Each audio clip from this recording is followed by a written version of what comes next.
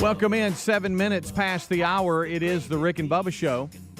Intern Alapuca, he's your early intern today. Cam Solo will be joining him a little later. So they're your Rick and Bubba University interns for today.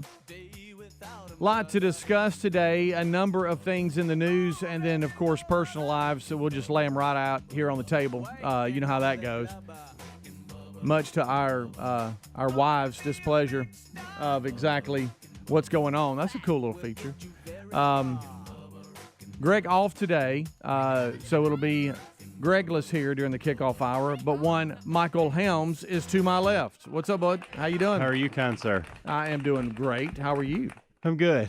I just thought I'd try to see, since there's only That's two kind of of us, neat. could I pull off the putting the two shot up there? I like this. It's kind of a cool little effect. It's like we're in a right behind long us. hallway, Yeah. some weird little mirror thing going on. I gotta straighten myself up though. If we're Yes, gonna do a sir. Close up. Yes, sir. Figure this out. Yes, sir. You good? Okay, I'm zip good. it on up there. Yeah, There we get on go. up there.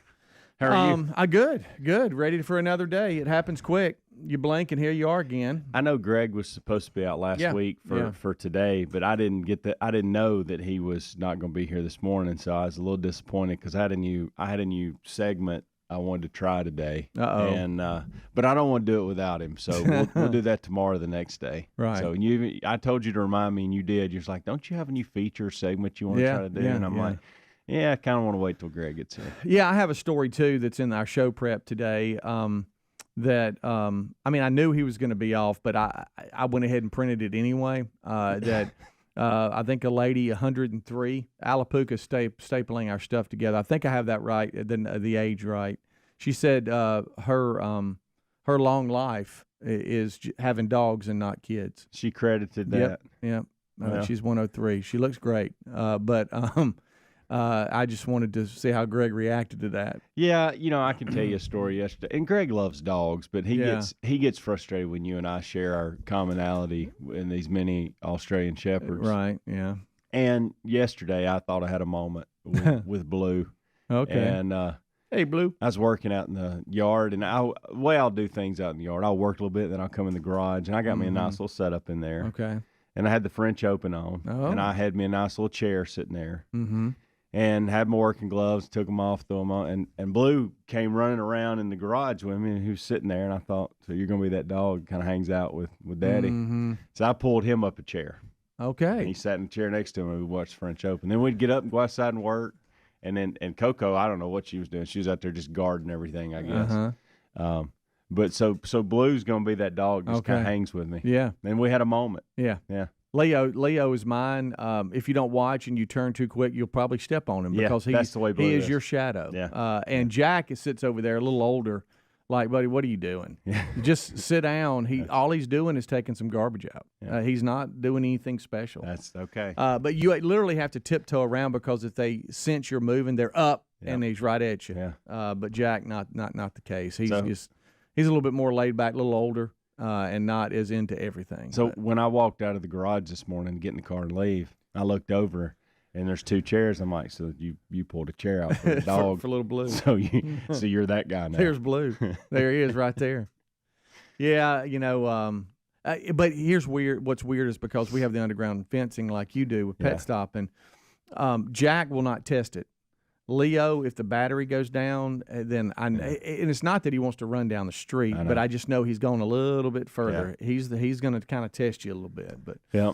But yeah, Greg will be back tomorrow, taking a personal day today. Everything's fine, just needing to get some stuff done around the house, and so he's at home. Puppy watch when now we find owners that are going to adopt these puppies. Lisa's in charge of that. It is kind of funny seeing Greg organize those emails to get to Lisa, but Greg at rickandbubba.com.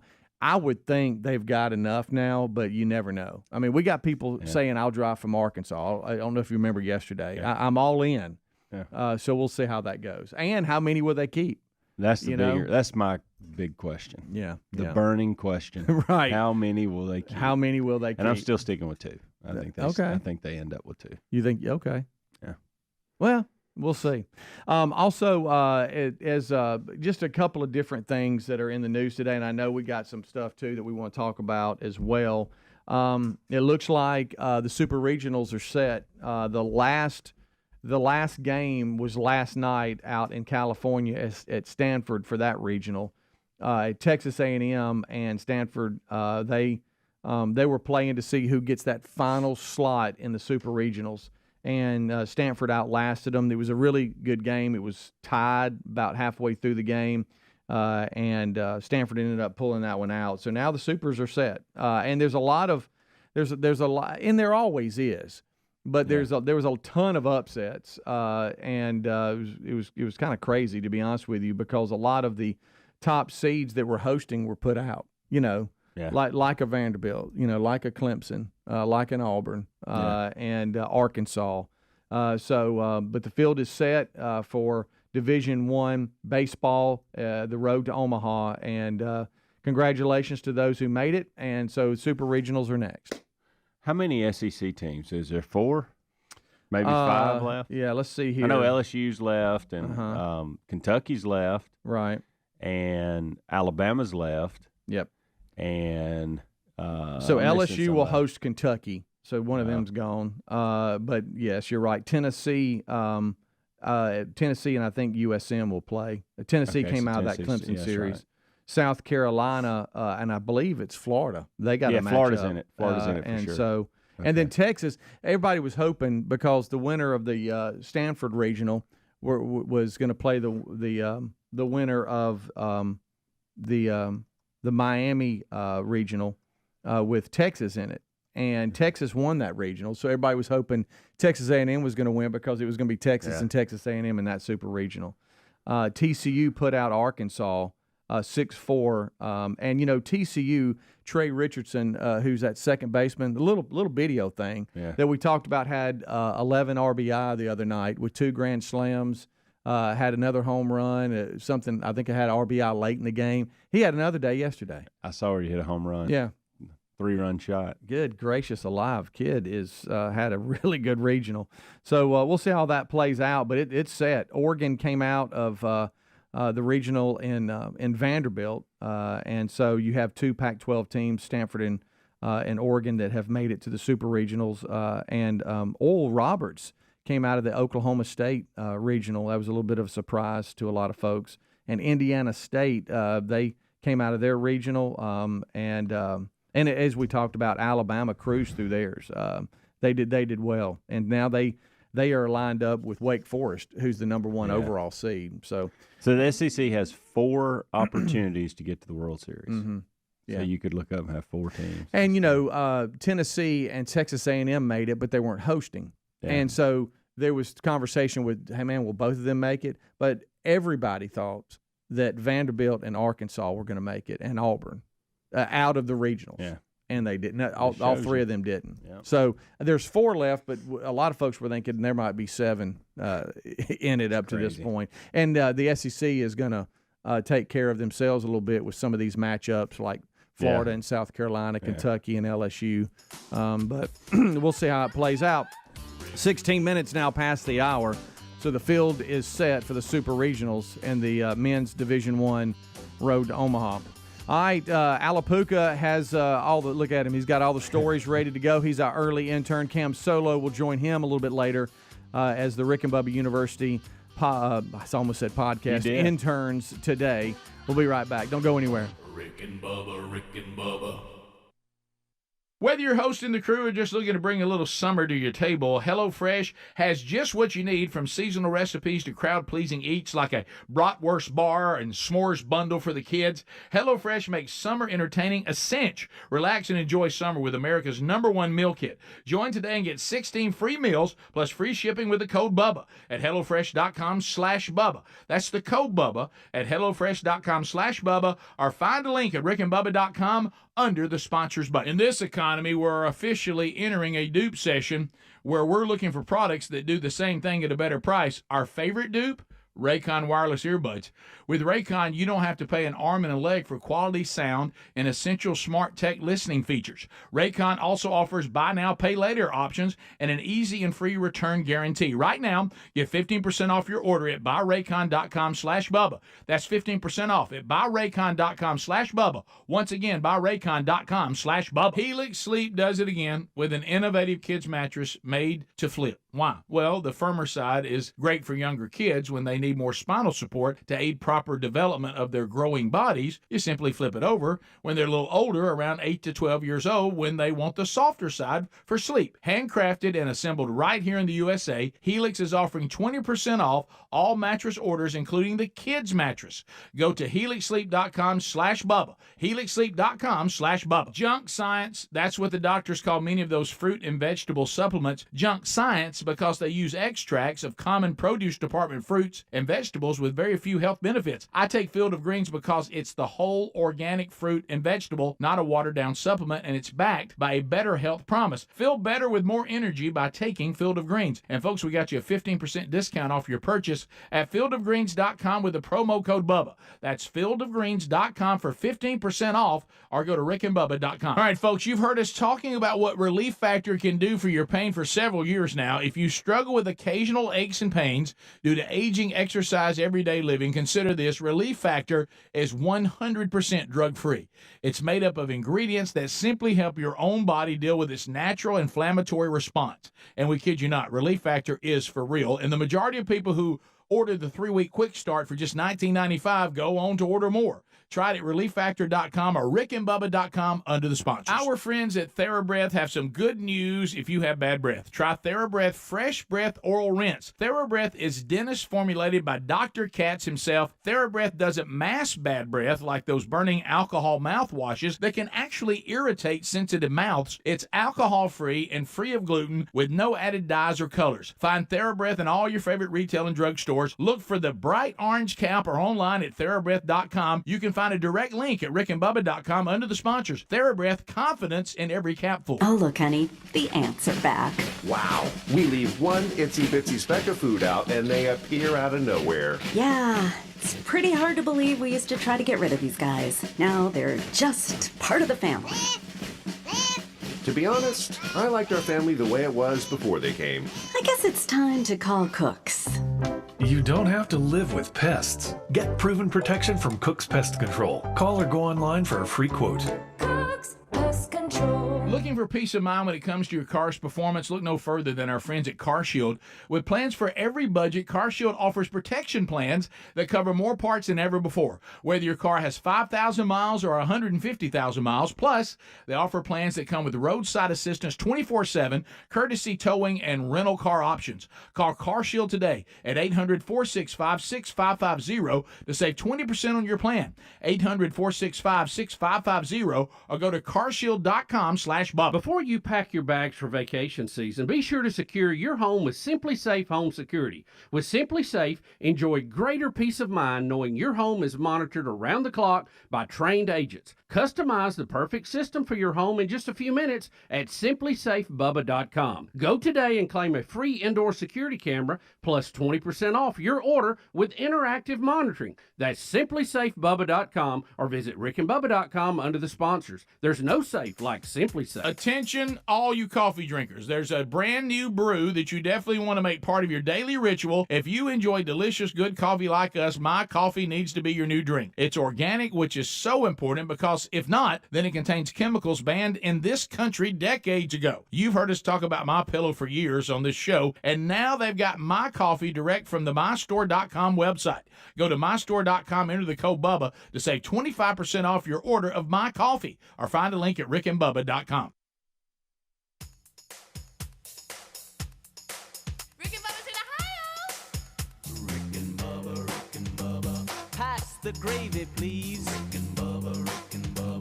Ooh, it brings me to my knees. Rick and Bubba. I can't start another Rick and Bubba. day without him, brother. Rick and Bubba. Ooh, there is no other Rick and Bubba. waking on their blubber.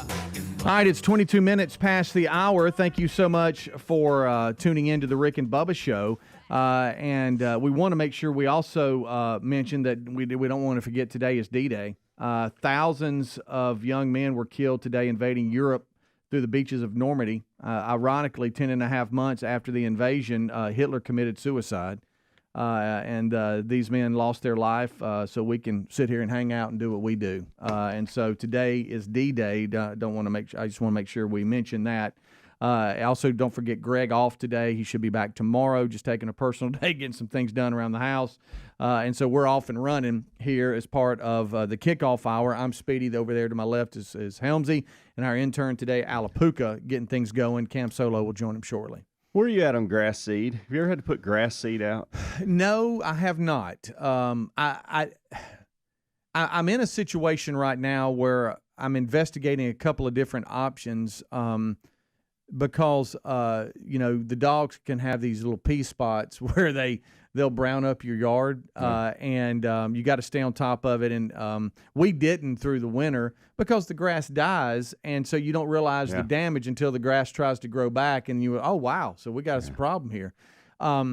And so I've looked at a couple of different options on how to bring that back. One option is just get a block of a couple of just maybe 2 pieces of sod and put down, and the other is trying to get maybe some grass seed, something to sprinkle on it. I've seen different things out there, but so it's kind of funny you mentioned that because I was just talking to Terry about that yesterday. And I know there's going to be some boo birds with what I'm about to say because it's not. What I would need to do, what I should do, is go buy some sod and patch it. But I'm not doing that. I'm done messing with this sod stuff. Okay. The dogs mess it up, and it never grows right and never sticks. I don't know if it's where we live or whatever, but the edges, and then they've dug holes, so now I filled those, and so I thought, you know what? I'm gonna buy a pack of this easy seed. Okay. And it's a different grass. I don't care. Yes, sir. If it's green, it's green. I don't care. And so I've thrown some of this easy seed grass into those spots, and we're gonna see what happens. Okay. So I'm doing a little experiment. Give me an update on that. Yeah. And so I've got 6 holes that are probably 2 foot wide. That I have filled and put some there. Okay. And then there's an area of the house where the grass just never really grows well, and I've put some there. And I'm just going to see what happens. I'm going to have 2 different grasses, but at least it's green and shiny if it works. Yeah. I don't know if it will or not. So I know that because I believe we have had brought this up a while back. There's different little treats you can give your dog, kind of a supplement to help with their urinary tract and all that, so it doesn't kill the grass. And they, mine actually like it, but I got behind on it. So what was done and the damage that was done when the grass started growing back. So I'm kind of chasing it a little bit. But we used to advertise or endorse them, and they were a network sponsor. Was it Sunday? Yeah, it was. And I remember this. And they have like really good reviews on spraying those spots, and it would grow back. There's one though that's just so big, that I'm like, should I just go get a square of sod and throw it down or not? I don't know, but I may have just wasted $30 because I want to just see if it's that easy to grow because it's called Easy Seed. Seed, I like it, and it says why wouldn't it? Fast growing grass, and I'm like, well, let's find out. Let's do it. I saw my neighbor. I wanted to go over there and be nosy, but I didn't. Yeah. I was out doing something at the car, and he comes out, and he's got this mixture. They've got dogs too. They got this mixture, and he's got this little handheld little shovel, like you would work in the garden with. Yeah. And he's dipping it down, and I see him, and he's throwing it down in some of those spots, and then patting it down. I'm thinking, did they come up with their own little concoction? Maybe a golf course does. Throwing it down, getting all the spots to grow back. But I got to do something because you can only water it so much. I know. Yeah, I feel you on that though. I just want to see. I'm just doing a little experiment at the house, and I can't wait to the day. This is when I've turned into this old guy. Mm-hmm. I can't wait to the first day where I actually see some grass growing, and I'm like, okay, there it is. It's starting. Here we go. And I don't know what that means. Easy, fast. I don't know if that's 1 month, if that's 2 weeks, if it's I see something in a couple of days. I don't know. I don't know what that means. I have no clue when it comes to that. Speaking of dogs, and that's just part of our life now. Outside dogs, the U.S. Postal Service has revealed the states where mail carriers faced most dog attacks in the U.S. last year. In 2022. More than 5,300 postal workers across the U.S. were attacked by dogs while trying to deliver mail in 2022, according to the U.S. Postal Service. USPS revealed the number last Thursday in its national rankings of dog bites ahead of the National Dog Bite Awareness Week. Didn't know there was one of those. Topping the list, would you like to guess? Topping the list of dog bites from last year. Any idea what state? Where are you thinking? Texas. Texas? Well, it's not bad. That's not bad because they're on the list. They're just not number one. I just figured it was it's big It's state, big, and there's a lot of dogs. Another big one, California. Oh, really? In 2020, you would think that I honestly would have thought, and this is not a dig at the South, but I figured that Alabama, Mississippi would be on the list somewhere. Yeah, because we tend to let our dogs out a little bit more. Yeah, and we do. Especially in these rural areas. Yeah. I mean, ask Greg. You can have a dog come through and get you your stray pregnant and then leave. Yeah. In 2022, there were 675 incidents of postal workers being attacked by dogs in the Golden State while on the job. That's up from 656 a year prior. Good night. Texas came in second, though, Helms, with more than 400 incidents record in 2022 reported. Followed by New York and Pennsylvania, 321 and 313. The USPS said many of these attacks came from dogs whose owners had regularly stated, hey, they won't bite. Don't worry about them. Come on through. I've had a couple that, like if I have because we have that underground fence, I try to, if I know something's being delivered, I'll walk out and get it. Because some don't mind it. They're like, hey, man, how you doing? And then some, you just drop the package and go, I ain't coming up. Because think about it. How about we've had 7 deaths? Is that 7 or 6? 7 dog deaths by dog in 2023. Good night. Yeah. Rick and Bubba, Rick and Bubba.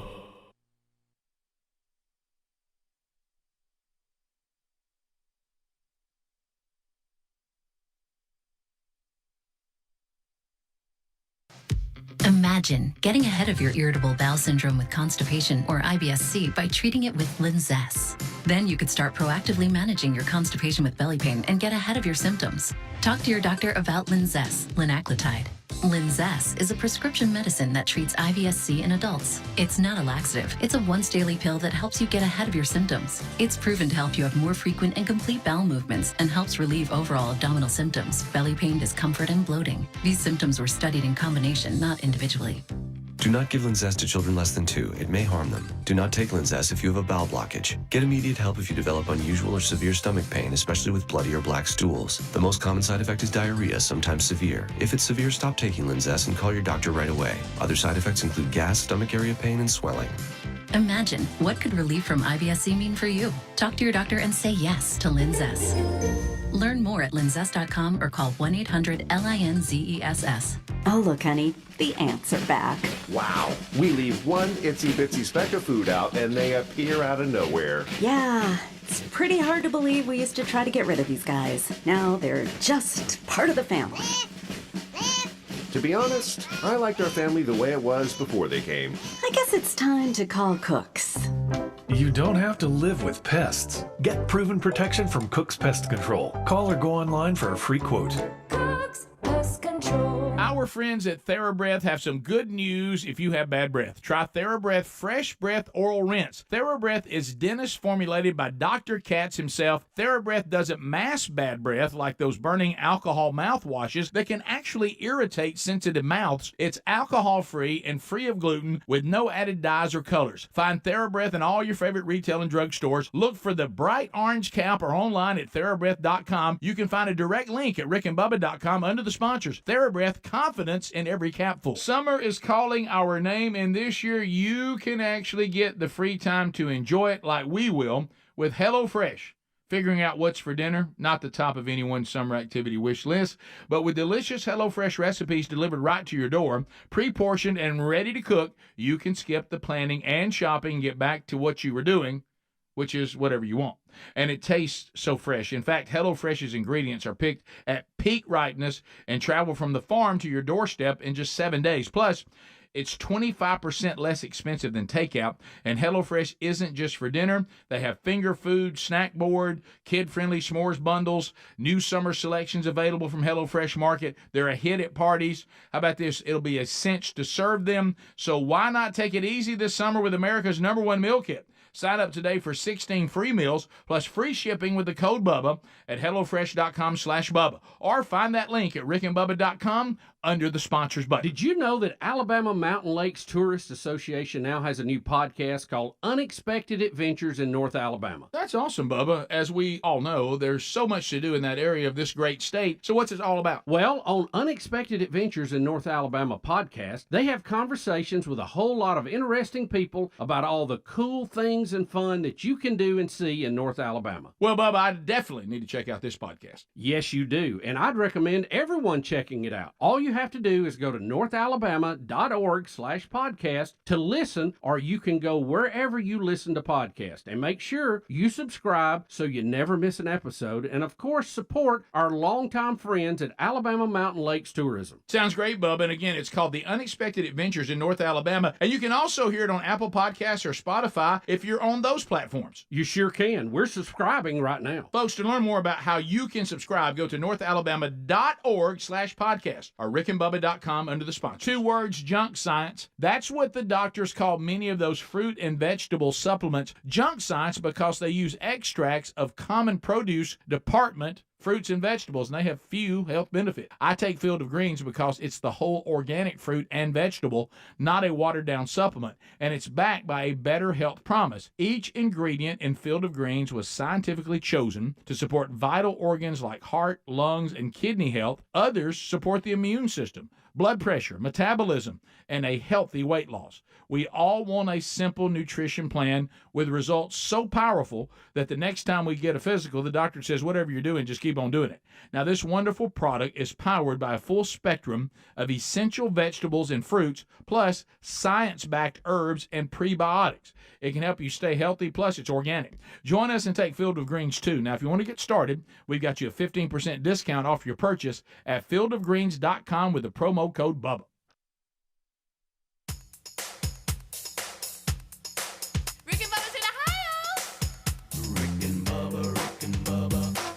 The gravy, please. Rick and Bubba, Rick and Bubba. Ooh, it brings me to my 25 minutes until top of the hour. Thank you so much for tuning in to the kickoff hour. Alapuka, your intern today. Cam Solo will join in here in about 30 minutes for the main show. Rick, Bubba, Adler, all here coming up in about 30 minutes as well. We are Gregless today. He's off today, back tomorrow. I am Speedy. Over to my left is Mr. Helmsy.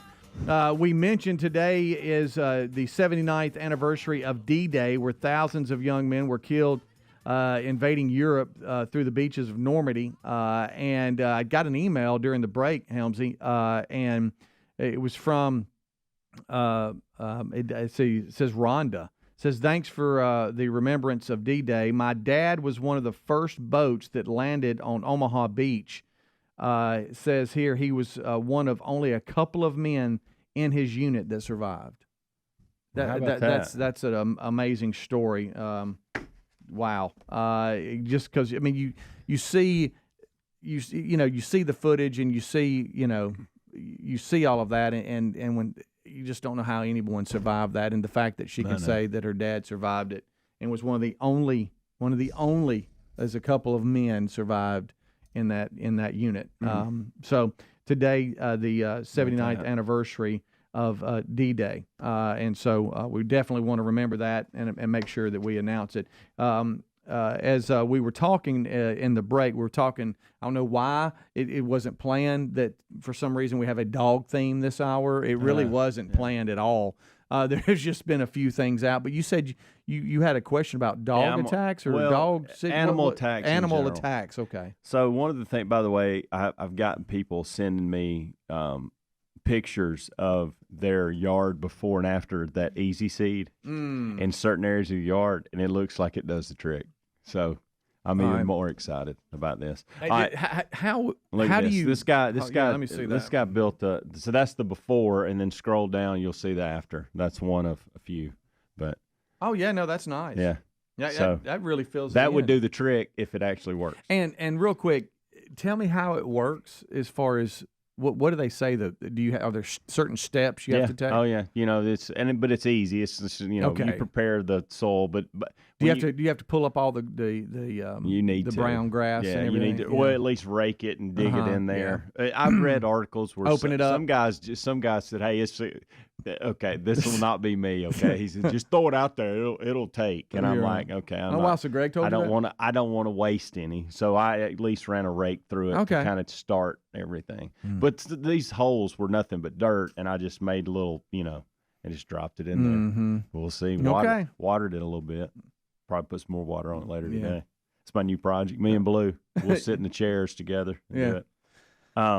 Animal attacks. Yeah. So for some reason, and this is one of those things that I'm going to admit today, because Greg's not here, but I evidently have a bigger soft spot for animals than I thought I did. Oh, okay. Okay. All right. And the reason I say that is I will pull up, and it's mainly on TikTok. Instagram doesn't give you the gory, intense, sensitive warning attack videos that TikTok gives you. Okay. And evidently TikTok has realized that for some reason I like looking at animal attacks. Animal on animal, animal on human being. I don't necessarily like it, but I'm intrigued with it, evidently. Those safari... I know. African animal attacks. That's a tough little life they got. It is a rough world out there for these animals. They'll get to hollering and screaming, and I'm like, oh, good night. I mean, there's there's these smaller cats, mountain lions, cougars, cheetahs. Not the lion, not the tiger, but the smaller of the cats. Still very powerful. But what they can do to these other animals is amazing to me, and how strong they are, and how quick it's over for some of these little. So, there are parts of the world where domestic dogs and tigers are in the same area. There's different parts of the world where cheetahs and other pets are in the same area. Alligators and dogs. And we deal with that here in the States.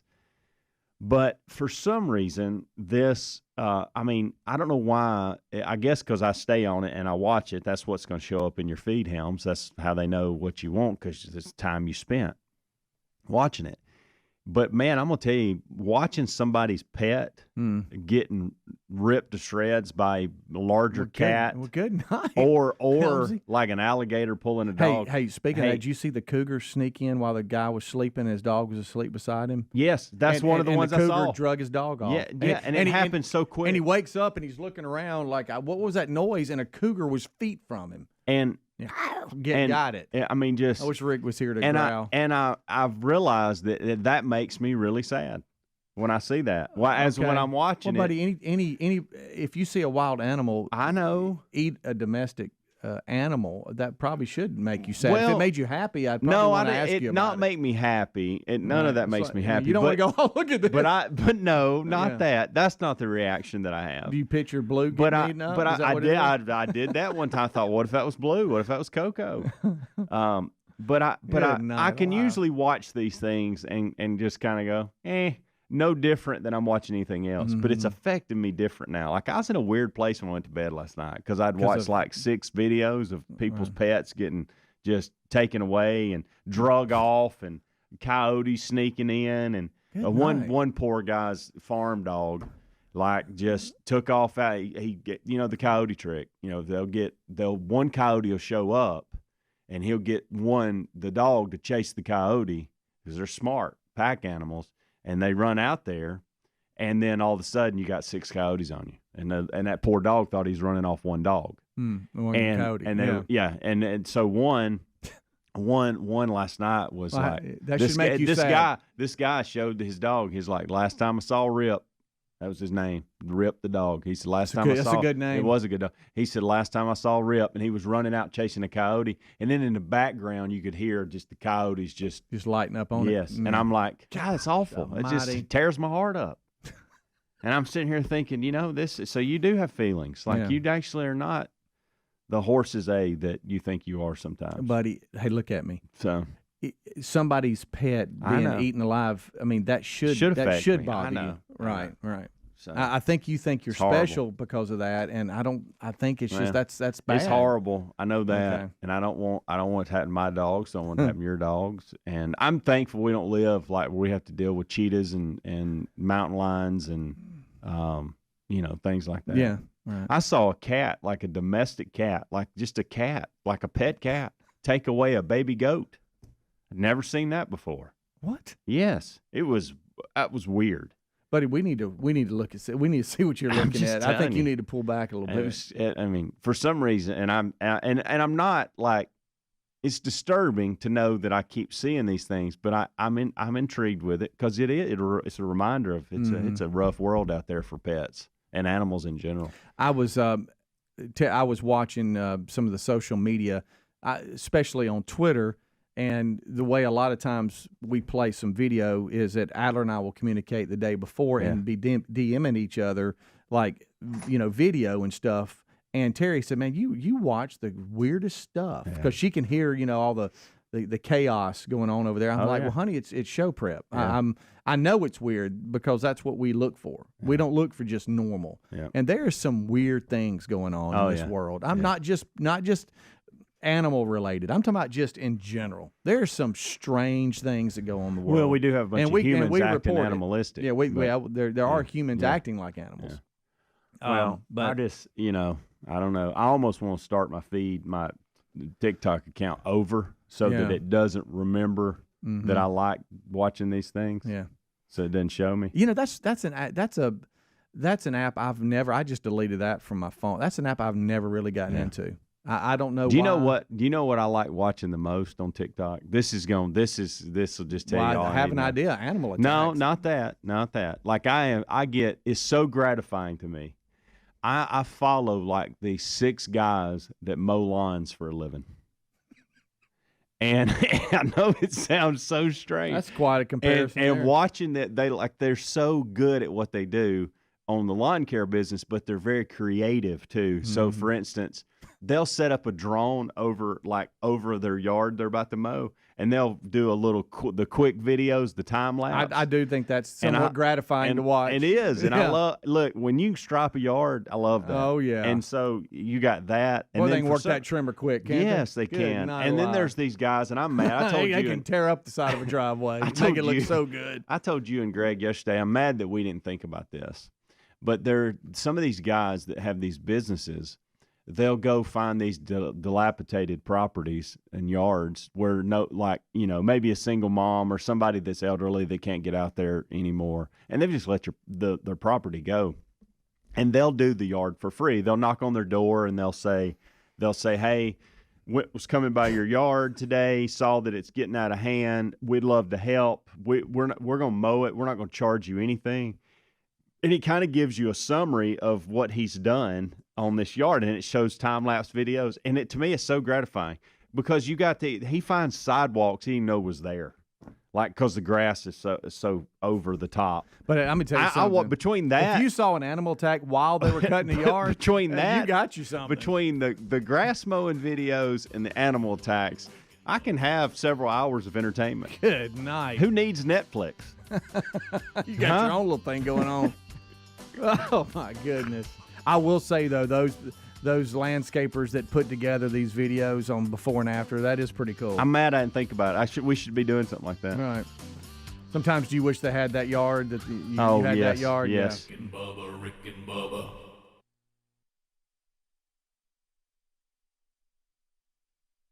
Wendy's is open till midnight or later, so you can give in to the craving and go night mode.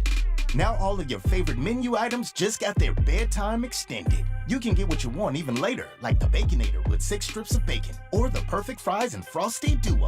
If you're up later, then so are we. So go ahead and pull through the drive-thru. When the craving hits, go night mode at Wendy's. Open till midnight or later. All right, see ya later. At participating U.S. Wendy's, hours may vary. At SimpliSafe, we design award-winning security to protect every inch of your home. It's easy to set up yourself, and now there's an even easier option. Have an expert do it for you with SimpliSafe Pro Install. Always protecting, never a contract. 2 easy installation options, backed by 24/7 professional monitoring for less than $1 a day. Get 20% off any new system with Fast Protect monitoring at simplisafe.com/radio. There's no safe like SimpliSafe. By texting 64,000, you agree to receive recurring automated marketing messages from Babbel. Message and data rates may apply. No purchase required. Terms apply. Available at babbel.com/TNC. I always wanted to learn Spanish, but I never thought I'd have the time. Then I discovered Babbel. Babbel's lessons are fun. They only take like 10 or 15 minutes, and in 3 weeks, presto, you're starting to speak another language, like magic. I love that Babbel's lessons aren't just robots talking. They're voiced by native speakers, so you get the pronunciation just right. It's incredible. After using Babbel, I'm ready to start having real conversations in French. There's all kinds of ways to learn. Use Babbel's podcasts or games or videos. You can even join live classes with a language teacher. If you want to learn a language, there's no faster, easier, better way than Babbel. Babbel. Babbel. Babbel. Évidemment. Text radio to 64,000 to try Babbel for free. That's radio to 64,000 to try Babbel free. RADIO to 64,000. Hi, I'm Chris Riccobono, founder of Untuck It. We created the original Untuck shirt for busy dads like me who want to look sharp but still feel casual. So this Father's Day, get Dad an Untuck It shirt he'll wear over and over. Untuck It has super soft, wrinkle-free shirts for the office and the weekend, with no dry cleaning required. We also have polos, tees, Henleys, and even shorts. Find the perfect Father's Day gift at untuckit.com or at 80-plus stores. Untuck It, shirts designed to be worn untucked. Gentle with the nail trimmers. You mustn't nip the quick. Short-staffed, Marco needs to fetch some help now. The poodle has to look like a bear. Scruffy to fluffy. He needs a groomer that will be the bark of the town. Please hold. Has anyone groomed a chinchilla before? Indeed can help him hire great people fast. I need Indeed. Indeed you do. We instantly connect you with quality candidates whose resumes on Indeed match your job description. Visit Indeed.com/credit and get $75 towards your first sponsored job. Terms and conditions apply. Are you looking for peace of mind when it comes to your car's performance? Well, then look no further than our friends at CarShield. We know that auto repairs can be a headache, especially when they come out of nowhere. That's why we have CarShield. You don't have to worry about the rising cost of car repairs. Plus, you can lock in your price and it will never go up. Even if your car is over 3 years old, it's still prone to expensive costs. With plans for every budget, CarShield offers protection plans that cover more parts than ever before. Whether your car has 5,000 miles or 150,000 miles, plus they offer plans that come with roadside assistance 24/7, courtesy towing, and rental car options to get you back on the road quickly. CarShield is dedicated to protecting what you drive because it's just a matter of time before you're going to need repairs, so don't wait till it's too late. Call CarShield today at 1-800-465-6550 to save 20% on your plan. Lock in your price and it will never go up. Call 800-465-6550 or carshield.com/Bubba to save 20%. Have you tried the innovative Helix sleep mattress yet? Well, nothing beats a great night's sleep, the kind you get with Helix. So we love them, and Helix has over 12,000 five-star reviews with customized mattresses that fit your sleep needs because they know everyone is unique. They even have big and tall mattresses and mattresses for the kids. But how do you know which mattress is right for you? Well, Helix has you covered. Just take the Helix sleep quiz and find the perfect mattress in under 2 minutes. Place your order and your mattress will be delivered right to the door free of charge. And the best part, Helix knows there's no better way to try a mattress than by sleeping on it in your own home. That's why they offer a 100-night trial for you and a 10 to 15-year warranty. Right now, Helix is offering 20% off all mattress orders at helixsleep.com/Bubba. Best offer yet, by the way, and it won't last long. So if you've been waiting to try a Helix mattress, here it is. Now's the time. Head to helixsleep.com/Bubba for 20% off your mattress order.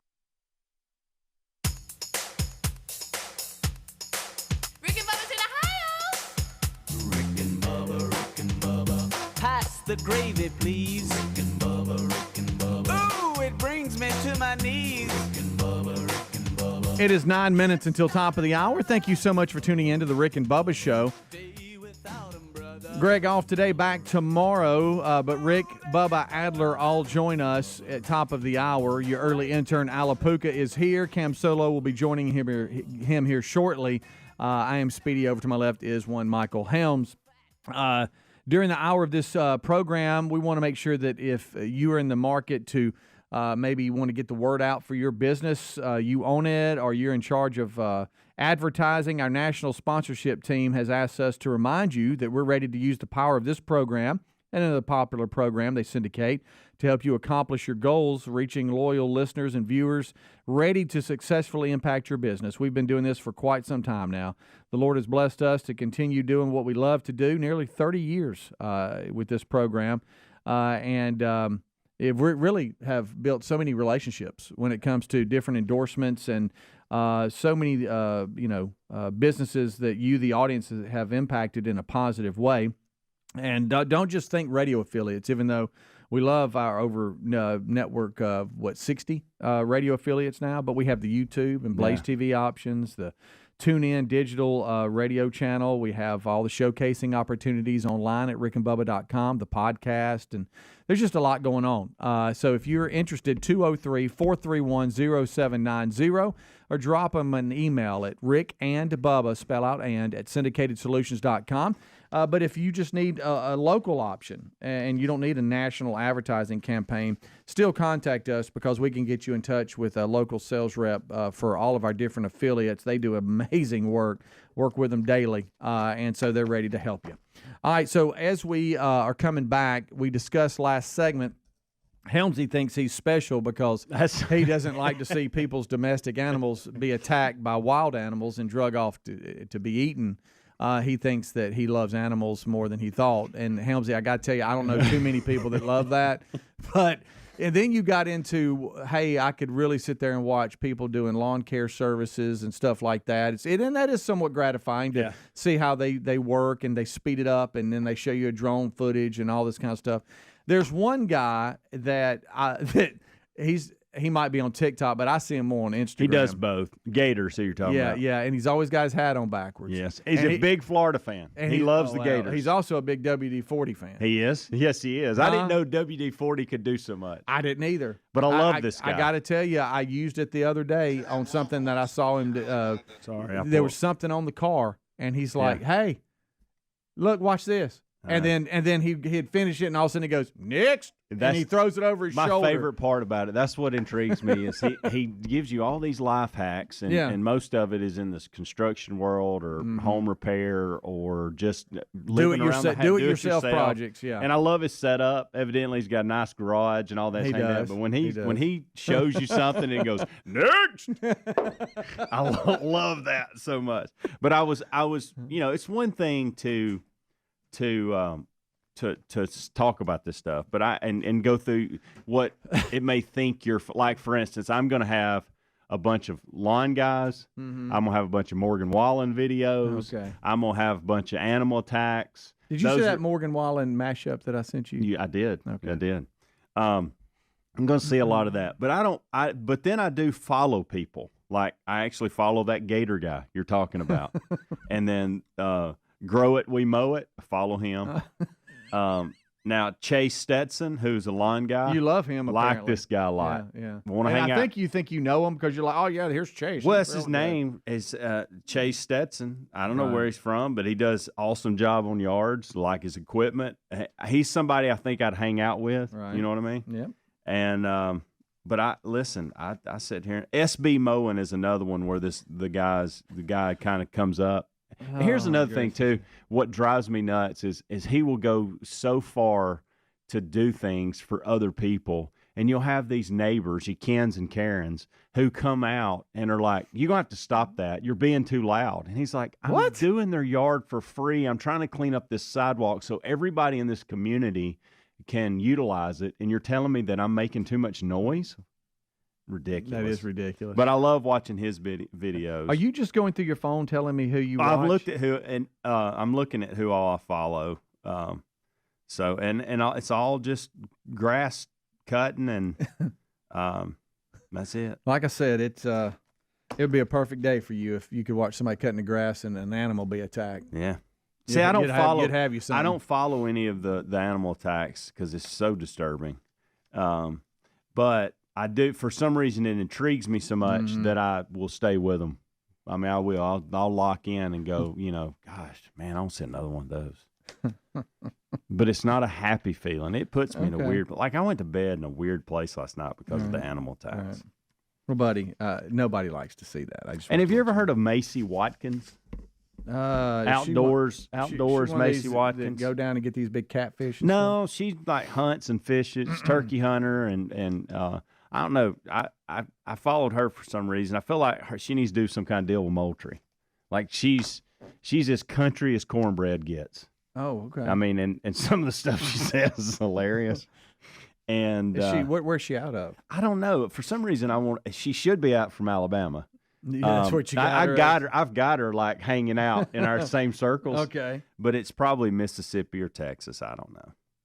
But anyway, she's funny. Are you done? Yeah, I guess. Good night. Yeah. Till I get next. I like that guy. I do too. I want to hang out with him. I want him and Chase Stetson, the yard guy. I want us three to go to lunch. Right. And I never thought I'd say that about people that are on TikTok, of all people. And I know, look, I'm already getting emails. The Chi-Coms are trying to. They now have your information because you're on TikTok. I really don't care about that. And that may be on me, and that may be wrong, but I just don't care. Like, there's not. What are they going to do with my information? I'll tell you this. I've never really used the app. That did spook me a little bit. I just deleted it from my phone. I don't even want it on my phone. And here's the other thing. The other apps are doing the same thing. We're just not talking about it. We're not? Well, it's because they're United States apps. They're not Chi-Com apps. You know what I mean? You got it all figured out. Well, they all gather the same info. Right. And the reason that we know that is because when I scroll through Instagram, I get my interest there too. They listen to us. They're listening. Oh, they're definitely doing that. What drives me nuts is the person that sits on Facebook all day, but then they say you shouldn't be on TikTok. And I'm like, you're doing the same. Matter of fact, I'd probably rather the Chi-Coms have the information than the United States. Really? If I got to choose one of them. You would. Because I don't live there. I live here. Good night. You're out of control today, McGuy. Hey, would you do me a favor and write down something to hold me accountable? Sure. I feel like I'm saying good night too much. I say that a lot too. Yeah. Yeah. Could you give me start documenting it? Yeah, and then do you want me to let you know when you do it or wait till after? Just after and say, hey buddy, you have said good night 10 times. You got it. You got it. And if you compare a similar play earlier in the day when Alabama actually the linebacker launched himself into the Tennessee quarterback, his face mask hit the chin of the quarterback, and the quarterback, I was a student at LSU back in the 1990s, and I saw it even back then. I'm 43 years old now, and we're just frustrated. And it's not just LSU, it's other teams in the SEC. We're tired of it. And I actually think James Carville is onto something. If you notice, the SEC headquarters is in Birmingham. And it's a garden party. It's a garden party. Garden party here, downtown. Michael, we got to break up the garden party down here. Well, all I'm asking for is fairness. And here's Understood. the thing. Well, let me ask you this. Would you feel better if the SEC office was in Athens, Georgia? No. But what about Baton Rouge? No, I know. Like I said, I'm fair. I would be okay with it putting in Atlanta where we play the SEC championship. That's a good idea. I just think it's too close to Tuscaloosa. What about over there in New Orleans? We don't do Baton Rouge. We just move it over to New Orleans. No, because that's not fair. Because then you'll get some home cooking with the LSU fans. Well, what Atlanta's close to Athens. What about Atlanta? You can't have an SEC. Now you're trying to give advantage to the Bulldogs. It's going to be physically impossible to have an SEC office in the Southeast and it not be near one of the schools. What do you think That's about, why it's called the Southeastern What do you think about Conference. boys Idaho? Move it to New York. Yeah. Well, but for me, it's not. For me, it's not so much the location per se, but it's the influence. Here's the thing. You look at what happened at the LSU-Louisiana Tech game. There was an LSU defensive player get called for targeting, and it was. I went back home and I watched the video. I said, yep, he did. Understood. And that's fair. And that's fair. I just want a level playing field. And what's frustrating is when you actually, and I encourage anybody to go look at the video of the Alabama linebacker hitting that Tennessee quarterback. That still is apples and oranges. How can you? Sorry. How can? Well, no. Well, it is because you got a different Micah, crew and a different atmosphere in a different game. Micah, this is what I would stay with if I was you, because I think it's solid. Your guy didn't launch. He put his hands up and he didn't lower his helmet. It looks like a bad call. The bottom I would line, just stay with that. The bottom line, because that's pretty good evidence. The call against Devin White was the wrong call, and the kid should be playing in the game. Now that is a fact. Unless there's something we're missing here that I don't see. And the only way you can say it's biased is if that official that threw the flag also did not throw the flag in Knoxville. That's the only way. Yeah, but Helms and they all together. They're from the same SAC. I wanted to ask Mike about the helmet. Cheetahs. They cheated. I love the helmet, by the way. I know I'm the only one. But why do you? They have one of the best helmets in football of any league, and why do you change that? We'll be back. Rick and Bubba, Rick and Bubba. Bubba, the Piggyback Bandit has been arrested, and this story says again. Yep. Rick, we have a story, a package on it here from WHNT, Channel 19 in Huntsville. Okay. Breaking news overnight, a man is in custody in Falkville after officials say he made inappropriate contact with a student.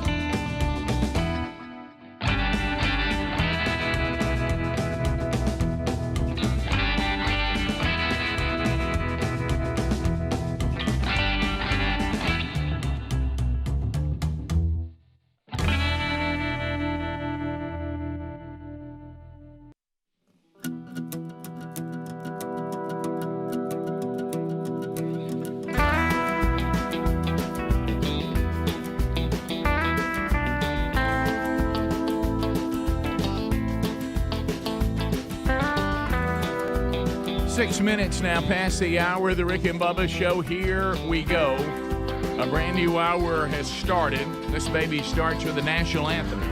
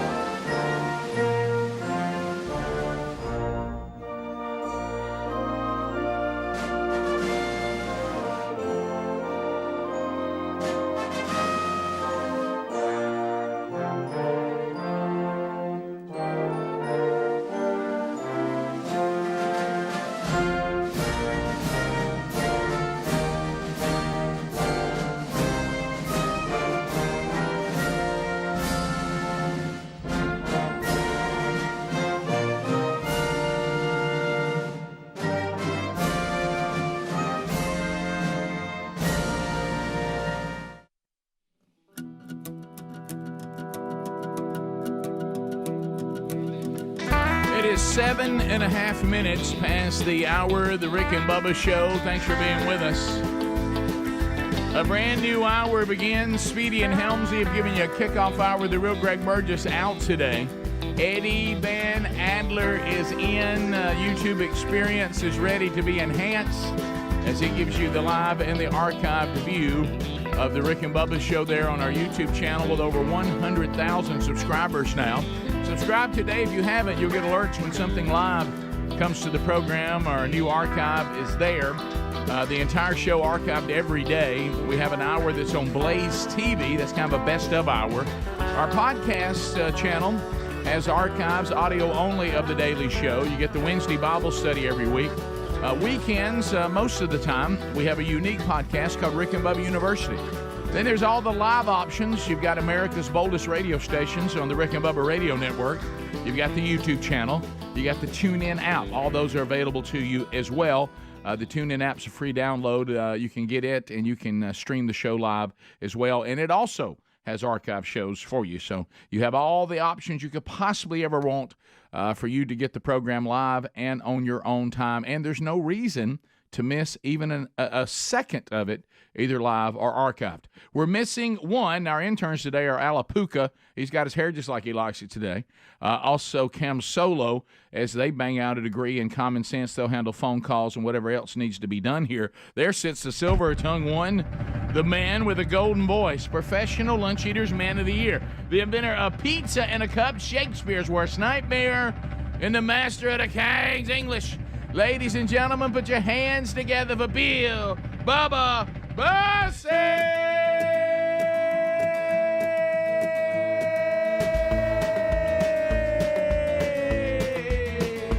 Howdy, Bubba. How about it, Rick Burgess? Friends, neighbors, associates everywhere.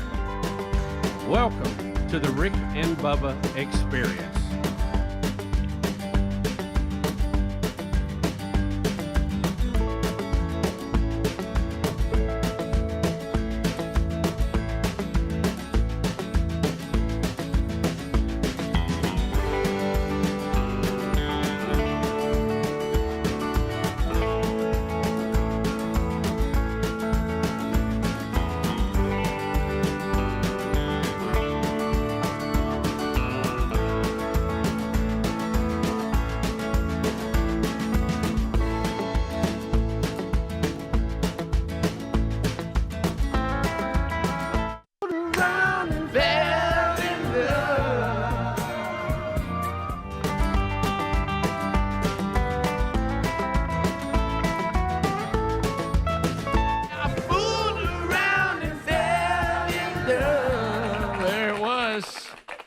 Bubba, you name that artist?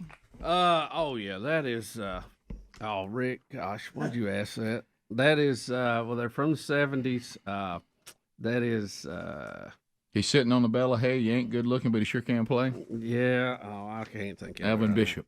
Oh yeah. And of course, Alvin Bishop's the guitar player, and that's actually Mickey Thomas, who went on to be with Jefferson Starship, singing the lead. Yeah, I knew it was that bunch, that strain through there, but I didn't know what they were at that particular moment. Yeah, I didn't know that Alvin Bishop was even still. Almost said Edgar Winter. Was still out there. I knew that wasn't right. But I've come to the conclusion that everybody, if you're alive and you had hits, you're out there now, because that's the only way you make a living. Yeah. And which to me still does not make sense. Yeah, doesn't make sense. But the overhead is less than ever. Why are they squeezing the artist? Well, I saw somebody lay that out. It really turns down to me oversimplifying it. You may have a can full of pennies, but at one time you had a can full of dollars. And it's as far as what people just actually pay for it. Oh, okay. Yeah, maybe that's but anyway, so the better on the consumer, worse on the artist. Correct. Okay, I got that. But anyway, the Alvin Bishop, I told you that where the show started in Gadsden. The new thing is now, if you have a community that's kind of happening, if you can get you an amphitheater. Mm-hmm. Because now there was a time there weren't so many people available. Now there's so many artists looking for places to play. You can book. So there's an amphitheater in Albertville, Alabama. Yeah, I heard they built a real nice facility. A real nice one. Yeah. And that whole park of travel ball. And all it's one of the nicest tennis facilities you'll see. Tennis, I heard about it. So it's right next to Lake Gunnersville, so that helps people have something to do while they're there. Jordan Younghouse, shout out to you, who runs all that. Okay. Well, anyway, you said it's up Martville. Yeah. So, and Sherry's from Gunnersville, so she knows how to say it. Right. And my wife. So she said she was talking about somebody that she knew that was they had a little date this weekend, her and her husband, and they were going to go up and stay at Lake Gunnersville and go see Boz Scaggs. Yeah. Okay. How about that? At the amphitheater, and opening for Boz Scaggs, Elvin Bishop. Really? And I thought, well, who's he got singing now? Because Mickey Thomas went on to be with Jefferson Starship, so I don't know who he. I mean, you can find a guy that sounds like that and sing it. But so Sherry didn't know that because I was playing that song for her when she told me that. And I said, and I let her hear Mickey Thomas sing Jane by Jefferson Starship. And she was like, oh, wow, yeah, that is the same guy. That is awesome. Oh, Mickey. What a great song. He could throw it down. Oh, he could. Yeah. So anyway. Had some pipes. But, Elvin Bishop, I guess I didn't appreciate his guitar prowess, but he makes the song, The South's Gonna Rise Again, with Charlie Daniels. He said, Elvin Bishop sitting on the bell of hay, ain't good looking, but he sure can play. You know it. So anyway, I don't know what the current lineup of Elvin Bishop is now, but anyway. He's out and about. Apparently he was in Albertville with the current lineup with Boz Scaggs. And by the way, another interesting fact, since Greg isn't here, and he would have known this, who did Boz Scaggs go to high school with and graduate with in the same class? Boz Scaggs went to... now picture you graduating with this class. Gosh, let me think. Do you know this answer? I did it one time. Let me think. I remember hearing it on a trivia thing. Right. Probably on Boz Casey. Scaggs, yeah. Gosh, Rick, I don't know. Steve Miller. Really? Steve Miller Band. That's quite a They were buddies in high class. school. Did they get together and jam? They did. Graduated high school together. How about that? Who did Edgar Winter go with? Edgar Winter was I don't. Who did he go? There's no telling. I have no idea. Yeah, Edgar Winter. I'm sorry, and I know this is bad, but Edgar Winter scared me. Okay. I mean, he's albino and all that, and it's just a little. He could sing. All right. Now, a little bit of a spooky presentation when he would play. I mean, I'm not saying I don't feel good about that. It's not something I'm celebrating. There might be an albino listening to the had show a right similar moment this morning. I'll take them. You know what I mean? But I'm just saying I got no problem with that. I'm just talking about when you're a little kid and you're watching Midnight Special and Edgar Winter comes up and you're like, oh, okay. Come on and take a free ride. And that Frankenstein thing. And you're like, man. And all of a sudden, really long white hair and kind of red eyes. I mean, you weren't ready for that. Not as a kid, you weren't. Wolfman Jack gave you no heads up. There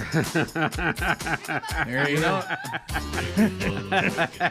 That visual was there, wasn't it? Can't you see it? Hey, we got a lot to do, Bubba. Today we're celebrating D-Day. How about that? That's a biggie. That was a biggie. That's a biggie. Of course, it'd be tough to get everybody to storm the beach today, but that's all right. I'm glad they did it when they did. We'll be back. More Rick and Bubba coming up right after this. Rick and Bubba, Rick and Bubba.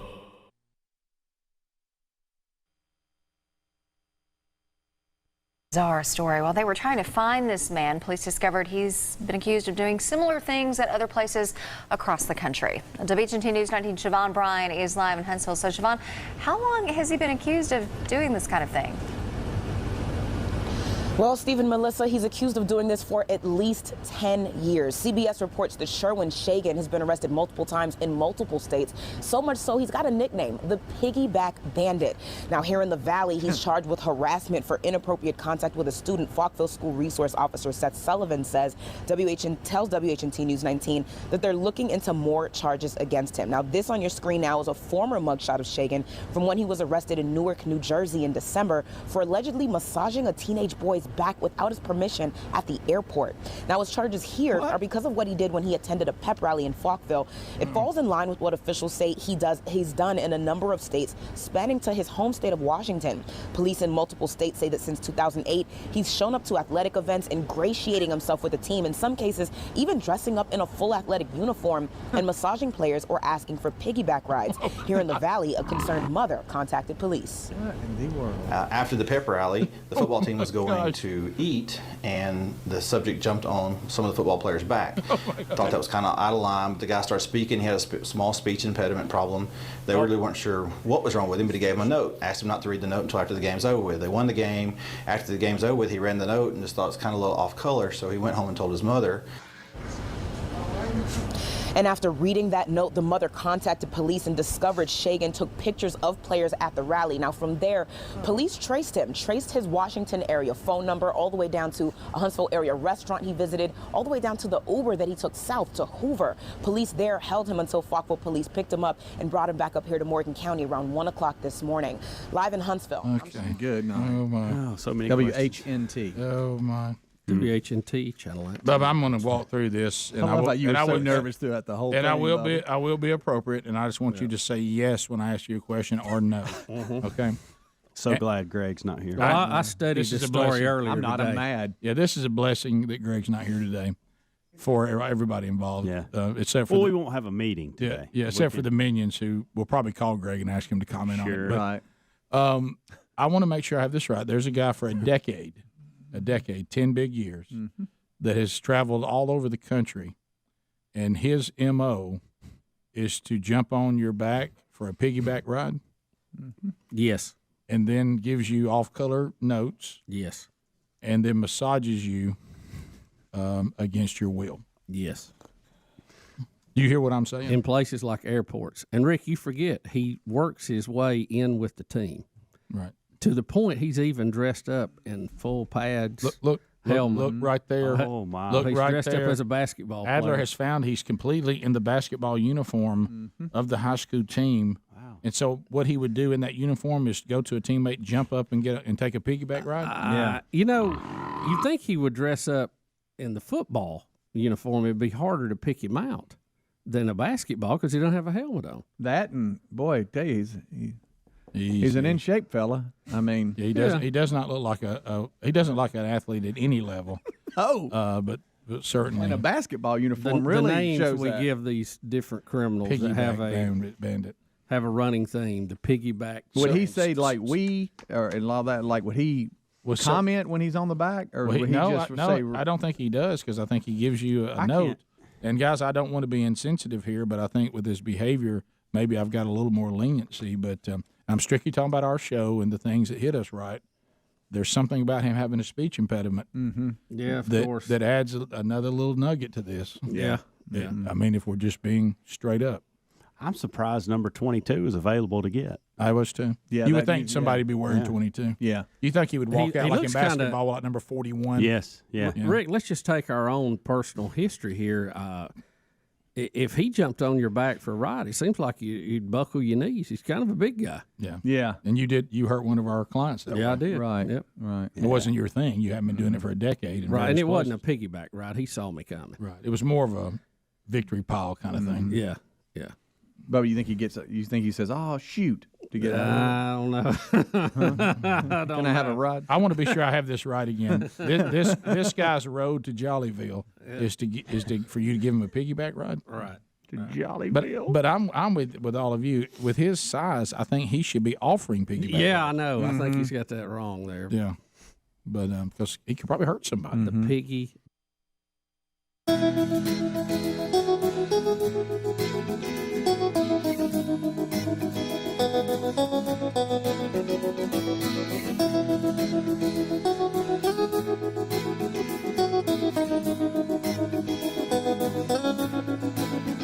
It is 21 minutes now past the hour.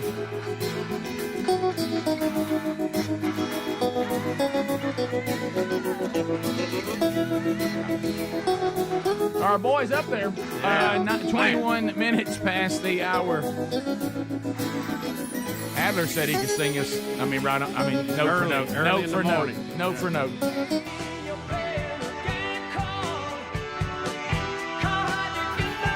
I wish you get the axe out and play the riff because the riff's fantastic.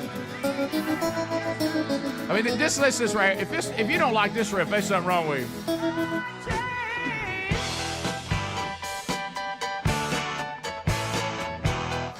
If I could sing like that, I don't know that I'd ever talk. No. You know, my original record club, I had Jefferson Starship. Sure you did.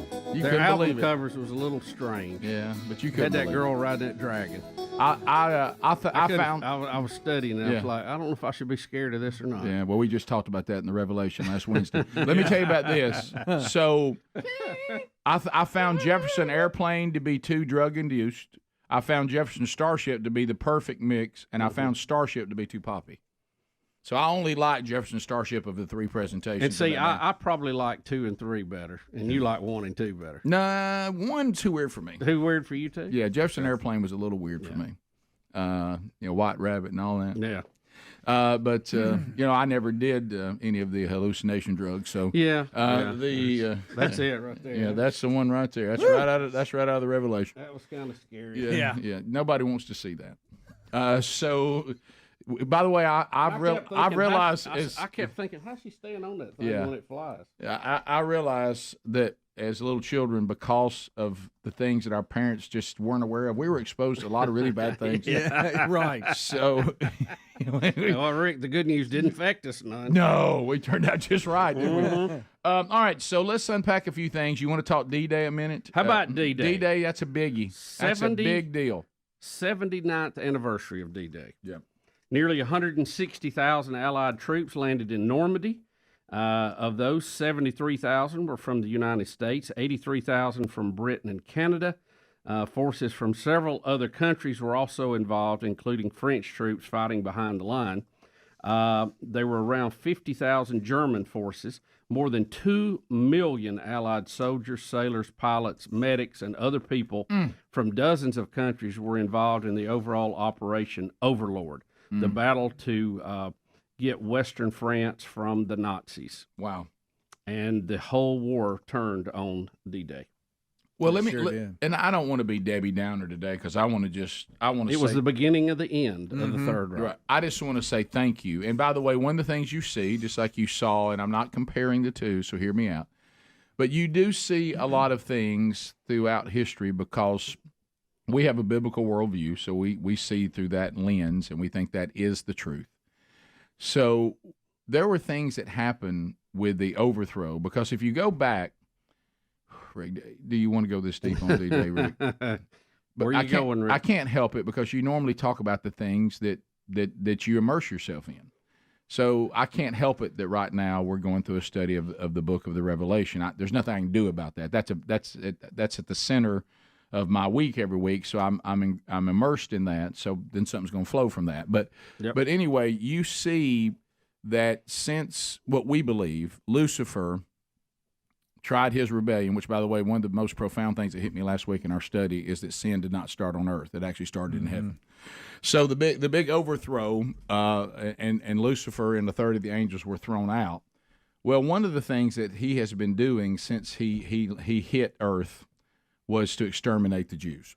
He hates them because of their relationship with God and the fact that they've been shown grace and he hasn't, because they've rebelled too. But God keeps working a plan with them to redeem them, and Lucifer hates them. He's always trying to throw a wrench in. So he's been the reason I wanted to lay that groundwork is that's part of what was going on in World War II was another attempt by Lucifer using a human being, but Lucifer possessing someone to try to exterminate the Jewish people.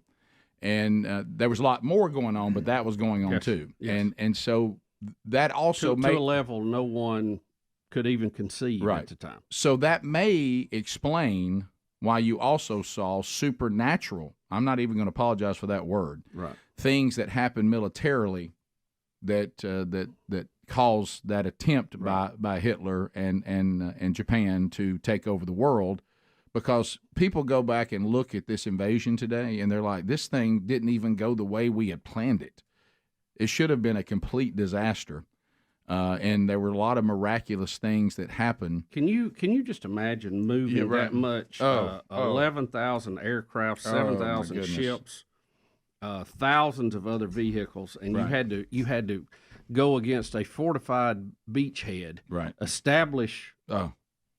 A beachhead of your own there, and then work your way through France. Some of the equipment didn't work the way they thought it would. There was an airdrop that landed in the wrong place. I mean, there were all kinds of things that went wrong, but yet miraculously they were able to take those beaches and took them with a loss of life that was bad, horrible, but not the number that they had figured. They thought a lot more of our allies and our troops would die than did. Even though many did, and I guess now back to the thing of today, we've talked about this. We've done podcasts about this. Right now, and it's always been a human problem, but right now, the worship of self is in my lifetime is at an all-time high. Mm-hmm. And I'm not saying it's at the all-time high the whole time the world's been around, because some of this stuff, if you look, keeps coming back around. The world's been pretty evil for a long time, not just now. Mm-hmm. But what I'm saying is this worship of self. So the concept now, I wonder if you can look in the eyes of today's people and say, we estimate, I'm just going to use a number, 20,000 of you are going to die for us to take this beach, but we got to do it. That you would go, well, I probably likely am one of those, but I'm willing to do it.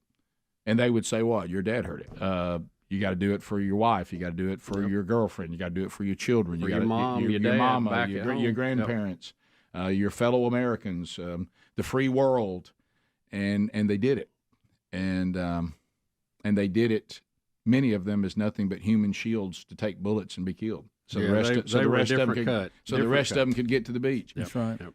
And I know we have individuals that are like that now, but I wonder how in mass numbers how many of those people we have. I know individuals that are that way. They do it in a minute, but I don't know about. We knew what happened and how it went down, but you had such good movies come along, like Saving Private Ryan, that put it in such perspective, and you realized the horror of what they had to go through. Right. I know it can't capture it, but I remember David Nasser. I think he talked about it on the show too, or he told you and I privately about him watching it with two men who did storm the beach, and he used that in an analogy of a message that it was a much different experience for two men who actually did it to watch that movie as opposed to him watching it who didn't do it. Right. But they seemed to say it was extremely accurate. Yes.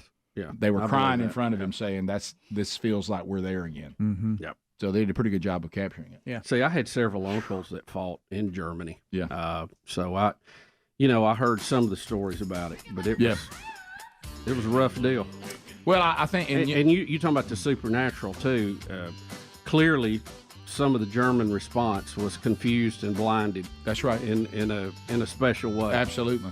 Because if he had got his Panzer division down there, those big tanks he had, it could have been very different. Yeah, great point. And then you go back to the War of 1812, the miraculous things that happened there too that's got us there. Rick and Bubba.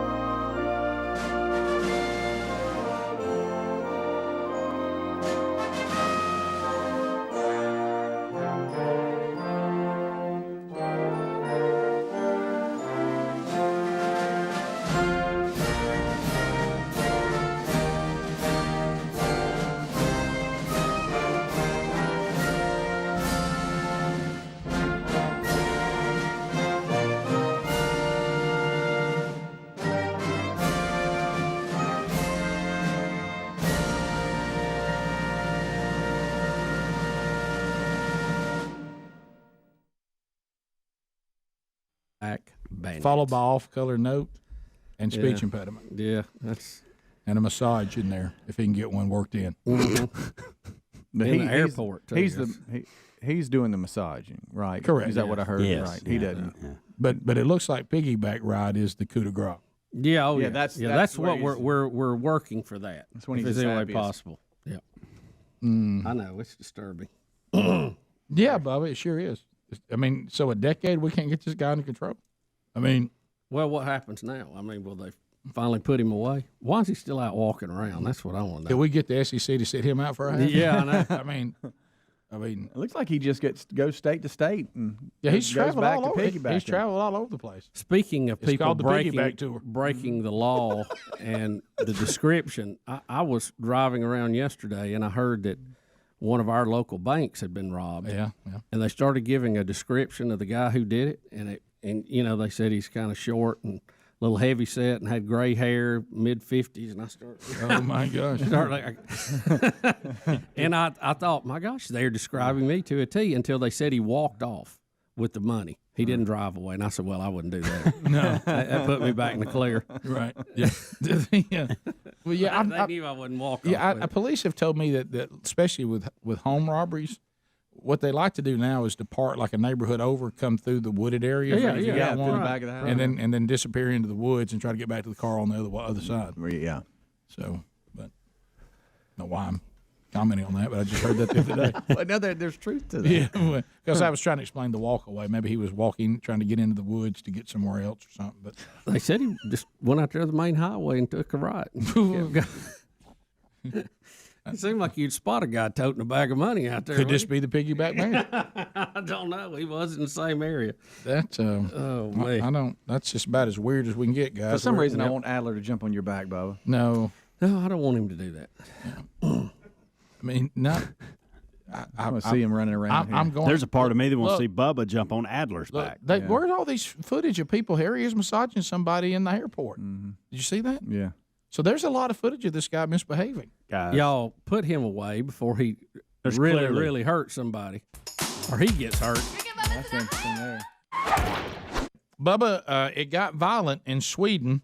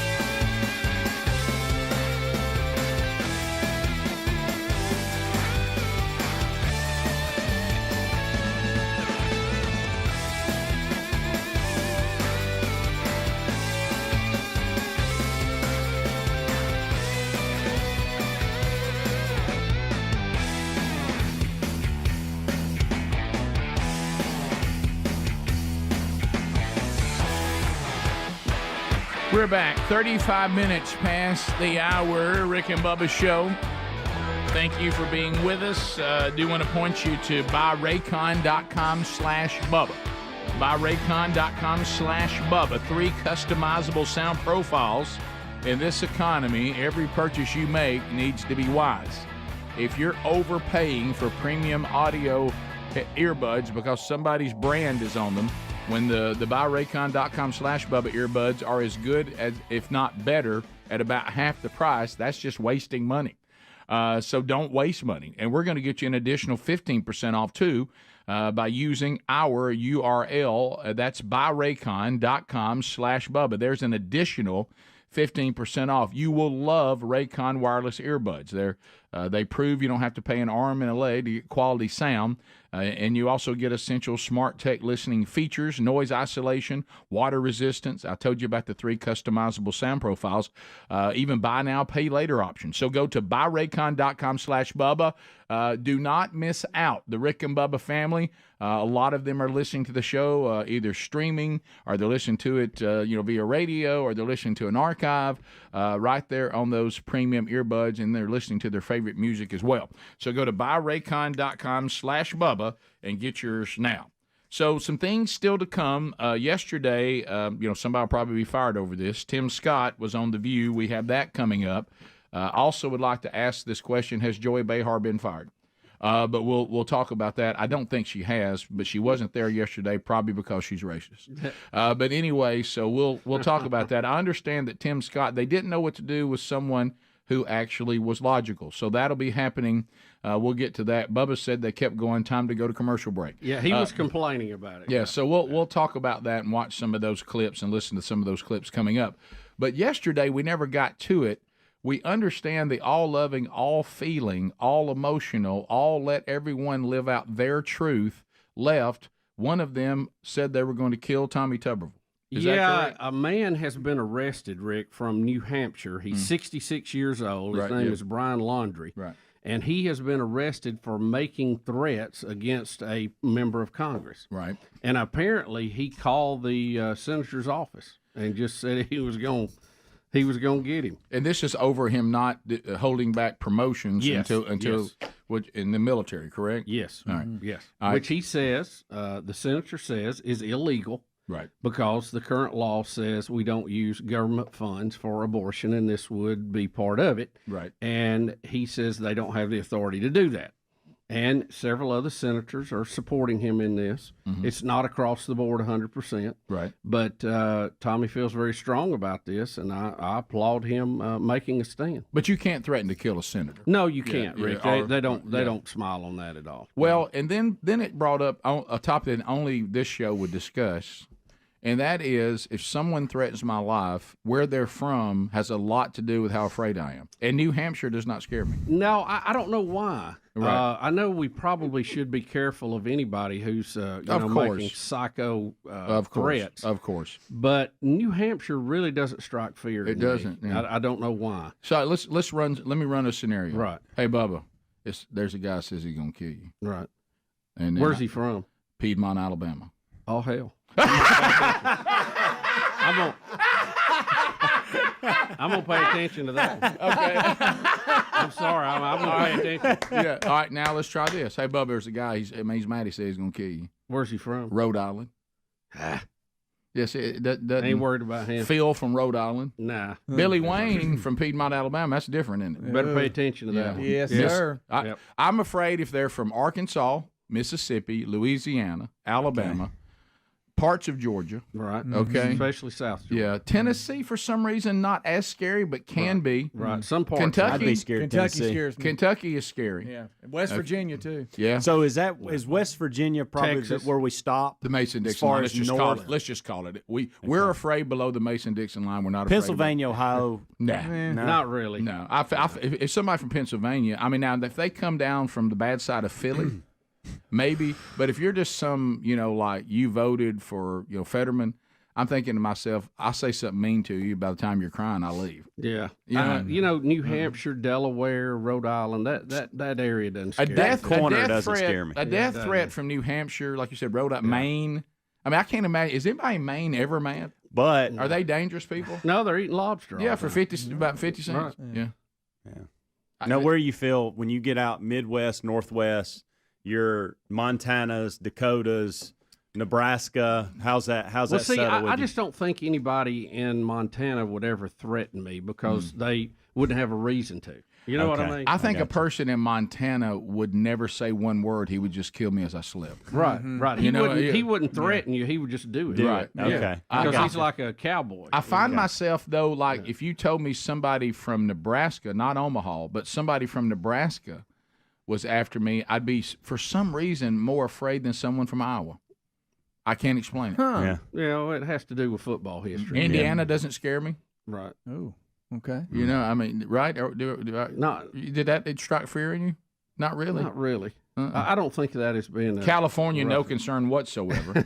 Arizona, no concern. And we're not trying to trigger the crazies that are from these no concern states. I was just saying, when I heard death threat against Tommy Tuberville, since we know him, I was like, oh, man, Tommy.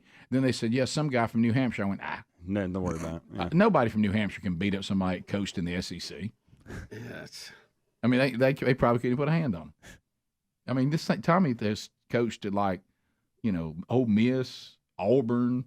I mean, he's coached at Texas. Miami. Cincinnati. Yeah, he's been in Texas. I mean, you can't. Miami, gosh, I mean, gangs. I mean, how you gonna get Tommy? Not from New Hampshire, you ain't. Yeah, I doubt he's worried about Now that. you start talking Calhoun County.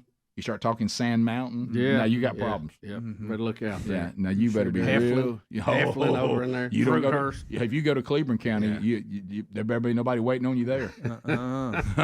You know why? Watch out. No, the people in Cleveland County, you know what makes them so dangerous? They can get to the Georgia line so fast. Yeah. There's a lot of woods over there. They got Talladega National Forest out there. Get you lost can't in find that. them. How do the Carolinas? How you feel question about I them? wanted. South Carolina concerns me. North Carolina doesn't. Interesting. I There's feel parts like, of North How about Carolina. South Georgia? I feel like Yes. it's Oh, Terrified. Yeah, you better be careful of that. I feel like if it's anybody from the Carolina, we're more apt to go out to eat Right. than fight. You know what I mean? In Florida, Okay. Panhandle concerning. Yeah. Very Oh, yeah. concerning. Oh, yeah. You get down there and you clear waters, whatever. Oh, somebody from Clearwater's after you? Ooh. Right.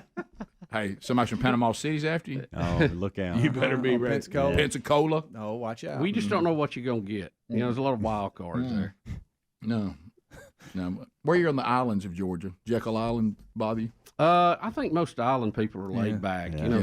they're not really concerned about scuffling. By the way, Sherry and I got in a disagreement on that. Is Amelia Island in Georgia or Florida? I thought it was in Georgia. That's a good question. though. It's a good question. I was about to bring that up. Heck of a when you question. bring it Yeah. up. How you Amelia. feel about like? And you know, I would never go to Savannah because of that nuclear bomb. No, you ain't going there. All right, Amelia It's in Island. Florida, by the way. Oh, my goodness. Wow. Sherry was right. Golly, I've been saying Georgia this Me whole too. time. I was so passionate. We went to one of those islands in Georgia. She goes, that was Florida, Rick. No, that's Georgia. Hey, Rick, you're wrong. You're wrong. How about I've always thought it was in I Georgia. stuck to that till just then. What, Rick, you didn't believe your wife could Google it? Because she would Google it, and I thought, she don't have something right. How do you feel about Idaho? No, not afraid of anybody. Utah? They may throw a potato at you. I think I could take over Idaho and rule it. I don't know. You got to be careful. You don't know. Really? Idaho ain't nobody. in Those Idaho. potato They have farmers. good potatoes. What about You East asked me if I was Oregon? afraid of Idaho. I'm not. You ever been? Somebody from Boise is gonna get me? You think somebody from Calhoun County, Alabama, is afraid of somebody from Boise? What about Utah and Nevada? We could remember the Boise guy. He came. He didn't coach here. Akana? Carson. Oh, okay. Did he ever Yeah. scare anybody? Yeah. No. Connor's another good one. When Right. Greg and I nearly got in that fight, he didn't want anything to do with it. What's that? When He's Greg a and I friend of nearly got in ours. that fight with Akana there when we went to the Mississippi State game, we didn't start anything. Somebody tried to start something remember with that. us, and Akana ran for the hills, and Greg and I was in it to help Greg. These were some of our trainers back in the day when we Yeah. did torque, and that, for some reason they were all from Idaho. I They don't know were. They were why. from Boise, I think. Yeah. It wasn't the same as having somebody from Mississippi. Were you? No, it was not. I told Matter of y'all. fact, we'd have probably ended up in jail Yeah, if right. it would have been somebody Yeah, from you Mississippi. don't want none of that. You give me some folks from Alabama, Mississippi. We're fine. Who was the comedian? There's some comedian. Greg knows it. If he was here, he would know. That made the great point. He was talking about he's from up north and all this. He said we've talked about we make fun of the South and all that. He said, but I got to tell you one thing. If there was a civil war right now, we wouldn't have a chance. He said if I'm going to war, I'm going down to the South to get everybody I need. I ain't getting nobody from up here. What if I told you somebody from Alaska was after you? You know, the Alaska people, because that's usually people who are running from the law. I think that can be problematic. Yeah, and they're very resourceful. Yeah. I mean, because they can build a house out of trees that they cut down with a hatchet. Alaska's I mean, full of a that's lot of people who needed to disappear. Yeah. What about parts of Canada? Now, I could take over Canada with just everybody in this room. We'll be back. Rick and Bubba, Rick and Bubba.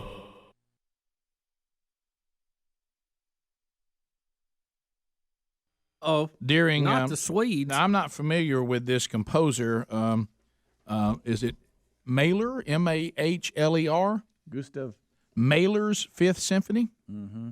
I've got the audio rolling for you. Is this when it happened or No, just some no, of this it? is just Rick, I don't know about the fifth. Now the third one was out of this Right, world. yeah. Well, I did like a fifth of Beethoven in the 70s, but Right. With a little disco beat under. Of course, here's what happened. We had this Fifth Symphony being performed in Sweden, and they're using the term violent attack in the audience because somebody was rustling and making noise while trying to get a piece of gum.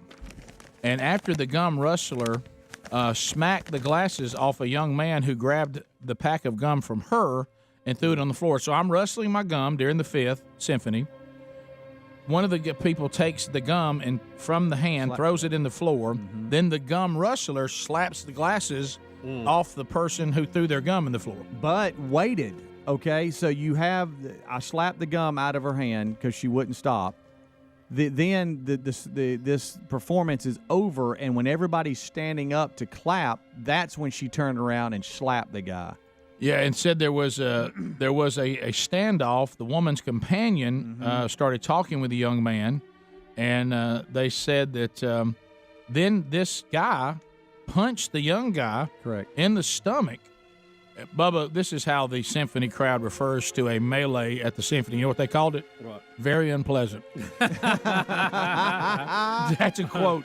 Very unpleasant. He kind of snuck a punch, though. If you'll see, I don't have video of it, but I'm saying from the articles, like he said, he pulled the guy close to him and then popped him. But do you see what the venue is doing? It's backing the guy that originally slapped the gum out of the person. Well, they're saying that eating during the symphony, bringing snacks into the hall and eating during that is considered a foul. That's a slappable offense. And they really say that's a true symphony fan that knocked that gum to the floor trying to take away the rustling sound that was annoying symphony goers. I wonder if Gary was at there and he was... I mean, hey, I was sitting there watching the fifth of Mailer. I'm sorry, that's on me. Hey, and Mailer, I sat go over at the shop and Mailer had his symphony going and that person's wrestling making noise and I just went over and slapped it down in the floor. Beth Moen saw it. She was 2 Have rows back. y'all ever been to a symphony? I haven't.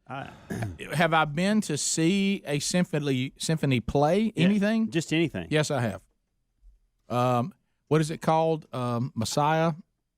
What's the guy? The famous Handel's Messiah. Okay. And with Alabama Symphony, it was fantastic. Boy, I think I'd like to go. I think I wandered into one night looking for NSYNC. They were in the next venue over, and we got in there by accident. Well, Greg said he went to see a symphony once, and I was like, "Whoa, that's incredible!" Only to learn he's talking about when Metallica had one. Yeah. And that's kind of cool. Right, that doesn't count though. No. Bob Barker's in the hospital. Barker rushed to the hospital in California. How old is he? He's got to be 190.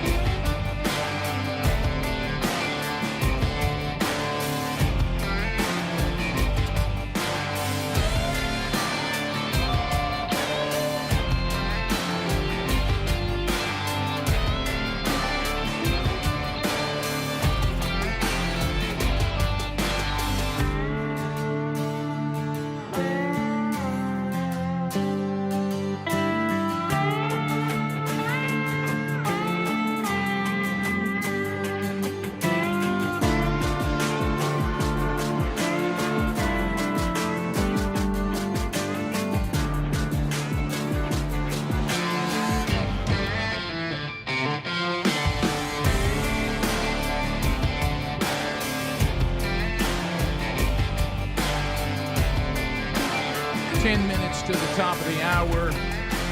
866 We Be Big is the number. You have got another Rick and Bubba. Somebody say,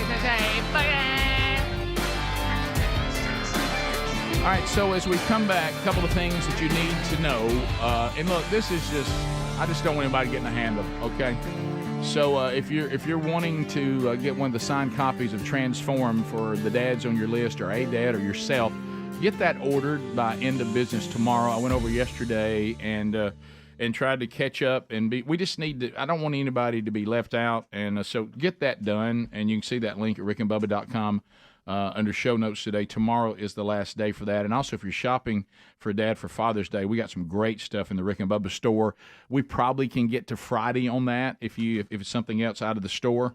So, and there's some cool stuff there. I've seen a lot of stuff come through watching what you guys are getting for the dads. You dads are going to be in great shape coming up next weekend. Bubba, you were mentioning that we were talking about how certain parts of the country, if people are after you, it just doesn't scare you. Right. No, I'm not and saying. Then there's some we're not saying that's the way it should be. Right. We're just talking about the way things are. That's what this show's about. We know how things should be. Yeah. And we understand that individuals anywhere can be dangerous. Yes. We're not saying any other thing. Nor do we want the people of New Hampshire to come after us. Right. But it just doesn't strike fear in you. And we were talking about that where we're from really does strike fear. And, and hey, we got a resume to prove it. Yeah, there's some characters there. Yeah. And we'd mentioned Piedmont. And Piedmont's a wonderful town. I have a lot of good friends there and spent a lot of time there. My first job was in Piedmont. Yes, it was. And I know that and why that monument's not up, I don't know. But there's some bad guys from Piedmont. We need a historic marker by WPID, and you come up and read it, and there's a picture of you on it. Oh, wouldn't that be something? That one when you had your hair perfect. Yeah. And people read about that's where you started. Yeah. There's several folks started there. But back to Piedmont. Okay. That is, and I think still to this day, the only place in the country where there was a drug dealer that got the death penalty. Yeah, we had a guy that was so bad and so dangerous.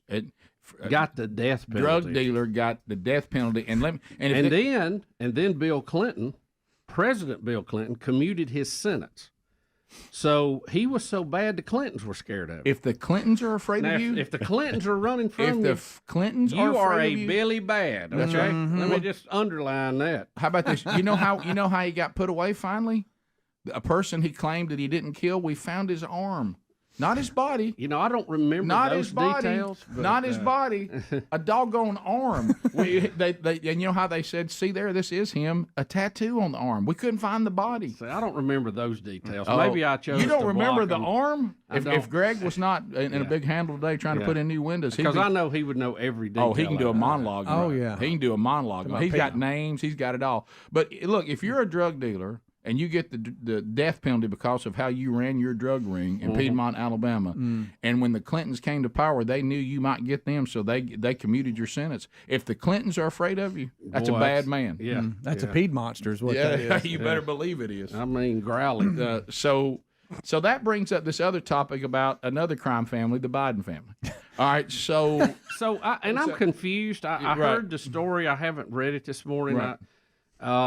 But do I understand right that the FBI basically, it looks like they have evidence that the Biden crime family was running bribes and money laundering and all this stuff, and the Republicans in the Congress want to see the information. They're supposed to hand it over, but the head of the FBI has said he won't do it because it will expose an informant, and they fear for the informant's life.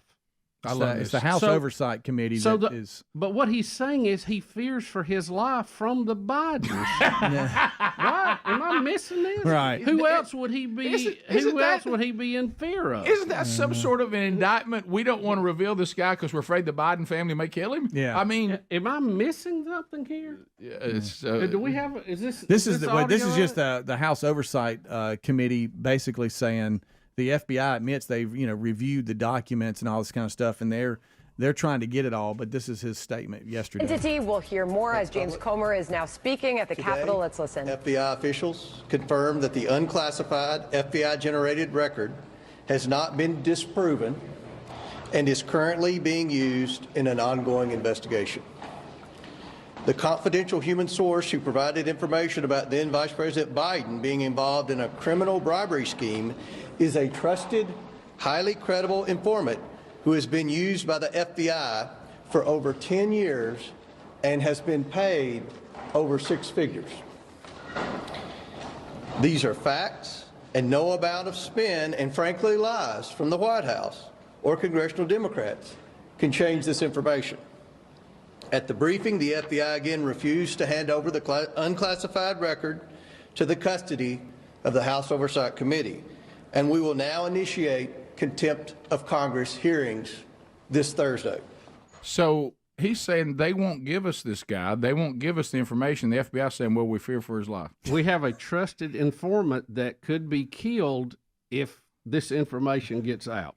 I'm going to walk through something. And the information is on the body. Right. So who else would want to kill the informant unless it was the body? Let's say that this. Right, am I missing let's say something? this show. Right. Let's say this show was accused of a crime ring. Well, let's use another example. All right. And all of a sudden there was an informant that was going to sing on me, and they say we can't let this guy's name out because the rest of the guys on the show might kill him. I mean, wouldn't how else can you read that? Help me, somebody. Somebody help me. Isn't the fact that they don't think this guy's safe? Isn't that an indictment? I don't know. I just I don't know any other way to hear that. You're right. It's bizarro world, is what it is. Yeah. So we did hear. I mean, as clear as you could hear it. We got an informant who's highly credible. FBI's paid over 6 figures. He's worked for them for over 10 years, and he's got the goods on criminal activity and bribery with President Biden, and the FBI won't let us have him. Right. Because they fear for his life. Or they won't turn over the documents because they say it's an ongoing investigation. Right. And because they fear for his life. But the Oversight Committee says, no, we have the right to see this. Right. And so now they're doing contempt of. Wow. Yeah, Christopher Wray, head of the FBI. Well, the FBI, they've got, probably need to really work on cleaning up some of that stuff. I'm going to talk to those of you, and by the way, I respect your strength and your ability to persevere, and those are the Democrats that still like this show. Okay? Right. They say, look, there's enough of the other I like. I just tolerate the parts I don't like. And I see Stephen A. Smith's comment today. Are y'all coming around a little bit? No way this guy. No, Rick, they've come around a long time ago. Yeah. They just don't say it in front of us. Right. Y'all know. They're starting to say it now. Let's be bipartisan about this. President Biden has been dirty for a long time. If you don't care about that, and obviously you didn't because you kept the Clintons in, but do you care the fact there's no way this guy can carry on? His age, his cognitive skills, and now all this stuff hanging over this family. I mean, this guy, we can't be seriously talking about a second term. I mean, y'all don't mean that. I think they're having meetings. One, about how to cut our power off, and two, how they're going to get him out of that role and get the governor of California in it. When we come back, Tim Scott found his way on The View yesterday. We'll review some of those highlights when the Rick and Bubba show continues right after this. Rick and Bubba, Rick and Bubba.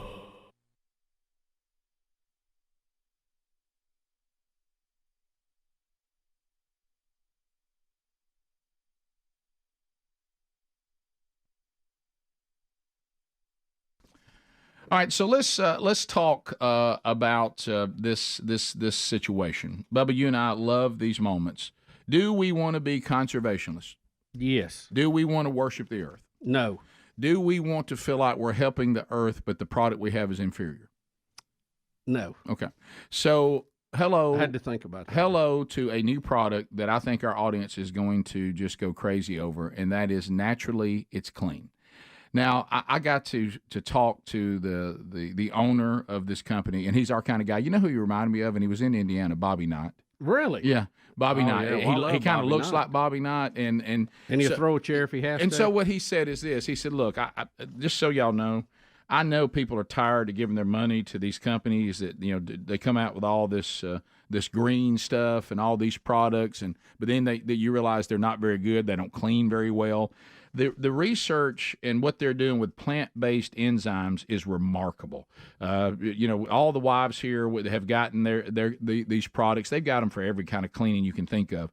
But the enzymes that they have, and he was laying it out for me, not only are they eco-friendly. As a matter of fact, do you remember Bob Vila? Vila? Oh, yeah. He said, Bob Vila, we didn't even know Bob Vila was using our products. Naturally, it's clean. And he came back and said, this is by far the most eco-friendly carpet stain remover on the market today, and it actually works. And I'll tell you why.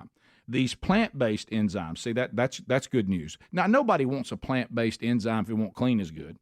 but it does. It actually removes what's causing the stain. It doesn't do like other stain removers where they just kind of move it around. It lifts the stain completely. Hey, if you've got pets in the house, and I know even the best case scenario, pets have accidents and things happen. Their pet cleaner, Adler's taking that home with his dogs, and Speedy and Helms have taken that home too.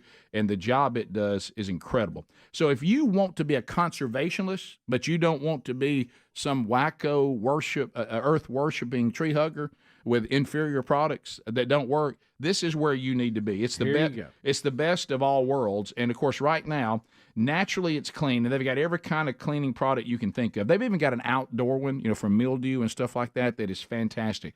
So go to naturallyitsclean.com/Rick Bubba. Now here's what we're going to get you. It's called a Rick and Bubba Essential Starter Kit, meaning we're going to give you some samples of all of it that you can use.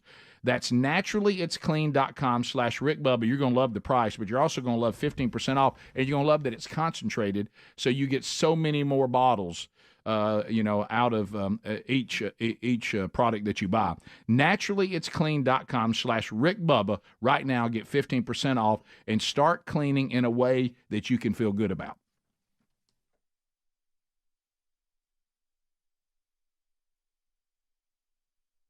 You got to be 101. 94. They're saying that this is something to do with his back, so it doesn't. Rick, I remember when he was just a young guy hosting the show, hitting on the models, All right. Do you see the irony in him having lower back trouble? Y'all. I'll tell you one of the funniest things when he was in that movie with Adam Sandler when they got in a fight. God, that was funny. Price is wrong. Yeah, that's lower back trouble of some kind with Bob Barker in '94. Yeah. We were talking about how old he's resting. They had a hard time getting him in the vehicle because he was in such pain, but he's resting and going through evaluations at 94. 94. They said everywhere he goes, he wants to guess how much everything costs. I don't know if that. So they'll come in and say, "I'll tell you what, this X-ray right now, how much you think that is?" That's going to cost me. Rick and Bubba.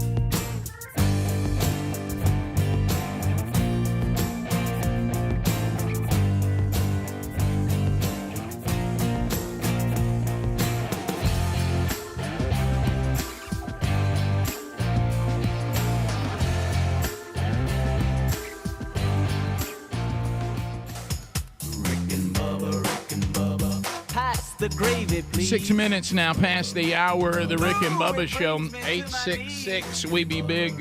Thank you for being with us. Something happened. This thing's shorting out. So as we make our way back, the gang here today, other than Greg. Greg's out, got a house project today, putting in some windows or something. He was all grumpy about that.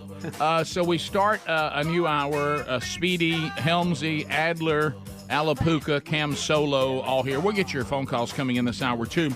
Bill Bubba Bussy working his way back for a brand new hour. Busby, welcome back. Rick, glad to be here, and thank all of you for joining us for the little party we call Rick and Bubba. We've talked D-Day in the last hour. We've talked the death threat on Tommy Tuberville, that it doesn't seem scary because it's from New Hampshire. We talked about the informant for the Biden family. The FBI is being asked to turn that over to the investigation of some of the allegations against the Biden family and the administration involving criminal activity. So we've updated that. And then yesterday, everybody kept telling me, I don't know what's going on. You know, I'm living in a time where Donald Trump does a town hall on CNN. Right. And Tim Scott is not screened from coming on The View. So I give The View credit that they were saying, because Tim Scott is one of many people that represents really most everything The View claims. Their life seems to refute most of the way they say things are, especially for people of color. So Tim Scott did go on The View. Now, Joey Behar was not there. She may be on vacation. I think she thinks she was a coward. I think she just pulled the ripcord and didn't want to be on there. She may want to hide from Tim Scott. Or there were some people saying that she's actually at odds with the producers of The View with their contract. So I don't know. I don't know what the deal is. I believe it or not, I'm not behind the music on The View. I don't know. I don't know all the. You things. don't have the scoop. I don't have the scoop on The View. Shocking. The only time I see it is the few minutes it comes on one of the screens in here before we leave every day. All right. So Tim Scott went on, and I'm looking at people who did watch the interview. I have not yet. I'm about to see some of it for the first time. It's excellent. But many are saying that he did quite well and left the ladies speechless. And as you said, Bubba, complained that every time he made a good point, they tried to go to commercial break. Yeah. Well, maybe that clip's in here. So this one's a little lengthy, but I think we need that to try to get a feel of it. 3A. So here is Tim Scott on The View yesterday. Courtesy. You have indicated that you don't believe in systemic racism. What is your definition of systemic racism? Let me answer the question that you've answered. Or does it even exist in your mind? Let me answer the question this way. One of the things I think about, and one of the reasons why I'm on the show, is because of the comments that were made, frankly, on this show, that the only way for a young African-American kid to be successful in this country is to be the exception and not the rule. That is a dangerous, offensive, disgusting message to send to our young people today, that the only way to succeed is by being the exception. I will tell you that if my life is the exception, I can't imagine. But it is. But it's not, actually. It's been 114 years. Yeah, so the fact of the matter is we've had an African-American president, African-American vice president. We've had 2 African-Americans to be secretaries of the state. In my home city, the police chief is an African-American who's now running for mayor. The head of the Highway Patrol for South Carolina is an African-American. Still exceptions. In 1975, there was about 15% employment in the African-American community. For the first time in the history of the country, it's under 5%. 40% homelessness. And 50% of the folks in our community get 13% of the population. You had a chance to ask the question. I know that I've watched you on the show that you like people to be deferential and respectful, so I'm going to do the same thing. That is true. So here's what I'm going to suggest. I'm going to suggest the fact of the matter is that progress in America is palpable. It can be measured in generations. I look back at the fact that my grandfather, born in 1921 in Sally, South Carolina, when he was on a sidewalk, a white person was coming, he had to step off and not make eye contact. That man believed then, with some doubt now, in the goodness of America, because he believed that having faith in God, faith in himself, and faith in what the future could hold for his kids would unleash opportunities in ways that you cannot imagine. Every kid today can look, just change the stations and see how much progress has been made in this country. ABC, NBC, CBS, ESPN, CNN, Fox News all have African-American and Hispanic hosts. So what I'm suggesting is that yesterday's exception is today's rule. And for us to suggest... America has met its promise. No, of course, the concept of America is that we are going to become a more perfect union. But in fact, the challenges that we face 50 years ago and 60 years ago should not be the same challenges that we face today. And here's the way that you measure that. When my mother was born, about 10% of African Americans got a high school degree. diploma.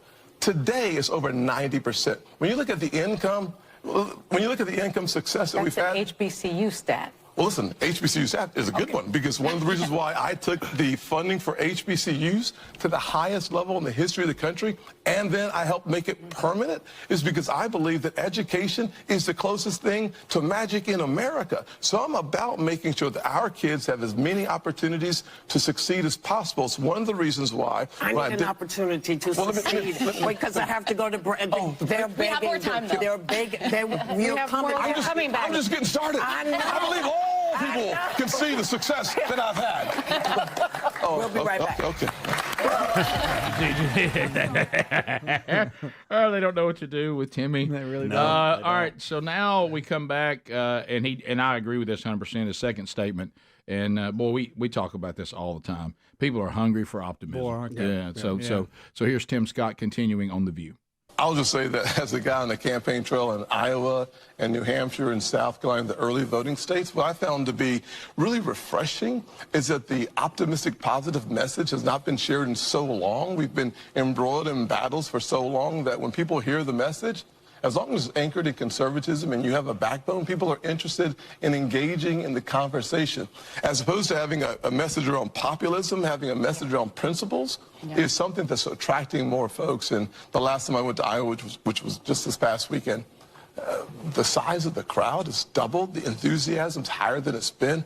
Every time I go back, it gets better and better. So my hope and my theory is that America has been waiting for someone to show up who's more interested in American progress and the big windshield of the car and less interested in that rearview mirror, except for making sure that we have a compass on where we're going.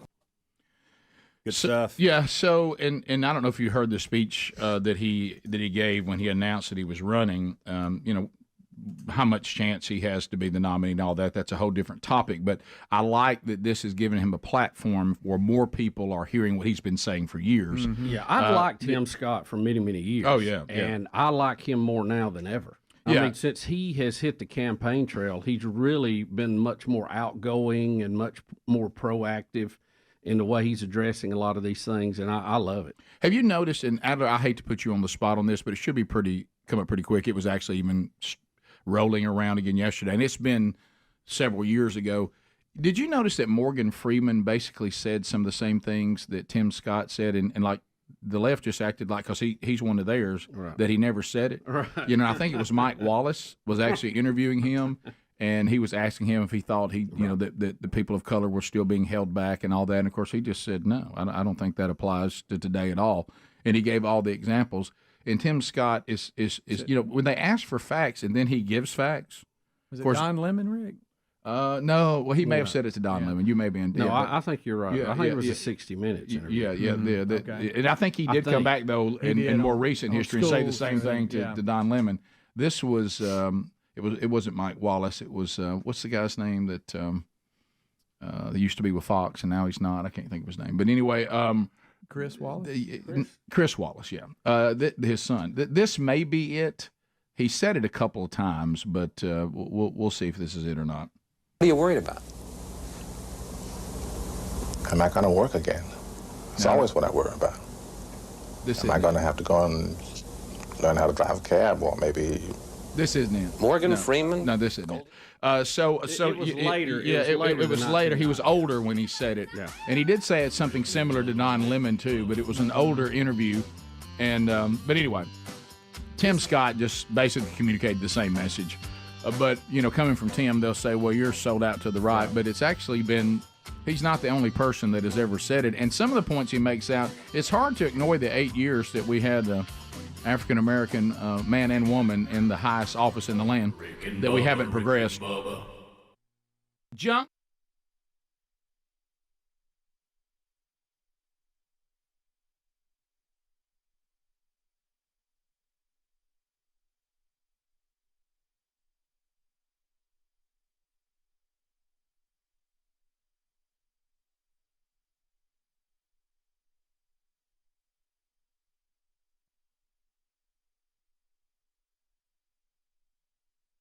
Jones and me.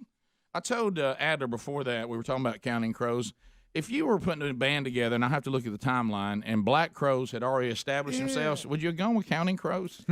I think I would have kicked around, guys, let's get a different name. That's too similar. You know, there's a lot of odd names out there. And, my hope always was that the Doors and the Cars would have joined together for a tour and call it the Car Door Tour. What a double bill. If only Jim Morrison had survived. Yeah, I know. What a double bill that would have been. Yep, what a dandy. But shouldn't the Counting Crows and the Black Crows, shouldn't they have done a double bill? The Tour of the Crows. Yeah. Call it the Cornfield Tour. So anyway, much to do, as I said, going forward on the program. 2 good interviews coming up, and we'll talk a little bit about that. Every time as I said in the starting the hour, anytime I hear that Eric Metaxas is taking on something, he just has this attitude about things that I find entertaining. We remember the great day that he what's the guy that cries about Donald Trump all the time on CNN. Well, there's so many of them, Rick. Can you narrow that down? The guy that Jim Acosta? No, the guy that gets really mad and he loses his mind, he cries and he screams stuff into the camera. Oh, what's his name? I can't think of his name now. Carville's not on there anymore, right? No. Gosh, I can't think of his name. He loses his mind every time. Gosh, he's on at night. I can't think of his name. You're talking about Wolf. You're not talking about him. No. I can't think of his name. But anyway. Don Lemon? Don Lemon. That's it. And that time that he said that to Don Lemon about, the Democrats care about you if you can survive the wound. Right. And Don Lemon just says, really? He just locked him down. And Eric Metaxas just looks at him and goes, well, I mean. It is what it is. Really? It is what it is. So anyway, but this one is Donald Drains the Swamp, and it's what we've been talking about quite a bit. We'll let Metaxas unpack the fine details of it. But in general, it's what we've been saying all along. It's what people said at the election, that Washington has gotten so dark and so twisted and so nasty, you have to send a nasty person in there to get anything done. Yeah, I mean, we've talked about it. It's like an overgrown lot. You can't go in there with a weed eater. No. You got to get a bush hog or a bulldozer in there to clean that thing up so you can get started. And undoubtedly, Metaxas says that that's funny. The cover, that Pence, the VP, has already read it and loves it, and he's wanting to make sure the president reads it. So we'll see. So that's coming up later, and then I told you about the thing that Bubba's doing is he's getting ready to go bowl for a great organization, and I was reading a little more about Higher Ground that we're raising money for, and sadly, a place like this is needed. But boy, the work they do is important, and we all wish it wasn't necessary, but it is. It's a faith-based camp for sexually abused girls to try to get them kind of back on their feet and to deal with some of the trauma of all that. Sad thing that we got to have a place like that, but we do. So anyway, we'll talk more about that coming up a little bit later on the program. We'll unpack the stories of the day. You're always part of it at 866-WE-BE-BIG. And, Rick, I'm very curious to know if it was one of our listeners who won the Mega Millions last night. Yeah, they said the ticket has been sold. In South Carolina. Oh, that could be one of ours. And we need to remind everybody it is customary to tip your favorite morning show. Yep, we'll be back 16 minutes past. More Rick and Bubba coming up next. Rick and Bubba, Rick and Bubba.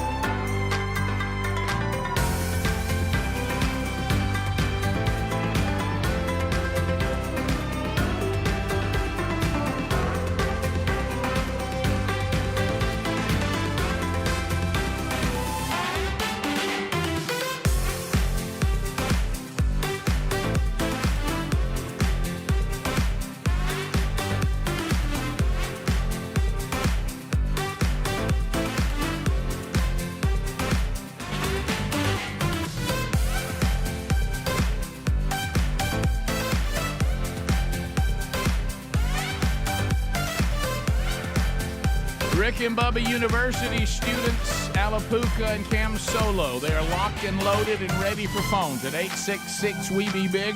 All 10 lines are available. Let's go. Go. Comments, questions, bringing information to the table. It is not meant for meaningless shout-outs or shameless plugs or baby predictions. Those things will get an instant buzzer. And so remember, parameters are a blessing. Parameters are a blessing. So it's helping us stay focused. And in the break, and I'm sorry I brought it up. It was there's multiple Morgan Freeman comments, but the most recent one, Speedy, you were right, was from Don Lemon, and that was the one about Black History Month, when Morgan Freeman says us claiming as people of color that some of these obstacles are still in front of us that simply aren't. He says, I think we use those as an excuse not to succeed, and I don't think it's impacted my life at all. And held me back, so that was the comment that he made. And then there were other interviews in the past with Mike Wallace and with Chris Wallace where he said similar things about racism and stuff like that. But the one when he was the oldest, and we don't have to play the whole thing, but it's this clip right here. So here it was. Do you think that race plays a part in wealth distribution, or either a mindset that you can't or Today? cannot? Yeah. No. You don't? No, I don't. Hey, you and I, we're proof. Why would race? Hey, let it go. Mr. Wilson. Okay. Put your mind to what you want to do and go for that. It's kind of like religion to me. It's a good excuse for not getting there. Yeah. You know, I said, and it's probably get me in trouble, but I said to some of my colleagues recently, I know that it's an issue, but it seems like every single day on television I'm talking about race, and it's because of the news cycle, it's in the news, but sometimes I get so tired of talking about it, I want to just go, this is over, can we move on? And if you talk about it, it exists. Right. Yeah. It's not like it exists and we refuse to talk about it, but making it a bigger issue than it needs to be is the problem we have. Yeah. So, and of course, now he's one of those like, Ted Turner. He thinks that some of us who are people of faith use religion as a crutch. I disagree with him on that, but I do understand what he's saying about using things as an excuse not to succeed. We continue. Let's start. Lisa. He's one of those guys I'd like to have lunch with. We were talking about people we'd like to have a meal with. Yeah. Morgan Freeman. Morgan Freeman. Didn't he used to have a condo like right next to you? No comment. Right, I remember that. I mean, you had the setup to actually make that happen. I'd like to have lunch with him sometime. Okay. Yeah. So y'all had breakfast. Remind me in the break. Ask me about Dothan, Alabama in the break, because I see a Dothan call and there was somebody asking for some help, and I want to know where. I sure will, Rick. Roger in Mobile, Alabama. What? Who was that? That was Morgan. Yeah, it was Morgan. It was Man of 1,000 Voices did Morgan Freeman. I knew the Man of 1,000 Voices. Yeah. I didn't know Morgan. Roger. Welcome to Rick and Bubba out of Mobile, Alabama. 30 seconds. If you want to call us, lines are available. Come on in. Go ahead, Roger. Oh, glad to be here. Glad to hear you guys this morning. Thank you. Hey, Bubba. Yeah. Skinwalker Ranch, be back on tonight. I hadn't missed one episode. Me and my brother watch them all. When are you going to be on there? Wasn't you supposed to be on there and do some kind of test with it? And your thoughts and progression on what's going on so far? Well, out there with Travis and his crew. Far as the show is really getting good now, by the way, and I'm ready to dig into the Mesa and see what that dome is. Let's get the earth movers out there and get it done. We had a phone conversation with the producers back, I guess, for last year. Right. And we had shared some ideas with them, and they seemed to be enthusiastic about it, but I guess we got left on the cutting room floor. By the grace of God. Yeah. Sometimes God Gift intervenes horse, in the plans of fools. right. And says, "I'm not going. You guys have prayed for me to protect you, and I'm going to protect you from yourselves." That's right. I think we should all thank the Lord we did not participate in that experiment. Yeah, and that happens. We got sent home on a Sunday night instead of spending the night. It was a pretty big move too. So sometimes God does intervene, and it's really good right now, and I can't hardly wait to see it. I wish it came on a little earlier. Yeah. Bottom line, they talked about us being on, and then decided not to do that. Right. Something about a tone, which I think we should be thankful of. Yeah. For. Yeah. Maybe their research showed that wasn't as big a deal as they first thought. Playing that. I noise. didn't want to be part of blasting anything into the universe. No. I mean, just call me crazy. Mark and we Dothan, need to have Travis back on, get an update. We do. Because now that we're over 100,000 subscribers, let's bring it back up. His next episode may have 1 million views. Mark and Dothan, welcome to Rick and Bubba. Go ahead. Thanks for listening. News Talk 103.9. Hey, Rick, next weekend you're speaking at the Men's Gridiron Conference, and I found out about this, and, there's going to be some other good speakers there. But so like 6-8 months ago, I bought 2 tickets thinking surely I'd find another guy to go with me, and I didn't. My wife, she's my best friend anyway, but she's going to go with me. And I'm just wondering how out of place is she going to be? It's something she's been wanting me to call and ask you. Very out of place. Okay. Yeah, I mean, like, tremendously out of place. Like maybe rethinking. Yeah, it's hey, look, this is real talk. Yeah, it is. It's cool because, unlike the rest of the men, you'll actually have someone who'll take notes and remember what was actually said there. Yeah, she will be out of place. I would say she would probably be in the half percentile. But if that's something you guys want to share together and her hear what's being said to men for her to hold you accountable, then I say more power to you. We had someone back at the Man Church Conference that brought their daughter, and he said he wanted her to hear what she should be looking for in men. Yeah. And I've had single moms say, my son's too young. His daddy has left him and has not taken his responsibility. I want him to hear these men, but I can't leave him there by himself, and they've stayed with their sons. Right. Mm-hmm. So I don't see anything wrong with it. But you asked, will she be out of place, and the answer is yes. Yeah. But that's all right. That might be fun. Let's go to Lisa, also in Dothan. Lisa, go ahead. Hey guys, little public service announcement here. There is a text message scam that's happened to a local church here, where they send text to members saying that it's the pastor and he's needing cash and gift cards. And I just want to warn people. Oh, boy. Somebody's going straight to hell on that one. Yeah. Exactly. And, if that happens from a local organization, it's real easy to pick up the phone and call them if you think it's. Yeah, the pastor's probably going to have that in the announcements. I don't think he'd be texting you personally saying we need you. Yeah, and the gift benevolent card fund needs some help. The gift card thing is always amazing to me. Yeah. Hey, we need gift cards. Nick, go right ahead. Welcome from Coleman, Alabama. So, don't check things out when things like that come to your phone, especially the elderly. They really prey on the elderly. Nick, go ahead.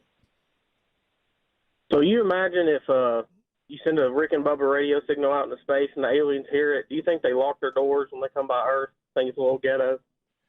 Probably, yeah. I think that if you were studying the Earth and the only sample you had was this show and these callers and our stories, I think you'd say, let's look somewhere else. Well, listen, this is... we want to find intelligent life. You're talking about blasting it into space. We do. Our signal has been going out for over 30 years, so we're it's very faint. Yeah. But the star systems that are 30 light years away, the very first shows are getting there right now. So we've covered a lot of stars out there. I don't know if that's good for our planet or not. Just think Dip and Dance somewhere out in space. Out there, way out there. Oh yeah, Dickie Nadmeyer. Road Chad. When we come back, the Kansas City Chiefs get to go to the White House. Oh boy! Look out! Watch our president stumble around with that. Of course, he's going to tell me he played a little ball. We'll be back. Rick and Bubba, Rick and Bubba.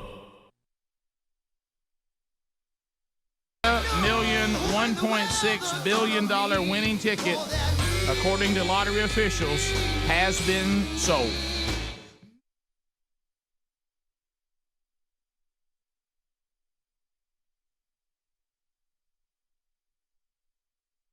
$0.6 million. That'd be billion.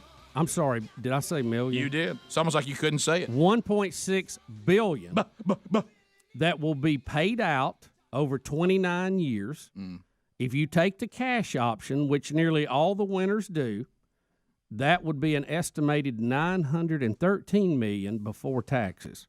The government's going to get about half of that. So you're still talking $450 and some change. Let me ask you this question. Take on. And I know this story. Which is a shame, considering the amount won, but understood. Let me look, see if I see it before I ask a stupid question. I don't think I see it here. Here's the thing, and I know what I'm going to say right now is going to be a little against the norm, but I've seen the tragedies of these lottery winners, and there's been some good ones. Right. So, and hopefully this will be a good one. What would it be if you took the 29 years? What do you get a year? They don't say in this. And does it stop if you die? Yeah. Does it go to your? It's an annuity, so I don't know if it would be guaranteed or not. That is a good question. Would it go to your next of kin or your estate if you die? That may be one reason everybody takes the cash up front. Because what I'm thinking, and I know you would agree with this, anytime you sit down with anybody who tries to help you manage your money, right?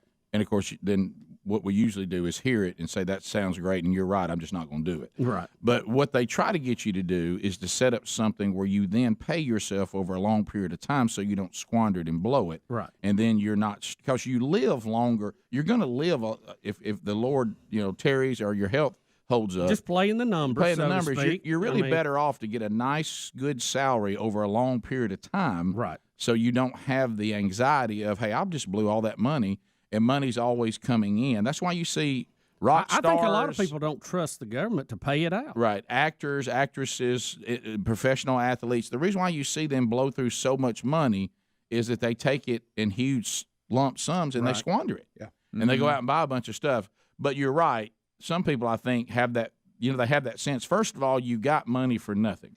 Right. Okay? So you already feel different about it because you didn't earn it. Then you start being suspect that it's too good to be true, so I better just take it and run away before somebody, denies me and I don't get what I thought I was going to get. I think you're right. And then the old thing about next of kin would go a long way. Right. But I would say this, if all those things, if it could be guaranteed, right, and you could give it to your next of kin if you died, that kind of money, that big a number, your life would be managed easier and you would be more set up if you take it over 29 years in increments. Because it'd be like you're getting paid. Like you have a salary that comes in, but it'd be a really good salary. Or you could take the lump sum and do the same thing yourself. Yeah, set up funds people. Can I? We all. How many times we all been told that? Yeah, I'm just saying. You're right. Yeah. Right though. But just some very very rough numbers on this. Let's say you get $450 million. Okay, that is if you take the lump sum of 913, and about half of it goes to taxes. Okay? 40%. Yeah, again, this is rough. Just playing with numbers, easier to do. And you take that $450 million and you invest it in bonds and guaranteed things and all that, and you get a 6% return, which is possible now. Okay, if you do that, you should get an interest per year $27 million. Yeah. I mean, come on. You won't ever even get near the. So you could take $2 million a month. Okay, $2 million a month salary, and be fine. And I think you'd be all right. Now you would. Yeah, let's say you'd have to pay taxes on that too. Right. I mean, they're going to get you. That doggone government. So let's just say that worst case, they take another half off the interest you're making. Mm-hmm. So you still could make $1 million a month. Now you can give, if I read the other day, up to $15,000 to people, and they won't have to pay tax. $15,000 or less. You can just give. Is that where the limit is? I read that the other day, unless that's wrong. But yeah, that you can actually give that away, and the person you give it to will not have to pay tax. Again, it's a very complicated tax thing, and I don't know if you would be better if you wanted to give some away just to give them a lump sum or set them up a trust fund, let them have the interest. I don't know. Yeah, I'd be. But I think Greg's point is right. If you can be disciplined enough to take it yourself and then go do the same thing, just not let just like when people retire and they go, okay, roll my 401k into these different. Right. I need this much a month. Yeah. But they roll it into different investments and it gives them that. But the problem is, and we've seen it so many times. 35 minutes past the hour, the Rick and Bubba Show. Thank you for being with us. 866 We Be Big is our number. Hey, I do want to send out one concern to the guy that said that his wife may go with him to the Gridiron Men's Conference, and this is one thing she legitimately might want to be concerned about. That when she gets there, Charles Billingsley is wearing the same shirt that she has on. Yeah. So that could be just FYI on that, and you know how awkward that could be. Yeah, not something I'm concerned about when I'm doing a conference with Charles. That he and I'll have the same shirt on. But anyway, but maybe today. But anyway, so that's coming up next weekend. You know that's going to be. I think the last I saw, they sent me the ticket sales, and it was like 4,500. And I don't know how many the Probst Arena there at the Von Braun facility holds. Do you? It can't hold much more than 5,000, does it? No, you're talking about the basketball part? Uh-huh. Yeah. Oh, it's pretty big. It's big. Yeah, I mean, they've had it there several years.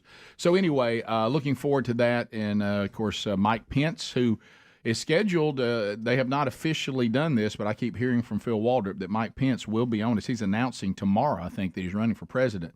And he will be with us. He's speaking at Gridiron. Robert Jeffries is actually how you say his name, out of Texas. I've called him Jeffries for years. And David Jeremiah will be there. And I'll be there, Phil Waldrop and Charles Billingsley. And also, is it Mike Whitson, our pastor? He's fantastic. It's Mark or Mike Whitson, who's fantastic, will also be speaking. So that's all next weekend, Huntsville, Alabama, the home of 100.3 The River. And looking forward to being there with all of these great men and seeing all of you men, and now, sounds like, and one wife, that'll be traveling from all over the Rick and Bubba audience to be there next weekend. And I'll be in the lobby, and we'll have some of the resources from themanchurch.com there as well, including the new devotional Transformed. All right, so we got the Kansas City Chiefs going to see the White House. Now, was this controversial at all? I know now with teams we might go, we might not. It may have been because Kelce was headed to the microphone, right, and Patrick Mahomes just simply rounded him up and pulled him away. Right, and said maybe you shouldn't speak. Now, here's the president. Of course, as all of us who have ever donned the uniform, we got to let everybody know who play football at the highest level that I played a little ball. Right. All right, so here is President Biden doing that as well. Here we go. The three of you had one of the same coaches that I had, the great Tubby Raymond, who was named, anyway, he's a hell of a coach. He couldn't think of it. I played freshman football at Delaware and ended up low at, I shouldn't say this, but you had to have a 2.0 to keep going. I had a 2.99. I mean, a 1.99. My mother made me quit, but I went back out my junior year to play in my senior year. Oh my And goodness. while Tubby was the assistant coach, I played defensive back. And after running the drills in that spring practice, he came over and he said, "Biden," he kind of coughed when he talked to you like this. Some of them remember this. "You run faster backwards than anyone I've ever seen." Well, my political opposition thinks the same thing of me.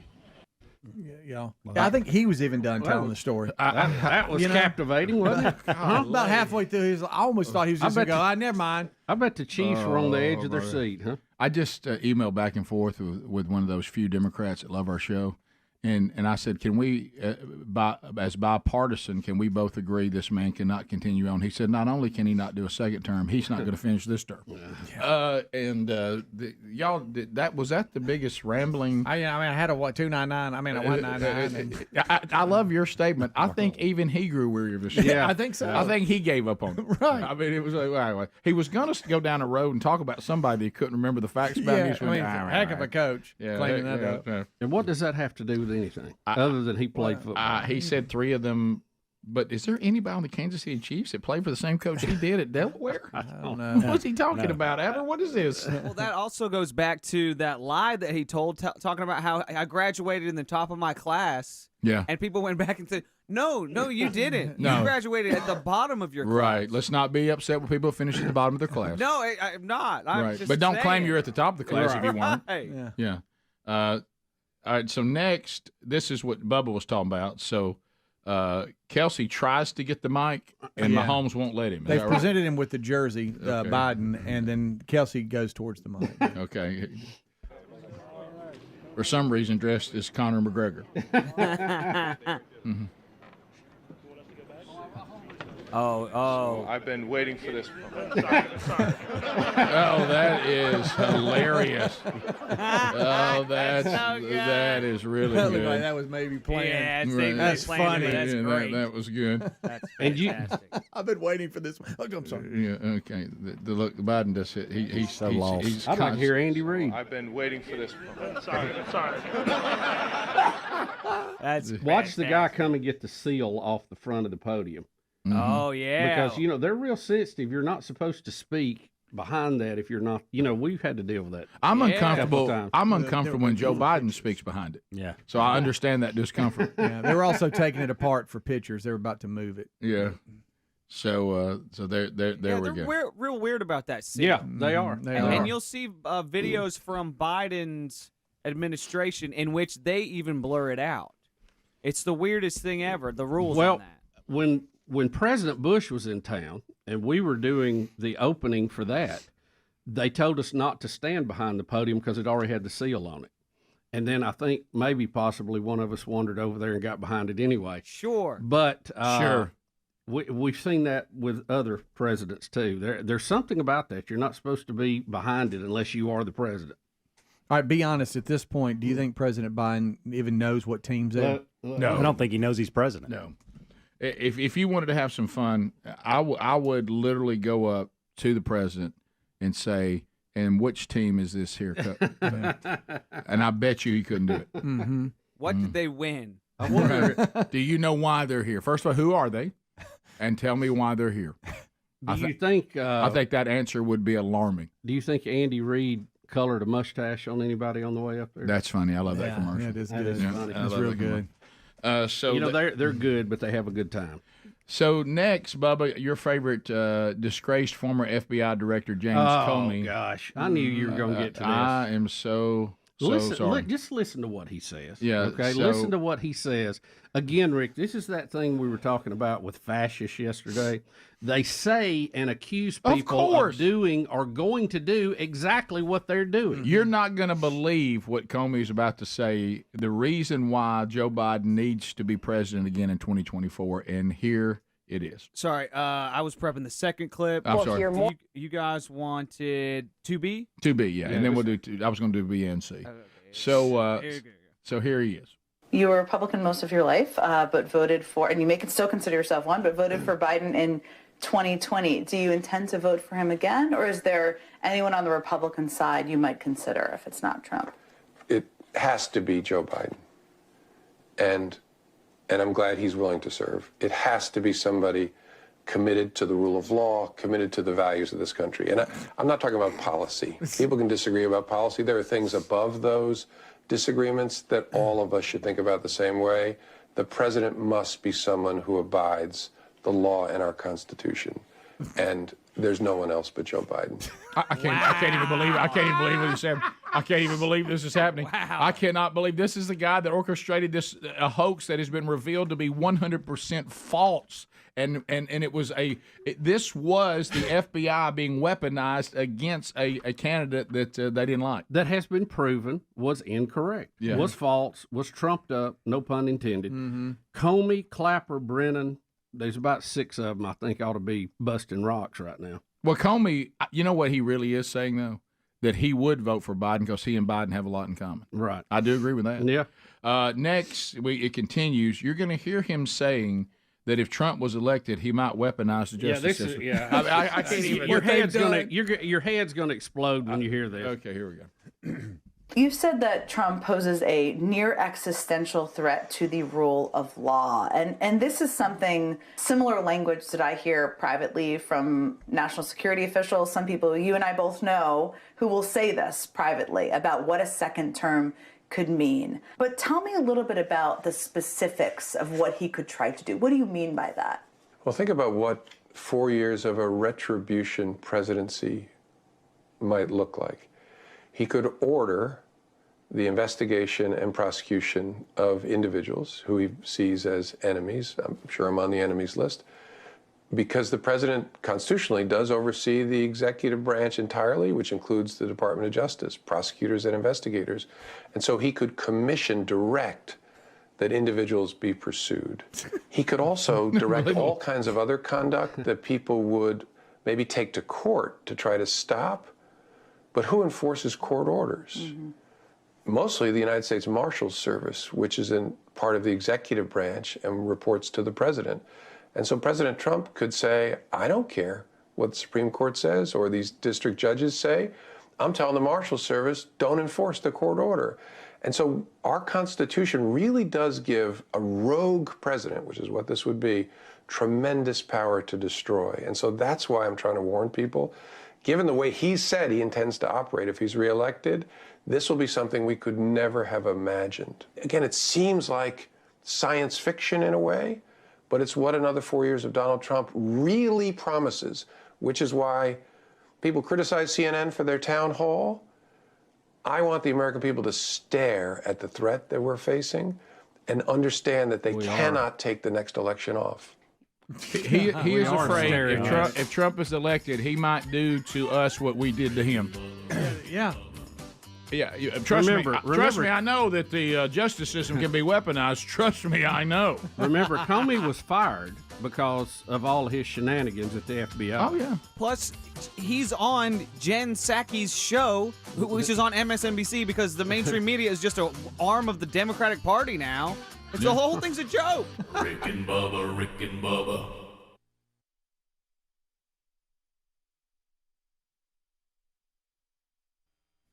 Is that when they get that big chunk of money, they go buy lots of things. Now, you see, everybody forgets when you buy lots of things cost money to keep. Yeah. Oh, yeah. So it's not just what you paid for it. Well, now this number here is.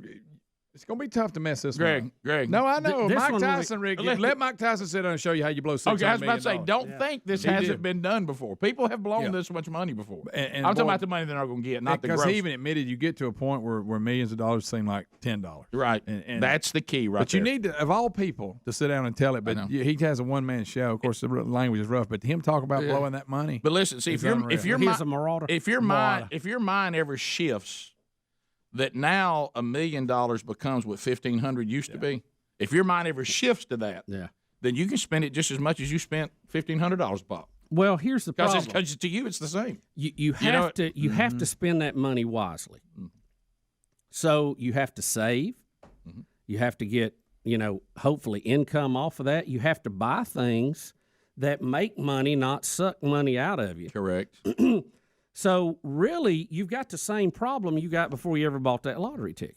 Yeah. It's just on a smaller scale. And look, being all of us going through our time period of young and dumb, and of course I've got my own things that I like, but I've just never been a sports car person, just so it doesn't interest me. But what a lot of these guys don't think about is when they go buy a bunch of sports cars and everything, every little thing that goes wrong on a sports car versus just a dependable car, the cost is astronomical compared to if you just bought a regular. Well, again, a regular at $1 million a pickup truck, month, I could work through that. Yeah. But you could, but it look, gets away. I'm telling you, I know we say that, but if your mindset ever changes and $1 million becomes nothing to you, you still have the same problem. It only amplifies who you already are. If you're not disciplined with money now, you don't magically become disciplined with it when you get a bunch of it. Yeah. The fact if you can remain anonymous or not is dictated by each state. Yep. Most states require the winner's identity to be public information. South Carolina is one of 8 states that they may choose to remain anonymous. The other anonymous states are Delaware, Georgia, Kansas, Maryland, North Dakota, Ohio, and Texas. I would absolutely remain anonymous. Yes. 100%. Yes, because you're going to get a lot of cousins and friends you didn't know about. And it seemed like the last big winner was in a state that you were not supposed to remain, but they sued and won. Yeah, that they could stay anonymous. Northeast, I think. They actually sued them. Because your phone, as Bubba said, is already going to light up from the people that'll know it anyway. Oh, yeah. But you don't want it to also light up with all the people who just found out about you because you weren't anonymous. Now, here's the good news. Every charity, every sad story, everything under the sun's going to start contacting you. We still got the $620 million Powerball out there. Rick and Bubba.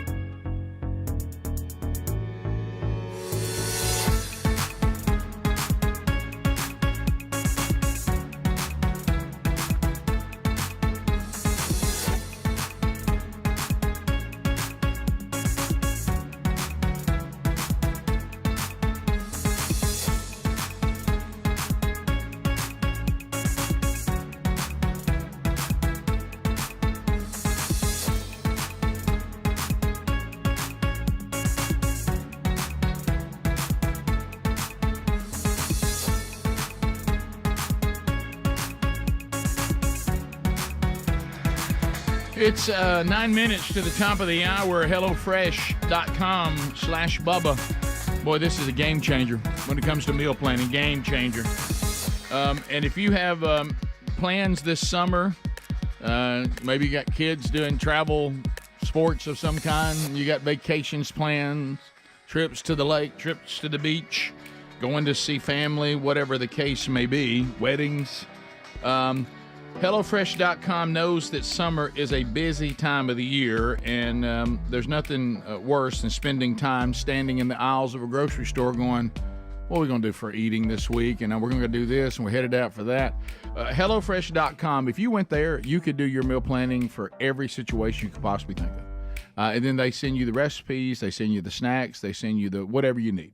Then you go ahead and you have it all. You prepare it, and then off you go.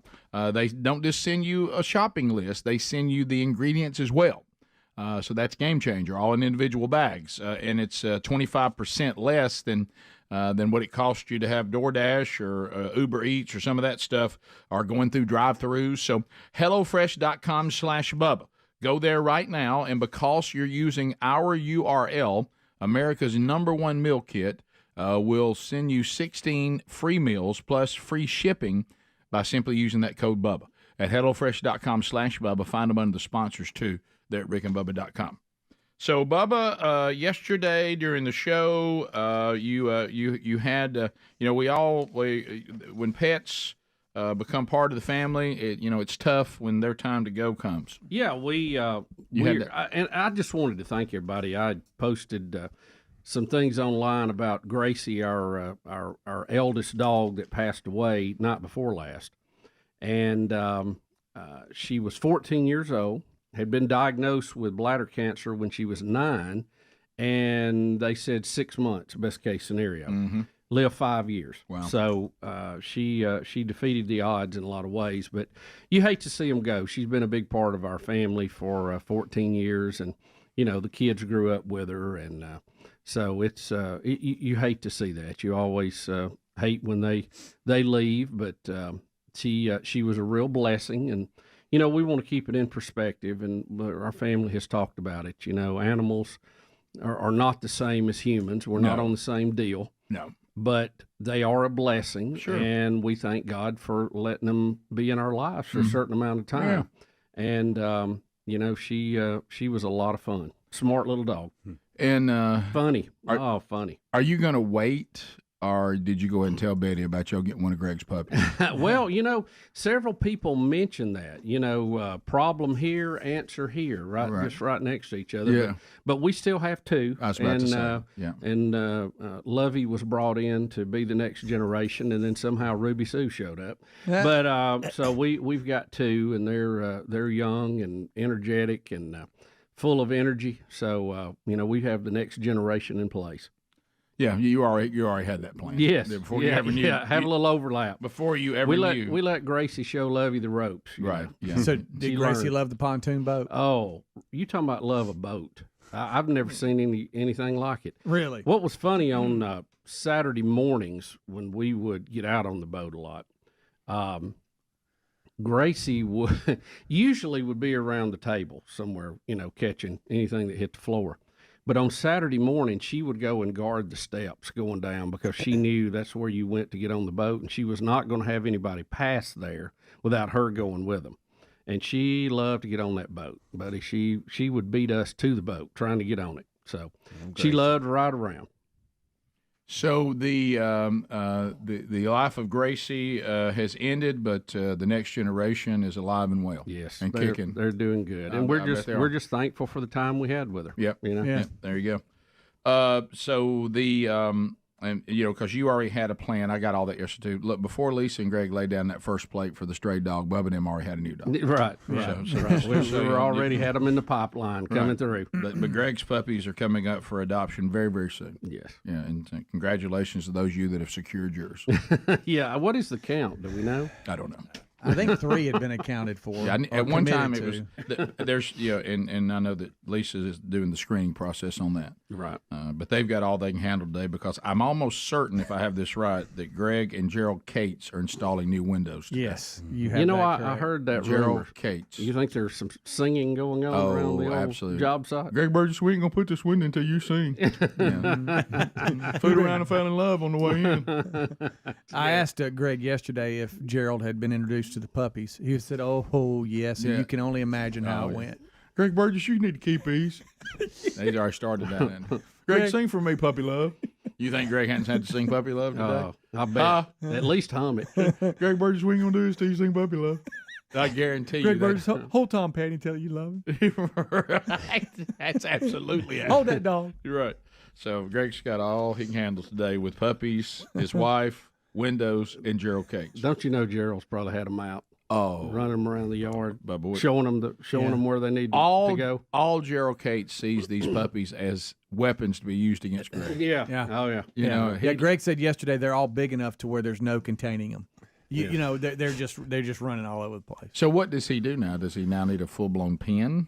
Well, we've you don't suggested have that to. I mean, so many times. I'm tired of suggesting it. So I think they've outgrown the blow up pool that had the tall the sides. third pulley. Yeah, now they can all jump over, so they're kind of running around the garage. I'm certainly not a stray dog puppy expert, but one thing that kind of baffled my mind for a while was it seems like you would go get a structure just one time that could contain them no matter their age until they were adopted. Yeah, just have it. Just do it one time and be done. That's some logic. I don't know why he resisted. Doesn't that make a lot of sense? It does. Yeah. As opposed Very to resistant. I keep having to upgrade my poop, my baby pool.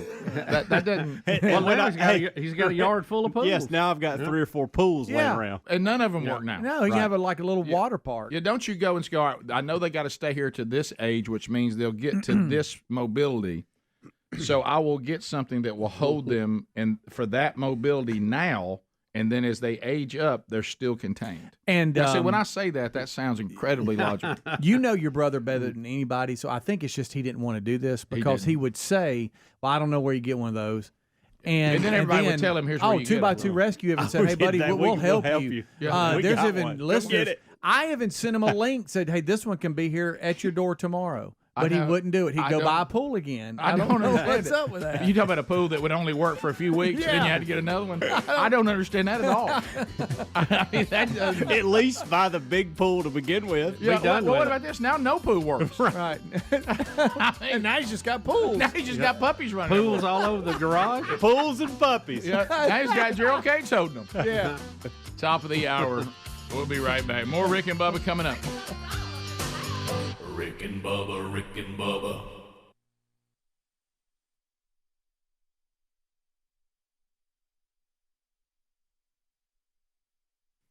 Well, it's uncomfortable to say, but we don't treat our liver very well. I mean, I hate to say heard it. that. I hate to talk like that. I've heard that. But we throw a lot at the old liver. And that's why so many of us have sluggish, fatty liver.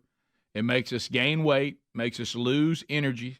Do you realize the liver, and we know this, over 500 key functions Oh yeah. that the liver cranks out every single day? But what do? We throw cholesterol at it. Some of y'all, y'all knock back drinks, throw alcohol at it, toxins, popping that Tylenol like it's candy. Statin drugs, they have great benefits, but they also have some bad side effects to the liver if they're overused. Cigarettes, my goodness, some of y'all still huffing and puffing.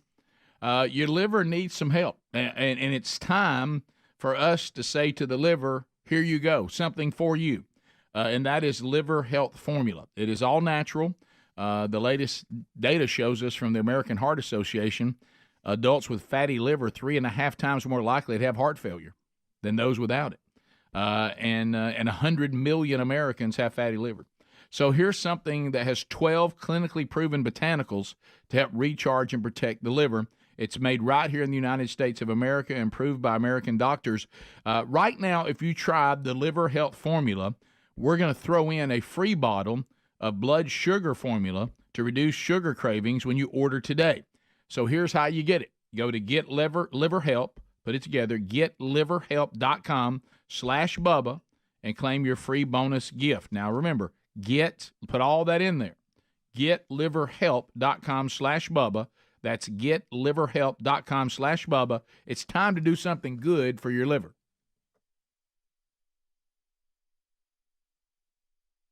Of health, do we need to address your leg? Well, I was just curious. Right. I'd ask y'all, I skinned my leg it's middle of last week. But and a lot of people talking about that story out and about when, a table went down your shin and started peeling you like you would a potato with a potato peeler. Yeah, it was real nice. And you came to work today, and I forget who's the first person said something about your leg. Because I didn't notice it because, I don't notice things. And then when it was pointed out, I looked at these wounds on your shin, and I'm just going to tell you from somebody who's had staph infection twice, it doesn't look good. Yeah, well, can I see it? I hadn't really looked at it. I would Especially like if it's been a week since this happened. Yeah, but it's better than it was. What? It's a lot better. But than Bubba, it looked way better last week than we it just does. saw a picture of when it happened. It looked better at that But picture that does not. Well, can I see it? I it haven't seen it bruised real bad right after that too. I don't see bruising. I don't either. Well, Do you That's know, a bruise. Does it Bubba, feel like it has a fever in it or anything? Does it feel hot? Well, Need more cowbell? Here's kind of the question. We got into a discussion here in the studio about neosporin versus polysporin. You don't do neosporin. And I really don't know which one I've been putting on it. And Well, now you've got me freaked. I don't that think that's going to Neosporin make doesn't it work. worse. It's just going to make it not work. well, I just need to know which one should I be using. I'm just going to tell you this, and Helms, you can chime in Whatever after. Poly, it is is it not poly? working. When I Greg said he had the same thing. Anytime that I've dealt with this thing and had to go in the hospital twice with staph, because staph's everywhere now. I mean, it's a chronic problem. Well, it's on us anyway. It's everywhere. Yeah. So anyway, I was always told anytime I had something taken off or anything done, if you're going to put something on this wound or where we've done some sort of surgery on you to stop infection, do not use Neosporin. It even says it, like Greg said, when they hand you the paper from the doctor, use polysporin. Now, I don't know why. because some people are allergic to it. That's what I was going to say. Okay. So, Bubba, you're one of two things is going on with your leg. That's not bruising. You're either you have an infection or which may actually be the case, you're allergic to Neosporin at this area. Could be. True. Because they're saying that how they're describing allergic reactions, some of the allergic reactions looks exactly what's going on with the redness and swelling. All right. Now, if you're touching it and it's warm, infection to you. And I don't want to scare you, but we need a doctor. I don't. It looks 7 or 8 times worse than it did last week when you did it. It does. You either have an infection or you're allergic to Neosporin. One of the two. Can I ask you a question? See, I don't know what I've been putting on it because I just got the tube out of the drawer where we always get. I have no idea. Can I ask you a question? Yeah. Yes, please. Someone who, like I say, has struggled with this. What I was told by the doctor, he said, when Greg said this a minute ago, he said, what I want you doing from now on, I want you to go get Dial soap, which is an antibiotic soap. Right. He said, not all soaps are antibiotics. Yeah. Get an antibiotic soap and clean, keep yourself clean anytime you got a cut or whatever. I don't care about all these other medicines. Just take that and wash these things anytime you have an open cut or whatever. And it seems to be working fine.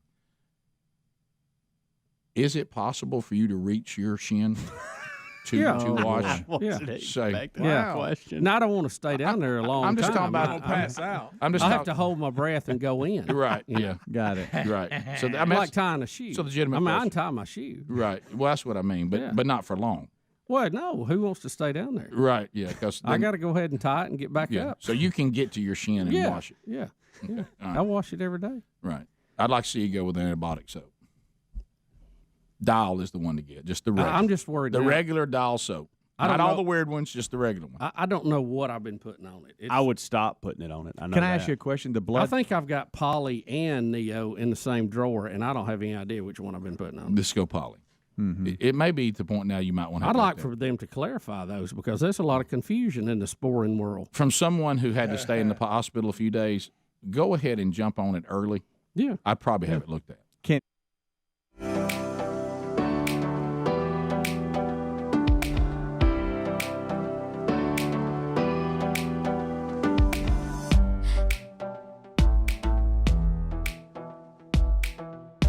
6 minutes past the hour. From the No Name Studio on the bleeding edge of technology, from Sweet Home, Alabama to the world. Helmsy, Speedy, Adler here, Greg out. But he's calling in right now. Hello? called? Look at this. Why is it doing it? I don't know. Why is it doing it? That's hurting, Rick. I don't know. So anyway, well, I'm trying to get to the bottom of it. You know how much fun that can be. So the gang's all here today. Now let's jump in to something that is serious. And we've had investigators that have been reaching out to us on this for a couple of weeks now, and to gather all the proper information. It appears that maybe the audience, and as you said, Bubba, the long arm of the Rick and Bubba audience is legendary on helping with so many things. And apparently what we have here is a runaway young person that the investigators and the family obviously are trying to find. And we have the information on how you can help because they feel like that this person is moving through many Rick and Bubba markets. Yeah. So here's who we're looking for. Full name, George Lafayette Glasner III. Went missing from his grandmother's home in Pinedale Shores in Asheville, Alabama. Now, this happened back on the 20th day of May. His destination was and remains unknown. Now, for those of you out there wondering, do we have any sightings? We do have one in Moulton, Alabama, and that was on the 28th of May. That was somewhere around 11 p.m. He is traveling, or was, they may be in a different vehicle now, but was traveling in a 2015 or newer four-door Jeep pickup. They think it's around a 2015, maybe a little newer than that. Four-door Jeep pickup. An unconfirmed sighting places him also in Hornbeak, Tennessee, within the last few days. So that would be our latest update. Now, that's unconfirmed, but someone based on the description and the pictures of him think they saw him there. It is believed he may be headed towards or maybe already crossed the Missouri state line. And we've got a big audience in Missouri. George Glasner is 5 feet 8 inches tall, weighs about 110 pounds, has brown hair. It's possible that he's changed his hair color. He does have a pierced left ear and normally wears a black hoop earring. Obviously, the family's very concerned for his safety. They have not heard anything from him since May the 20th. Any information should be reported to local law enforcement, or if you want to contact those who started the investigation and continue it, that's the Asheville, Alabama Police Department, and we have their number if you want to write that down. It's 205-594, and then it's all threes, 4 threes, 33333. So 205-594-3333. Now, if you can't have time to write that down, just remember Asheville, Alabama Police Department. You can Google. Or your local authorities. Or just call the local police where you are. So again, if y'all can help find George Glasner, again, 5'8", about 110 pounds, blue eyes, hair brown, but may have changed the color.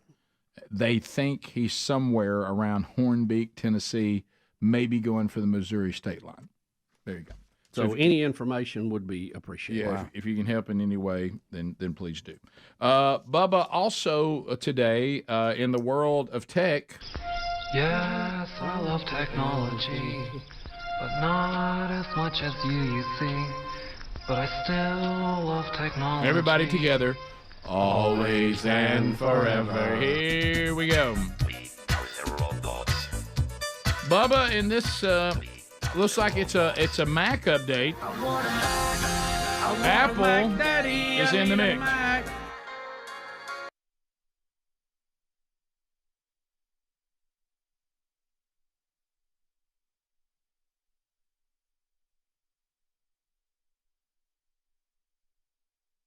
Official AR/VR headset? Yeah, it's called Apple Vision Pro. They had their worldwide programmers conference and all of that yesterday. They had a big video presentation, and they've upgraded a lot of their products. They have several new ones out too, but there was a lot of interest in their first venture into AR/VR headsets, and we have a little package here showing some of what it'll do. So here you go. Apple Vision Pro is the result of decades of our collective experience designing high-performance products like Mac, mobile products like iPhone, and wearable products like Apple Watch. Thank you. All that learning has culminated in the most ambitious product we've ever created. To achieve our goals of performance, mobility, and wearability, we utilize the most advanced, lightest weight materials possible. The entire front of the product is a singular piece of three-dimensionally formed and laminated glass. It's polished to an optical surface, allowing it to act as a lens for eyesight and a wide array of cameras and sensors that need to have a view of the world.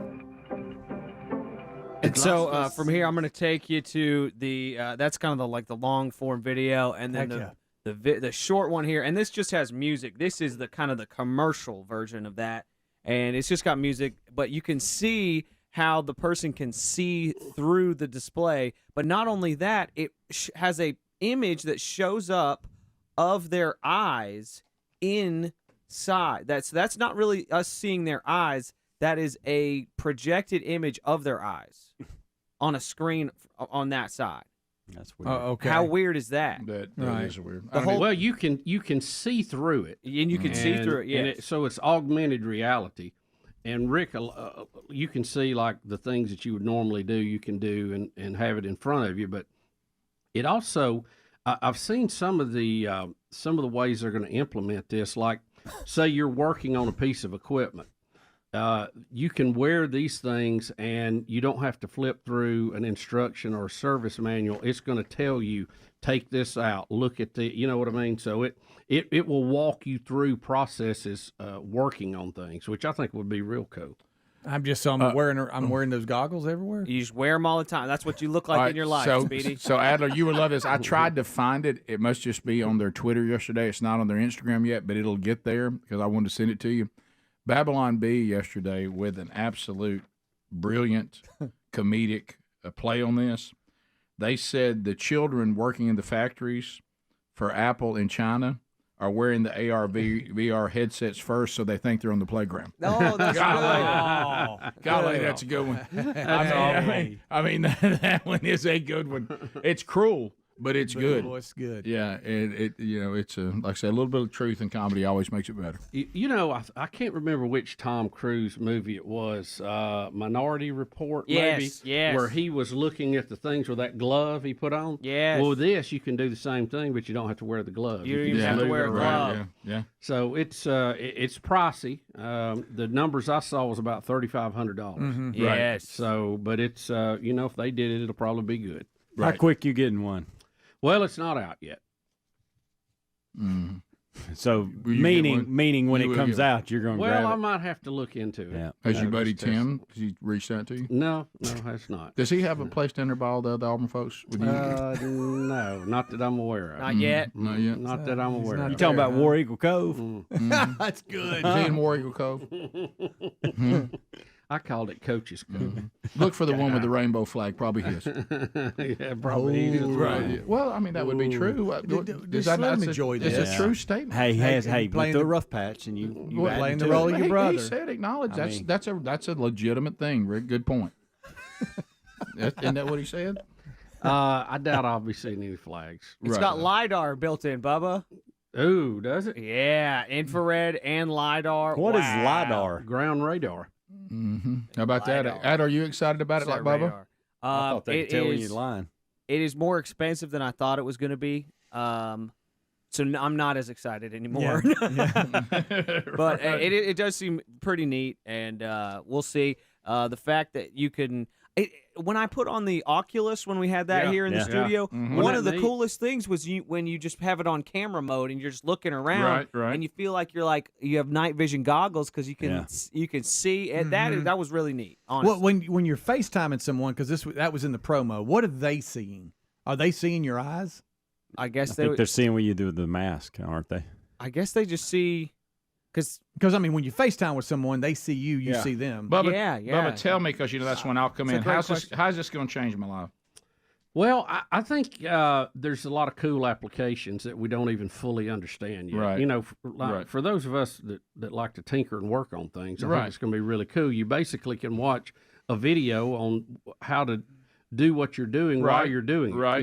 So it could tell me the steps to crank my pressure washer that I keep forgetting. Yes. Okay. Yes. With my goggles on, I'll be cranking it. Yes. Okay. Yeah. You'll just look like you're going skiing all the time. Right. There you go. But I think a lot of it, just from the other ones, to have experiences that you have not had yet flying a Yeah. jet plane, certain rides and things. It's really wild how it does affect you. I mean, it really feels like you're on it. Yeah, and it's got basically all that's gotten better. It's the Yeah, it's it's the got a latest. lot better. Yeah. Okay. The Star Wars game was really fun. Yeah. I mean, the VR stuff is really cool. By the way, how much Tim Cook currently looks like Scott Gorosky is shocking. I'm not Similar getting in on personality. No, that we've one. talked about this before. Similar personalities. No, well, probably Okay. two different ends of the spectrum. Yeah, sorry. Your phone calls are next. Rick and Bubba. The blood thinners he's taking make it look worse. It could, I guess, but that'd be bruising. Like Like you have his on the arm. arm. Yeah. Right. Yeah. Because Can I see it one more time? I understand the bruising stuff. Just me. I just arm? want to look at your leg. Hold on, just stay right there. Will you smell it? I'm going down. Speedy, Hold touch on. it and see if it's warm. See if to it the touch. smells. If it has a smell, it could be gangrene. It don't smell. I'm gonna use a word I don't like to use. It looks like it has pus in it. Greg, don't It use does. that. I don't word. like using that word I don't before either. breakfast. It looks runny to me. You're saying it a lot in the break. Oh, I know that's that. an alarm. Doesn't look good, does it? It does look like scabs. It scabs later in the day, early in the morning after the shower. Okay, buddy, It's just not- keep. By the way, I think you got a piece of grass still in it. I told you couldn't reach your shin. I knew it.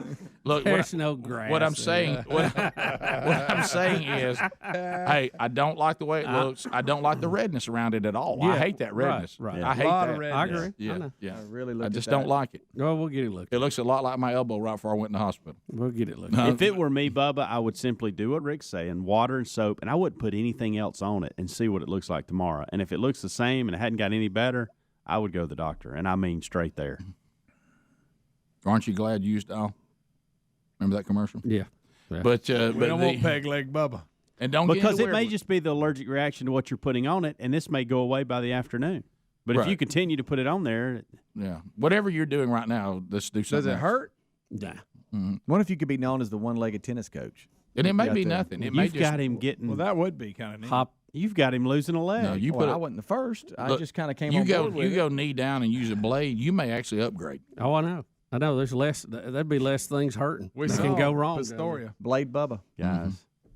No, I Just think don't kill you up. Let me. It's not working up the knee, is it? The discoloration? No. Because that's when that's how it gets you. Is it sore to the touch on where the red is? No. Well, you may So, get so like, denial. like, I think he's hey, in hey, denial. if you Do you press touch it around enough? does it Can you hurt? can No, you it's fine. reach down there to touch it to Yeah. know? Have you Hold- bumped it lightly? Hey, do me a favor. Hold your breath. Hold your breath and touch it.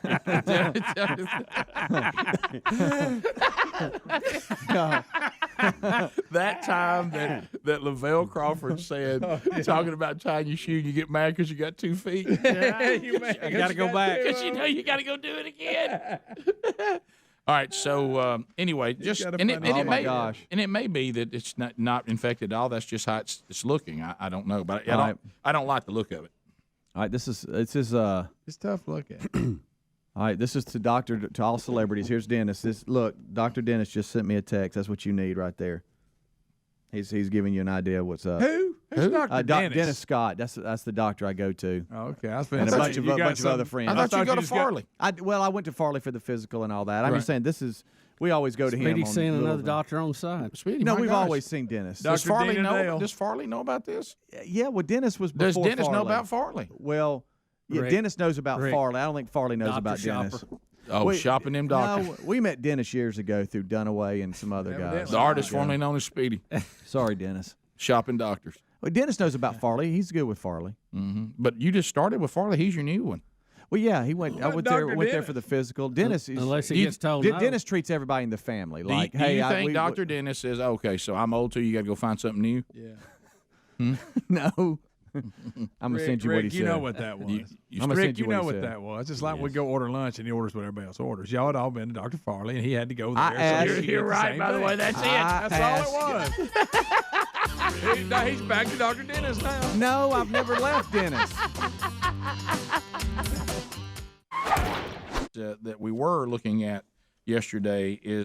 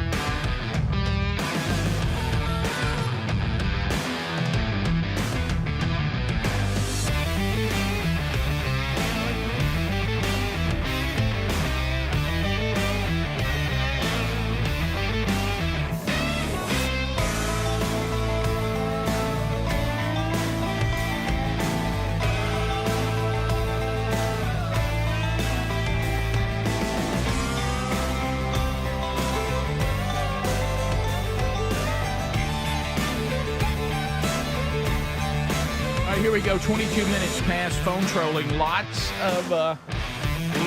of items that we've talked about. You can comment on it too. Let's go. That's it. Area 212. Make a comment, ask a question, bring information to the table. Come on. All 10 lines are available and ready for you. At the end of 30 seconds, the buzzer will sound. Your time on the program comes to a close. Then we'll be moving to the next caller. Looking at themanchurch.com this weekend, June the 11th. Is that Sunday night? June the 11th? We will have Brian Gunn from Team Man Church. He'll be speaking in Webster, Florida, First Baptist Church, Webster, Sunday night. They're doing the men's discipleship strategy, so if you want to plug into their small groups and the curriculum they're going through, you can do that night as well. But you definitely want to get there to hear Brian Gunn, outstanding teacher. And we mentioned already on the show, the following weekend it is the Gridiron Men's Conference. I'll be joining Mike Pence, Robert Jeffress, also David Jeremiah, Phil Waldrop, Charles Billingsley, and others that will be speaking at the Gridiron Men's Conference. I'm honored to be there next weekend in Huntsville. And then on Father's Day, if you'd like to join me at my home church in Birmingham, Alabama, at Valleydale Church, Men's Breakfast, a classic, Brian Gunn will be teaching there as well. And if you want to plug into one of our small groups, we're going through the curriculum at themanchurch.com. You can do that too. And also find out about a ministry, Fathers in the Field, which this ministry looks for men who want to mentor young men and boys who are fatherless. So that'll be coming up. All those things can be found at themanchurch.com under upcoming events. Brooke gets us started. Brooke is out of Coleman, Alabama. Brooke, you got 30 seconds. Go ahead. Hey, my mom and dad own a butcher shop in Coleman, and we've had a lot of customers coming in asking if we inject our meat with the COVID vaccine. So I just wanted to get your thoughts on it and see if it's actually a thing that people are doing. Well, do you want to answer that question? Yeah, shouldn't y'all know? You're the butcher shop people. No, we're not injecting our meat with anything.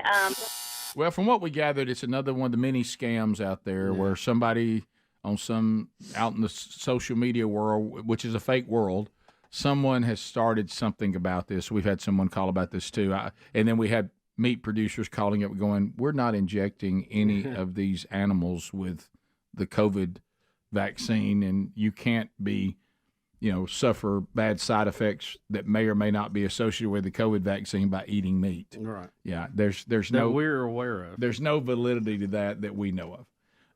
866 We Be Big is the number. We continue. Is it Tamara? Tamara, is that right? Yes, it is, Tamara. Hey, Tamara, 30 seconds. Go ahead. Good morning. Thank you. I was wondering if you could clarify or explain further the statement that you made earlier on the show about all sins starting in heaven. Not all sin itself, because all sins didn't, obviously. The Lucifer was a created being. You know how have you ever had any people, Tamara, say to you, well, why did God create the devil? And well, he didn't. He created Lucifer. Lucifer became the devil, became Satan because of a rebellion in heaven where he did not like his position. He desired to be adored and worshipped, and he wanted to take the place of God. Got a little full of himself and created being, Lucifer, and convinced a third of God's angels that they could go with him and they could overthrow God and the remaining angels, and they were defeated. So when you hear that, rebellion started in heaven, and Lucifer, the angel, who apparently was given a choice, decided to try to overthrow God and was first thrown out of heaven down to earth, but given access to come back and forth, because that's stated in the book of Job that Lucifer, now Satan, now the devil, appears before God, and God says has to give account that he's going to and from. Now, what some people don't like is apparently you look at Scripture, and Satan is allowed to do things only by God, and God sets the parameters. That's clearly stated in Scripture. And so that's where that term comes from, is that rebellion actually started in heaven. And if you look ahead, we're studying the Revelation right now, Tamara, and in the Revelation, you see at the end that God is going to create not just a new earth, not just a new Jerusalem, he's going to create a new heaven. So heaven also The final heaven does not exist at this time. It is being prepared according to what Jesus told us. And at the end, when evil is finally eradicated from earth completely, at the end, everybody, supernatural or human, who continue to rebel against God will be completely removed, and then we will establish a new heaven, a new earth, and of course a new Jerusalem. And all that new means because it has to be made new. And I know it's that's kind of some high level. It is theology. And it's a deep dive, and it's confusing to some people. But it's I've heard it said many times that the devil is God's unwilling servant, right? And it's all used for the glory of God. So yeah, well, one of the comedic have to work it all the way back to that. Yeah, but remember when these terms devil and Satan, they're saying what Lucifer did. That's not his name. He became the devil because he became our accuser. He's Satan because he was a usurper, but he's actually the angel Lucifer. And he was a head man. Yeah, but when you look at everything, it's like he can't learn about the playbook that he keeps running, even when he's allowed to attack, and even when he goes after the people of God. Just about every single time, sometimes the only way people actually repented and cried out for God is because of the misery Satan put them in. Right. So a lot of times he's used to run people right to God. And he just keeps making that mistake over and over again and continues to do it all the way to the end. And many times his attempt to destroy only points more people to Jesus. Like I talked about the ministry even in our family. Satan would have been much better off. He just left us alone.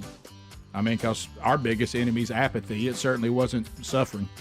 Suffering actually got us focused.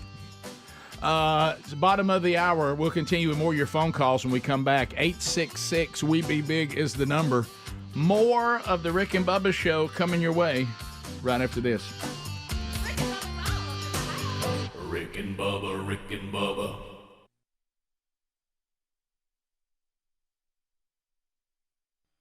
This thing about these immigrants that keep can I just tell you this? I don't fully understand. I mean, I know there's different theories about who's funding it, who's doing it. What exactly are these thousands of people doing that are trying to walk thousands of miles? They're trying to come into. I mean, but what? How did this start? I mean, how did a group of people say we're headed to the United States of America, rolling through various countries? What is this? I don't fully understand. We had this before, right? And when they were doing the reports on that, they said that they do it every year. It just has got larger. Now, there's reports this morning that there is another group forming to leave shortly behind this group. In Guatemala. Yeah. So, I mean, this is not about asylum anymore. This is about an invasion, and it's ridiculous. Yeah, people are now saying you can't just have 7,000 people come barreling in that all are going to need assistance immediately. That's crazy. One of the things, and it'll be something that Metaxas will be talking about later with his new book on Donald Trump. Trump is doing things that and it does kind of. I think one of the things that drives most of us the highest level of crazy, and it gets infuriating and frustrating, is when you start looking at people and trying to reason with people that won't be reasoned with. And so coming down to, let's just fix on this topic. Bill Clinton, Democrat, Barack Obama, Democrat, Donald Trump, Republican, have all three said the same thing about letting piles of illegal people pour into the country. So why is everybody upset if you're a Democrat with Donald Trump when he said the same thing Obama and Bill Clinton said? Here's Obama right here. Does anybody? I don't understand that. Let's hear it. We are a generous and welcoming people here in the United States, but those who enter the country illegally and those who employ them disrespect the rule of law, and they are showing disregard for those who are following the law. We simply cannot allow people to pour into the United States undetected, undocumented, unchecked, and circumventing the line of people who are waiting patiently, diligently, and lawfully to become immigrants in this country. See, I agree with that. Absolutely. I agree with President Obama 100%. Did he not say we can't allow people to pour into the country undocumented, unchecked, and unvetted? Did he not just say that? He did. You know why? And he was right. You know why? Because that's just logical. I mean, no sovereign country can allow that to go on, and President Obama agrees with President Trump, who both agree with President Clinton. So here's what I don't get from and so maybe some of you are listening, I hope. You know, I know it's kind of like I watch certain things that I may not agree with everything about them, like when it comes to entertainment and comedy, and some of y'all listen here for other reasons than our political views, and you just tolerate our political views. So if you disagree with us politically, how can you disagree with this on us unless you also disagree with two former Democratic presidents? Do you? Now, if you do, you're being consistent. If you think I'm a pour into the country person, I don't care who the president is, then that's your point of view. I disagree with it, but I respect you being principled. Right. But if you're a person that says if Obama doesn't want them pouring in or Bill Clinton doesn't want them pouring in, I agree with that. But if Donald Trump doesn't want them pouring in, I disagree. Then you're not principled. You're just playing some political game with people's lives and a sovereign country's borders. So, Well, without borders, you don't have a country. We've talked about that. We all live in houses that have doors on them. There's a reason you have a door, and most everybody has a lock on it. Right. You have to have there has to be a civilized form to this, and this is not. And I'm sure that it is being done for political reasons. I mean, true, getting asylum somewhere because you need relief. And there's rules for that. You used to have to be in a communist country. You used to have this. You had to be under, threat of losing your life constantly. And then there was still an orderly way you went through it. We can't have a mob showing up on the border wanting in. That doesn't work. I feel sorry for them. I don't know what their situation is. I'll tell you this, walking 1,500 miles is not going to help your physical situation. No, I don't it's care not. who you are. They had one guy die yesterday. I don't know if you saw that. Fell off one of the trucks. It was overloaded. Yeah, that's why they claim they took a day off. But the reporters are saying they took a day off because a lot of their feet were bleeding and they couldn't make it any further. Yeah, I mean, I don't know what they're expecting, but I'm going to say this again. It sounds like to me what Bubba just said and we've said is a non-political topic. Can a sovereign country allow undocumented, unvetted people to pour into the country?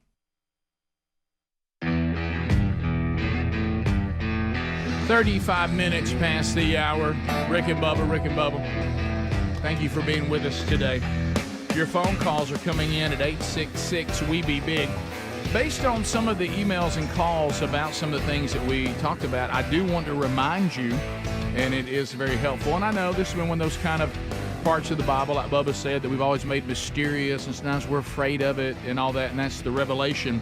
A lot of this, the Revelation is a fascinating study, and it really gives you a lot of clarity because, what we did, which was, and Sherry made this suggestion, and she was 100% right. In her wisdom, that we spent a year in Genesis and then we did the Revelation back to back. That way you see the beginning and the end. And if you can get the beginning and the end right, boy, it really makes the middle make a lot more sense. Yeah. So we've done both. Those archives are available to you. Now, the Genesis study, it's a year.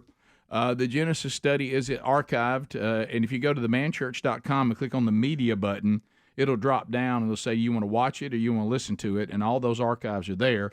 We're currently going through the end, which is the Revelation. Now, we're all the way into chapter 12 tomorrow. I think that's right. Yeah.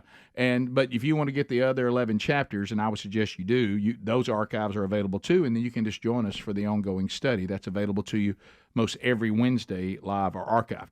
To the phones we go. 866-WE-BE-BIG is the number. We go to Robert in Greensboro, North Carolina. We only took 2 calls last segment, so we'll finish up some more, and then we'll get into some other stuff. Robert, you go ahead. Robert.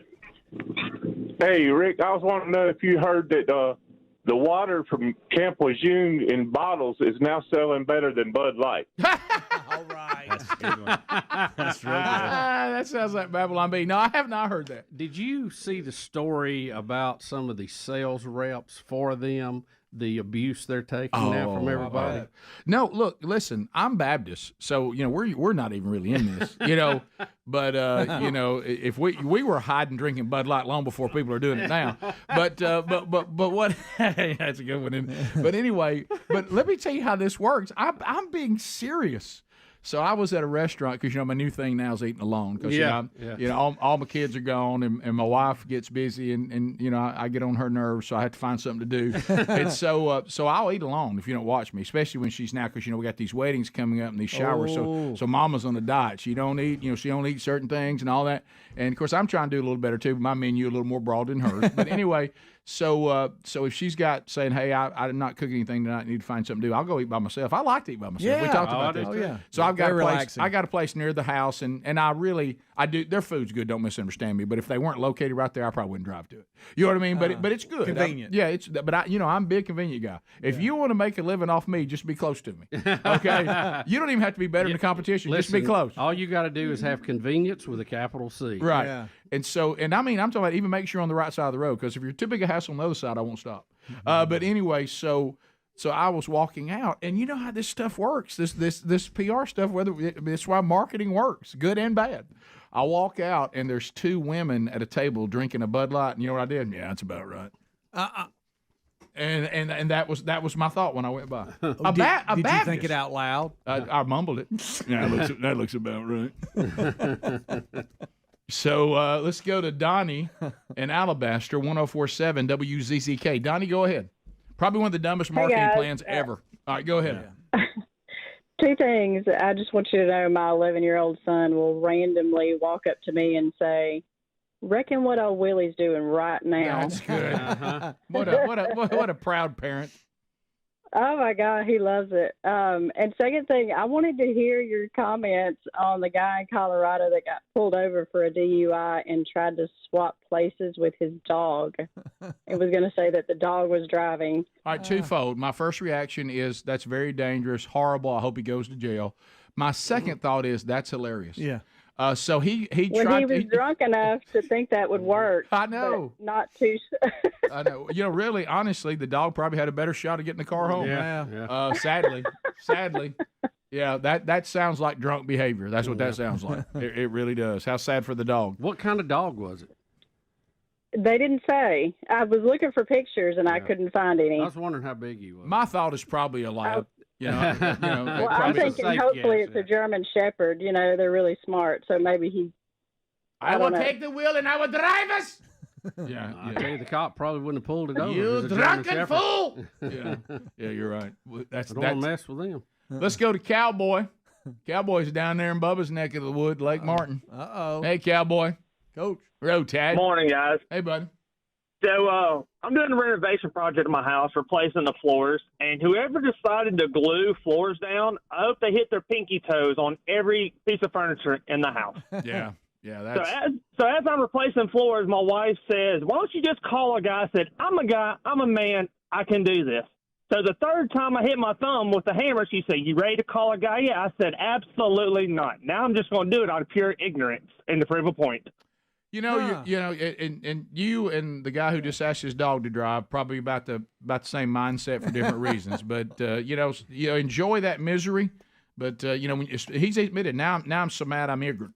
Oh yeah. I'm going to finish it. Had a buddy of mine. You're really proving a point right now. Had to redo his floors, and he was like, "I'm doing it myself. I'm doing it myself." He's crazy. And after his knees were hurting so bad, and they had only got about 3 rows done, they called someone. They had it done in like half a day. Can I say something? He's like, Speaking of home stuff, and I mean, look, we've been immersed in the large community for a long time. Mm-hmm. Do you think, though, those people of weight that it can limit what you can do?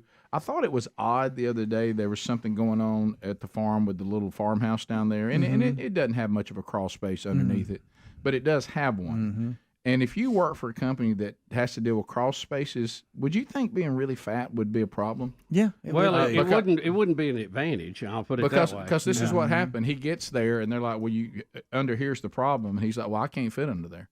And they delayed another week because they had to send somebody. You had to get skinny out there? Yeah, we get skinny out there. I mean, don't you think if like when the guy walks in and he's rotund, and your business is crawl spaces, wouldn't you think, big fella may not be able to crawl in many of them? I mean, you know, Terry works for a civil engineer, and I hear some of her conversations, and the question she asks is, "Do you have a basement?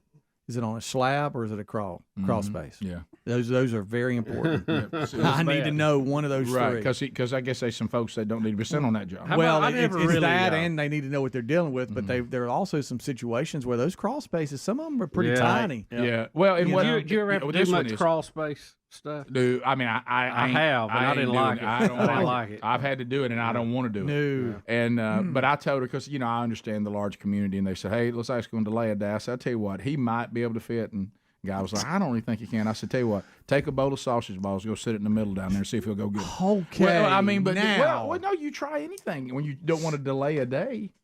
Bart in Alex City. Bart, go ahead. I would have went in there and tried it.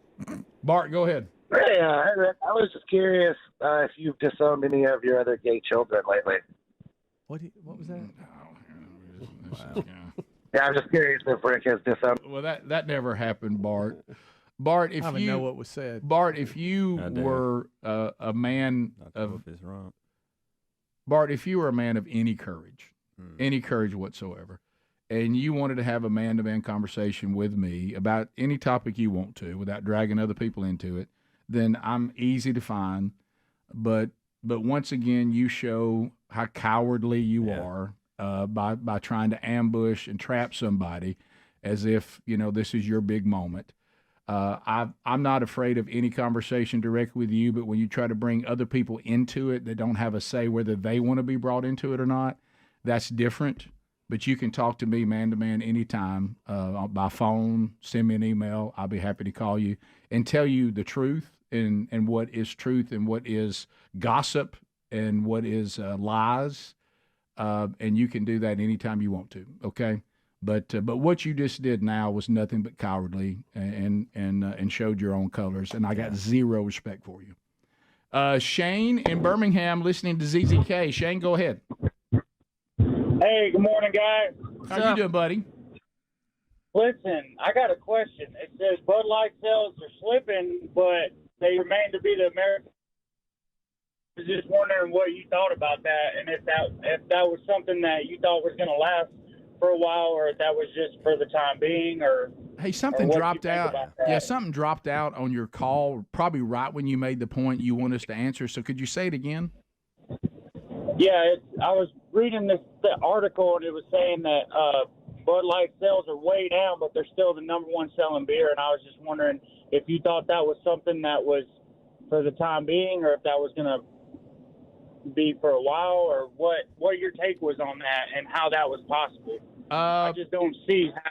Yeah, well, it could be one of those things, that you say we're number one, but we don't have as big a lead as we once had. The lead is diminishing. Yeah. I don't know whether that's true information or not. But I knew they were down sales-wise. We had various numbers, anywhere from 16 to 25%. I think the market value was the real big hit. That was it, yeah. In the billions. Was it 13, 14 billion at one time? I don't know. I'll try to find those numbers and see. And you may be right on the ranking, but Bubba makes the point you really need to look at. Let's say that our show had a market share of, I'm just grabbing numbers, 25% of the market share, and we were number one. And then it came back around, and people said, "Hey, we're turning on this product. We don't like it, whatever." And we go, "Hey, we're still number one." And you look, and our market share was 11. You would go, "Well, you may still be ranked number one, but wow, you've lost a lot of customers, and the gap's closing." And then now number two has 8%. Where at one point maybe you were 25% in second place, and I'm just grabbing numbers, had 10%. You can see how it's closed. You're still losing a lot of business. And do I think this brand is forever scarred? It's going to take some time. It's going to take some move out of the company. Yeah. Which I don't think they're willing to do. 14 minutes to the top. Rick and Bubba. And it sounds like that both parties agree that's not a good thing in the past and now in the present. And they also said, Obama said, which we've said here at times, and we agree with President Obama completely, this is also disrespectful to those waiting in line to do it lawfully and respectfully. Right. And now if we want to go to our legal immigration system and try to make it better, I'm for that. But we cannot allow mobs of people to pour into the country unvetted and undocumented. You can't do it. Nikki Haley put out a tweet yesterday that said the motives behind the caravan can be traced back to Honduran politicians who are aligned with Venezuelan and Cuban socialist dictators who are encouraging this to undermine the U.S. and Mexico. Yeah, Vice President Pence talked about that in the Oval Office yesterday, about how he talked to the leaders of certain countries, and they confirmed this is how it started. All right, now you know, too, one other point. They all are wanting and say they need to come to America, but have you noticed they're carrying flags of the country they're from? Yeah. Well, how about Here's the big question. What are you going to do about it?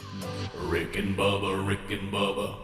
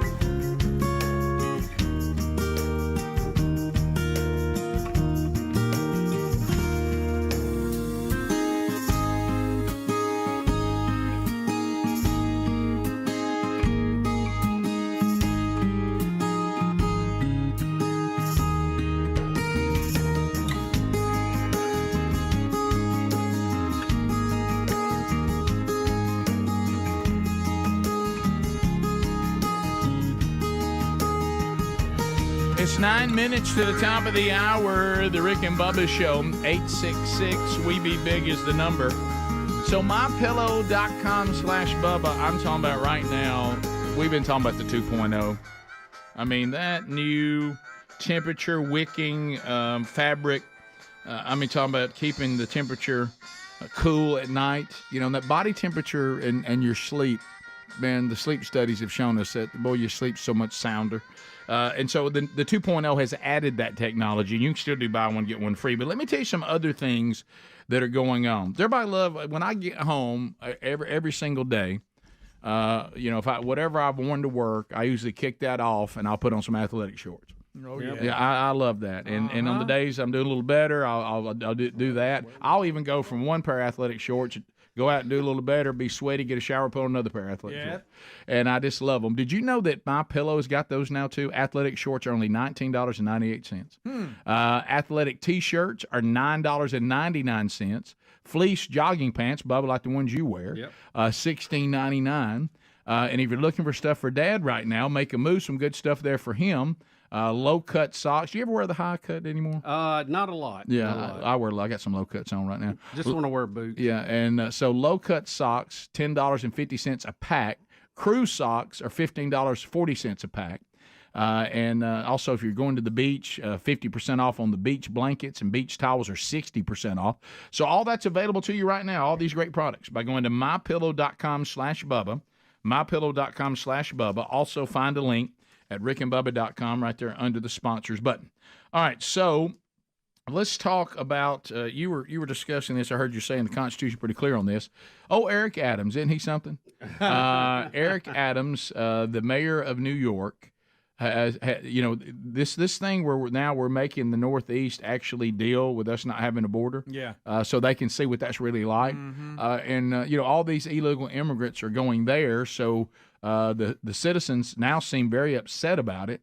And Eric Adams has suggested that when illegal migrants, as he calls them, come into to New York, that one of the ideas would be if you have an extra room, you let them have one of them. Yeah, all right. right. So here's the mayor. I'm sure you are at the governor's mansion. Why don't you start? Yeah. We're disciplined and we're executing on it. It is my vision to take the next step to this, to go to the faith-based locales, and then move to private residence. There are residents who are suffering right now because of economic challenges.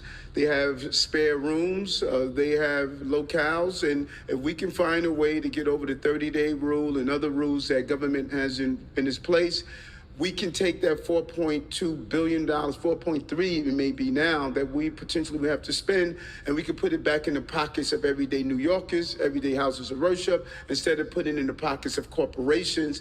And some of those corporations come from outside our city.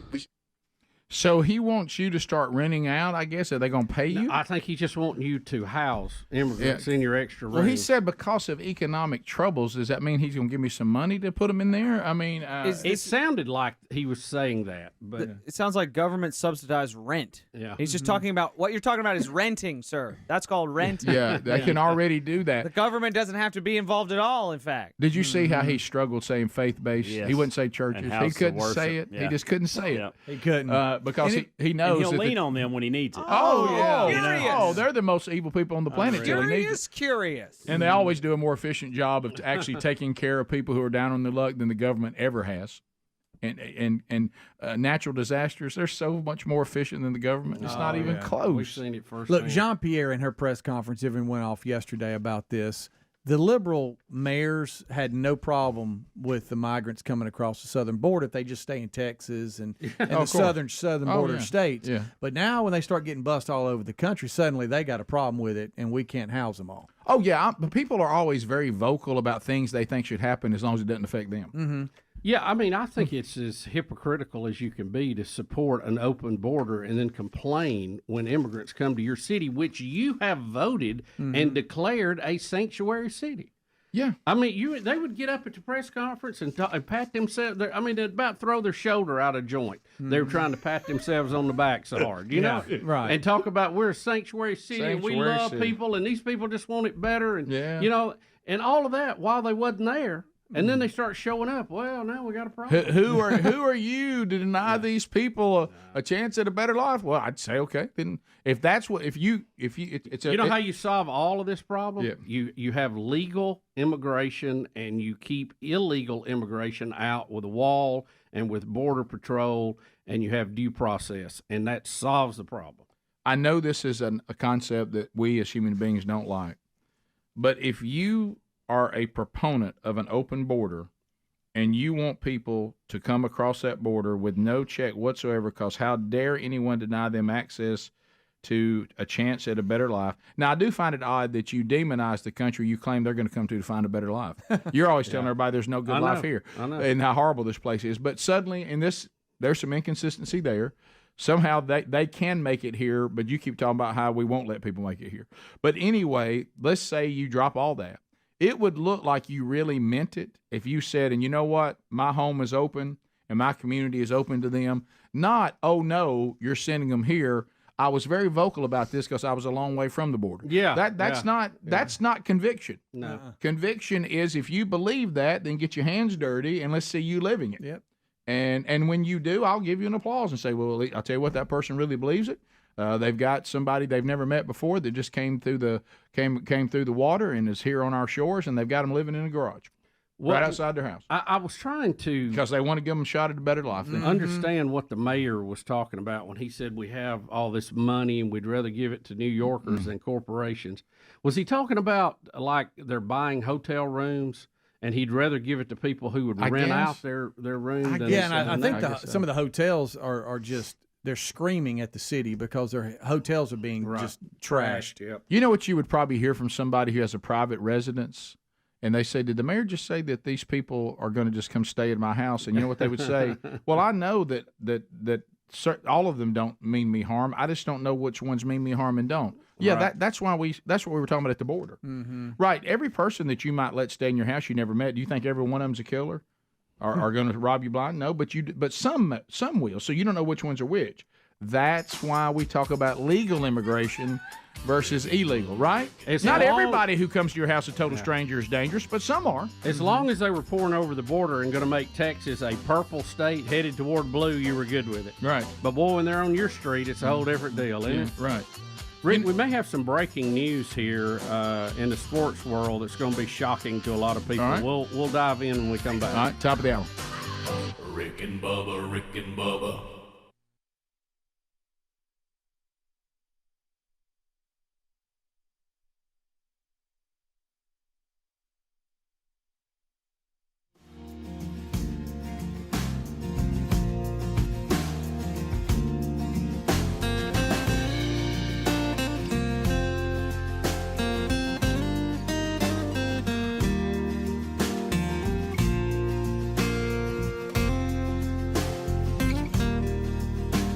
So a couple of things that are still out there. We're going to chase and see. We don't know. Our very own James Spann was at Game 1 of the World Series last night. We may or may not can get him today. If we can, we'll let him talk about last night. If not, we'll do our own update on the game coming up in a minute. If I could, I tried something last night. You know how I have secondhand embarrassment. And for the show, I tried something. I also have this thing where it's tough for me to watch national anthems being sung live because I'm always scared they're going to forget the lyrics or the sound's not going to be right, and I get really nervous. Sometimes I'll leave the room and come back when it's all over and ready for the first pitch or the starting of the game or Two whatever. ends of the spectrum. You don't want that to happen, Greg. You want it to happen. Absolutely, I want it to. Well, James Taylor sang the national anthem last night to open up the World Series Game 1 at Boston, and this is how it started last night, and I love James Taylor. The mix wasn't great, and he was trying to get dialed in. First of all, the announcer starts to introduce him, and the introduction is so long, he's going, all right, come on. You know, like let's go, I'm ready to sing, that kind of thing. So I want to give you So the bio was too long? Right, and you guys might disagree with me. Y'all might say, hey, man, this was great. But it just seemed like his guitar came in late. He's got an acoustic. He's playing it, and he's going to sing. And then when Spann sent me video of his perspective in the stadium, it sounded different. But here it is here. Really cool atmosphere. Oh, turtleneck. Can you see? I see he's playing. You can't hear the guitar. Is he playing guitar right Yes, now? yes. Wish I had more volume on it. Now, see, here it comes in now.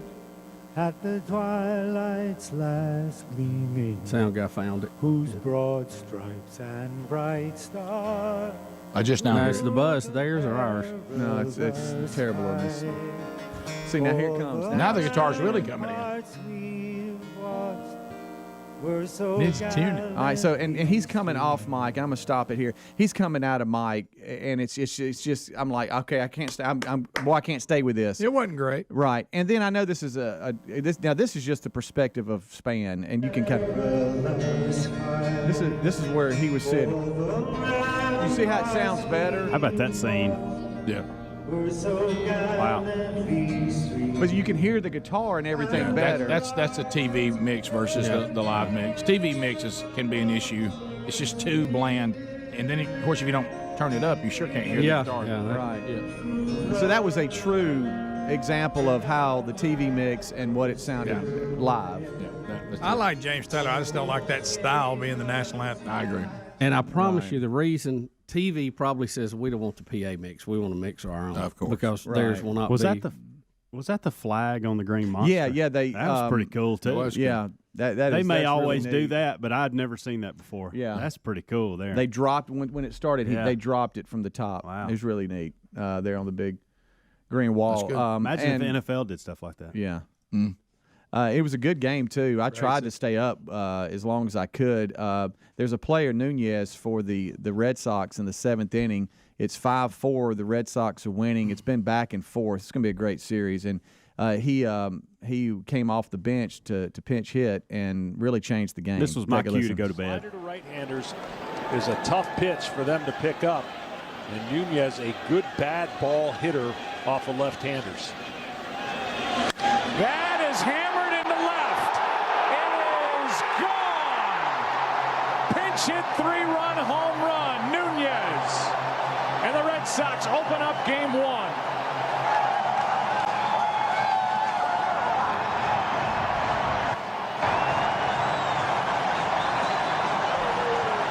And that's ended up. That was the final score, 8-4. Did Smoltz just say he's a good bad ball hitter? And that was a bad ball. Yeah. Isn't that something?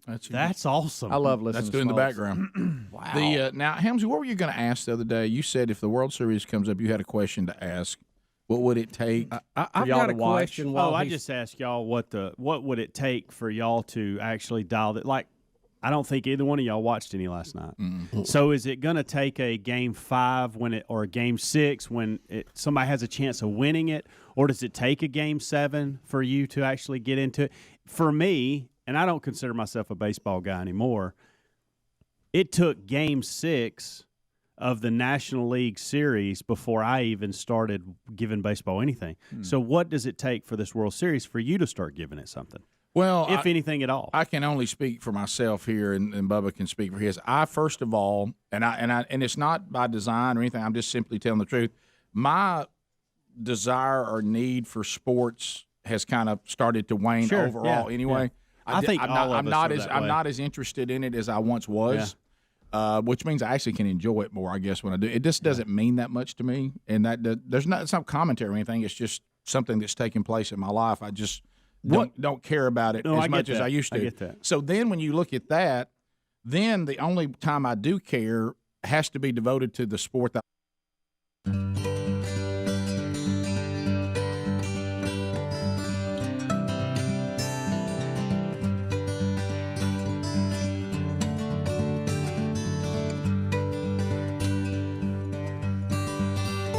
It is 6 minutes past the hour. Let's go.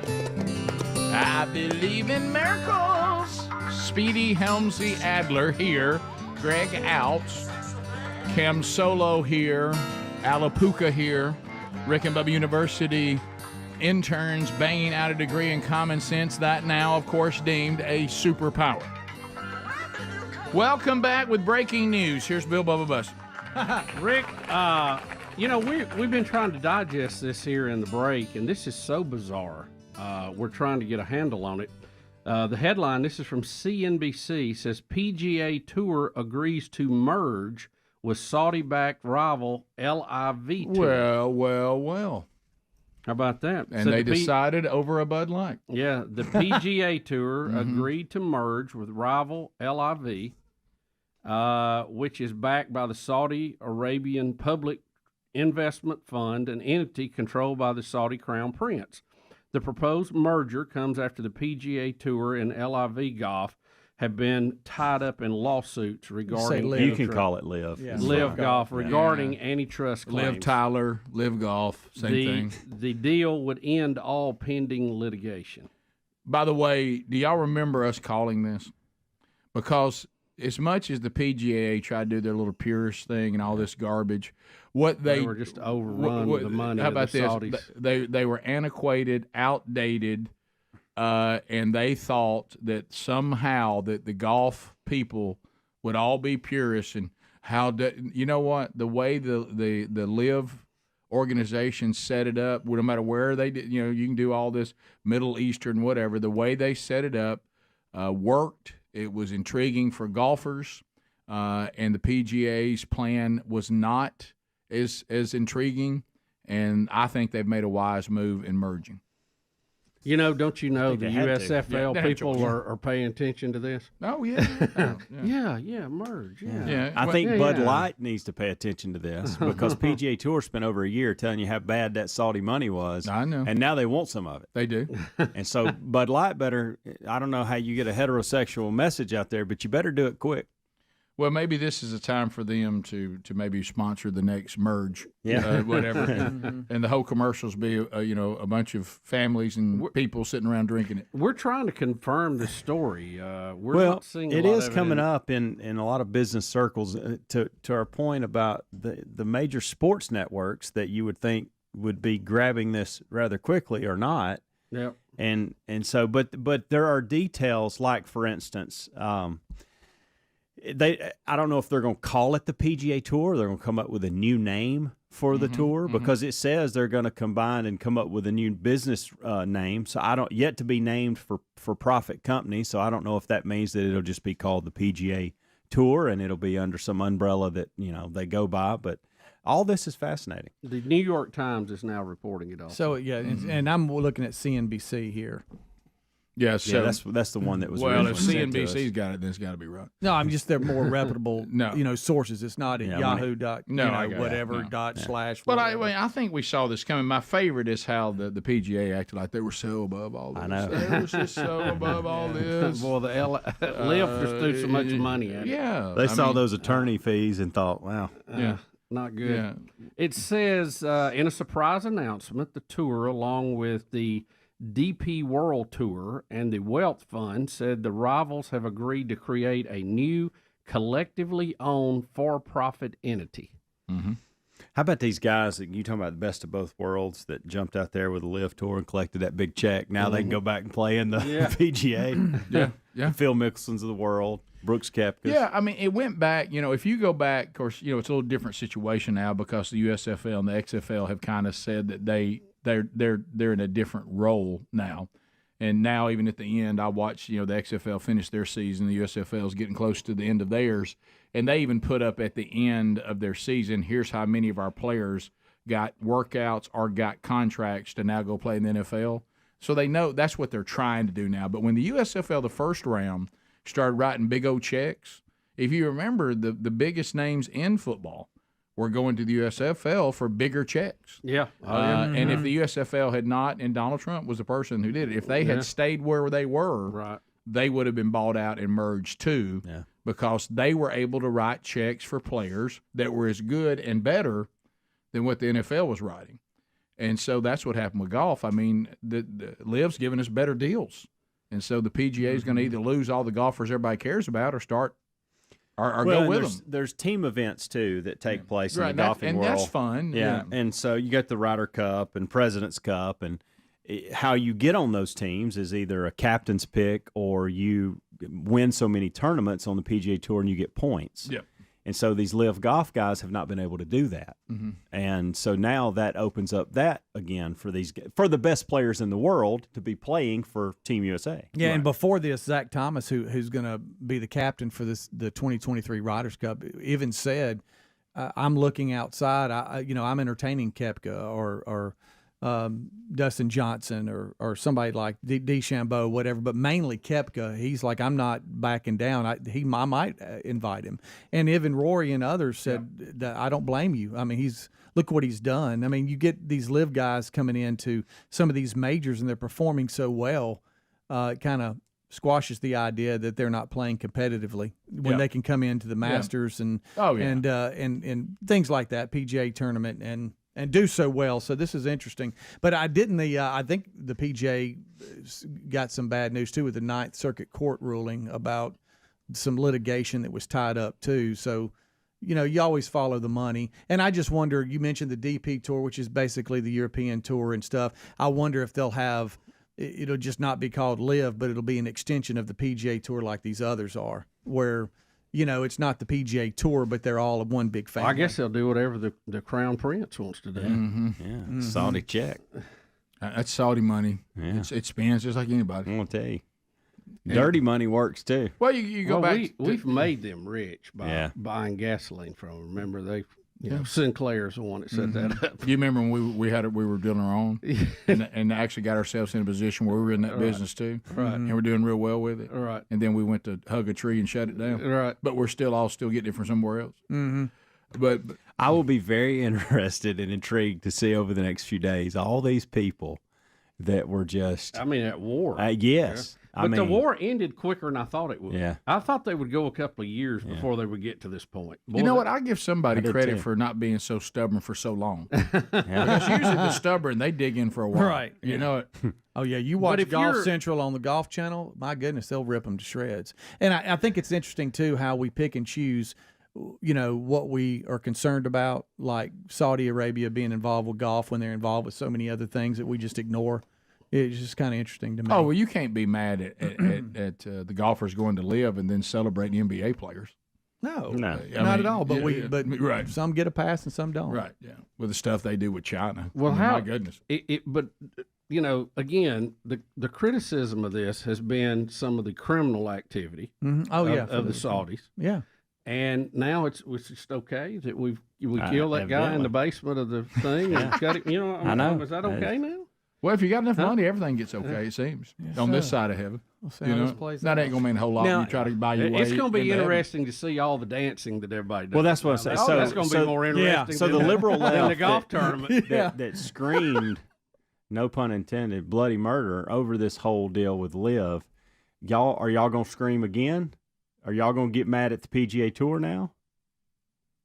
Because it was easy to get mad at the LIV Golf and the people that were leaving to go play and take this money. Well, now your baby that you adored is taking the money too. So now where are you at? Now, I can't believe the Saudis get Augusta in the deal. That's kind of Bubba, don't be adding to it. They will eventually. I tell you what, if they wanted it, they could get it. Yeah, they got the money. Yeah. So very, very interesting. Interesting. You already see an ESPN movie about this. Oh, yeah. 30 for 30. Oh, yeah. Or whatever the Crown Prince wants to call it. You know what it's going to be called? Black Gold. Texas tea. We'll be back. 866 We Be Big. More Rick and Bubba coming up right after this. Rick and Bubba. Like the most, which is American football. I like football the best, and I like college football the best of football. So that gets my attention even on a much smaller scale than it used to. First of all, I didn't watch a lot of baseball when I cared about sports. Now I don't care about sports overall, including football, as much as I once did. So now think about it. Now that's even a smaller pool. So I have to devote the little bit that I care about it to football, college football, and there's not anything left. Which is funny because on Saturday I didn't give college football anything and gave baseball a little, which is very strange. And I'm watching college football about a reduction of about 60%. Helms, with me, it's more of a convenience thing, and I have to think about it when I get home. I don't do a lot of appointment TV other than the Goldbergs. Yeah, I don't either. Yeah. And since they'll be on tonight, it means I'll probably be sitting in front of the TV at some point. It is Wednesday, isn't it?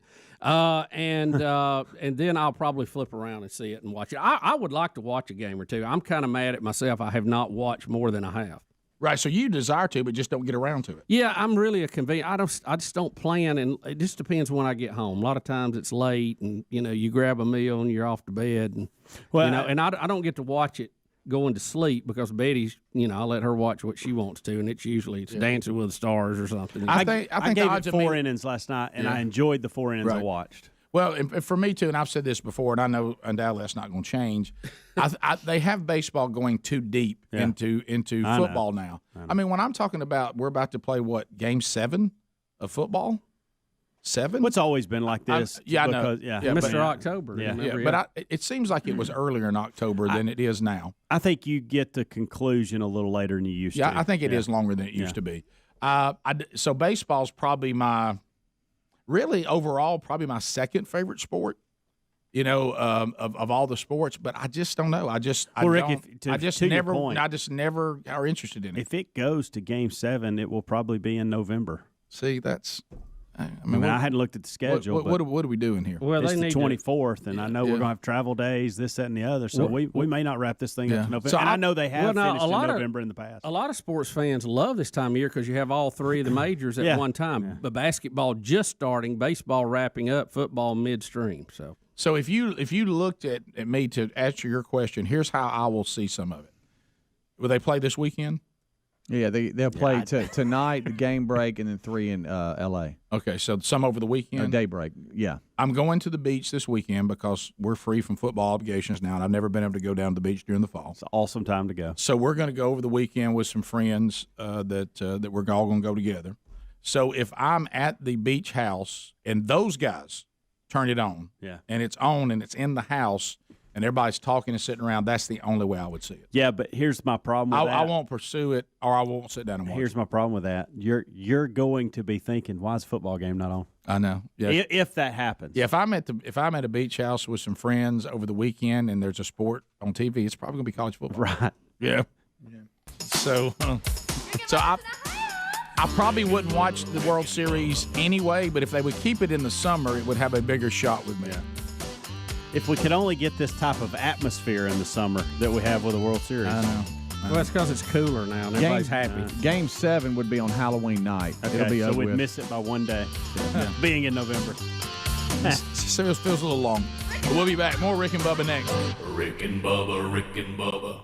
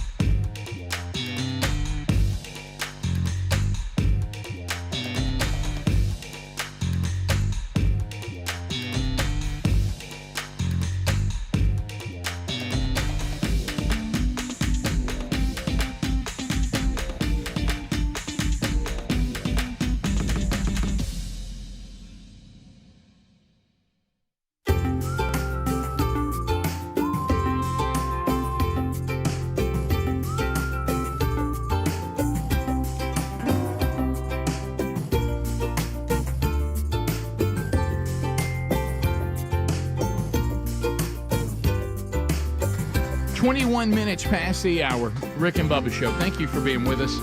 Tomorrow, remember, cutoff if you want to get a signed copy of the new 31-day devotional, Transformed, Embracing the Death of Self and the Power of God, and get that to somebody on your Father's Day list. Tomorrow is the cutoff. I just got a text that I need to go back and sign a few more. That's good news. But just know tomorrow, after tomorrow, that promotion will end. If you want to go ahead and get an order, and you can find that link at rickandbubba.com under show notes today, or if you follow the Man Church on social media, it was there for you yesterday as well. So grab those, and thanks for the response and the feedback on that, and we'll be happy to accommodate you through tomorrow. All right, so Rick, I know you were concerned about this. Donald Trump has already commented on the merger. Well, good. Former President Donald Trump. Well, you know, I lie awake at night saying, I wonder what's happening in the golf world. Listen to this. He says, great news from Live Golf. A big, beautiful, and glamorous deal for the wonderful world of golf. Congrats to all. Right. Well, good for him. What do you think they'll call it? I don't know. Live PGA. There you go. Meaning you wouldn't be living if it wasn't for us. Yeah, right. Yeah, there you go. Yeah. And our money. There you go. So we will see. Speaking, boy, that's quite a merger today. That is. That's it. A lot of people having fun. Speaking of Trump, that Cessna that we were talking about, that we had to go after with the military jets. Yeah. With Trump donors, family on board. It says that the early investigation, it's what we were already thinking, that this mysterious U-turn toward D.C. On autopilot took place when the autopilot took over, when lack of oxygen in the cabin caused everyone to pass out. So they think it was the speaking of golf, the Pan Stewart thing again. Yeah. And I thought it was kind of strange. Immediately they started letting everyone know we didn't shoot them down. They crashed. Right. But they were ready to shoot them down. Right. And I don't know, did you hear any of the transcripts from the pilots on that? I mean, they had identified them and told them that they were going to take them down if they continued on the same course. Well, and they didn't have to because it ran out of fuel. Well, I'm thankful, but I do understand, and I think we all should understand, because of 9/11, you can't let aircraft that won't respond to you fly toward D.C. Yeah, and when they get off their assigned route that was approved. We now know, there probably is reason for concern. And they even shot flares to be sure the pilot, was not hearing them or something. Right, yeah. But that plane got within 20 miles of Reagan International. How about that? Well, and it sounds like it was the loss of cabin pressure thing again. Yep. So there you go.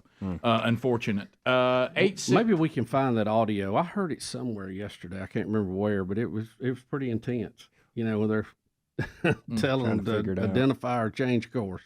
Yeah, and that back to this, if they don't do it, and then this thing crashes into the White House or into the Capitol, or you got then you're like, why didn't you do something? I can remember, the result's going to be the same either way. Right. I mean, you can't land the plane if they're all right. No. Yeah. Yeah, the pilots, the fighter pilots could see through the window the pilot of the Cessna slumped over. Oh, really? In the seat. Yeah, that's sad. Sad. That's pretty close. Yeah. Yeah, it is. To the phones, Craig in Alex City standing by. Craig, welcome to the Rick and Bubba Show. How are you today, buddy? Craig? I'm all right. How y'all doing? We're good. We're good, Craig. So I was just wanting to give my opinion on Senator Tim Scott. I think that the only reason that they allowed him to be on The View was simply for the fact he's a bit, mellow, easygoing. Had this been somebody who's real, straightforward and blunt like Ron DeSantis, it'd probably been a different outcome, and they probably would have rejected him. Well, I thought he was pretty blunt and outgoing with them. I mean, I thought he mixed it up with them pretty good. Yeah, usually in these kind of situations, the countenance of a Tim Scott, and I understand the point you're saying, but they did have DeSantis on in the past. He has been on. But the point is, most of the time, and it is hard to do. We all can get elevated when we're passionate about something. It's something that God's changing in me.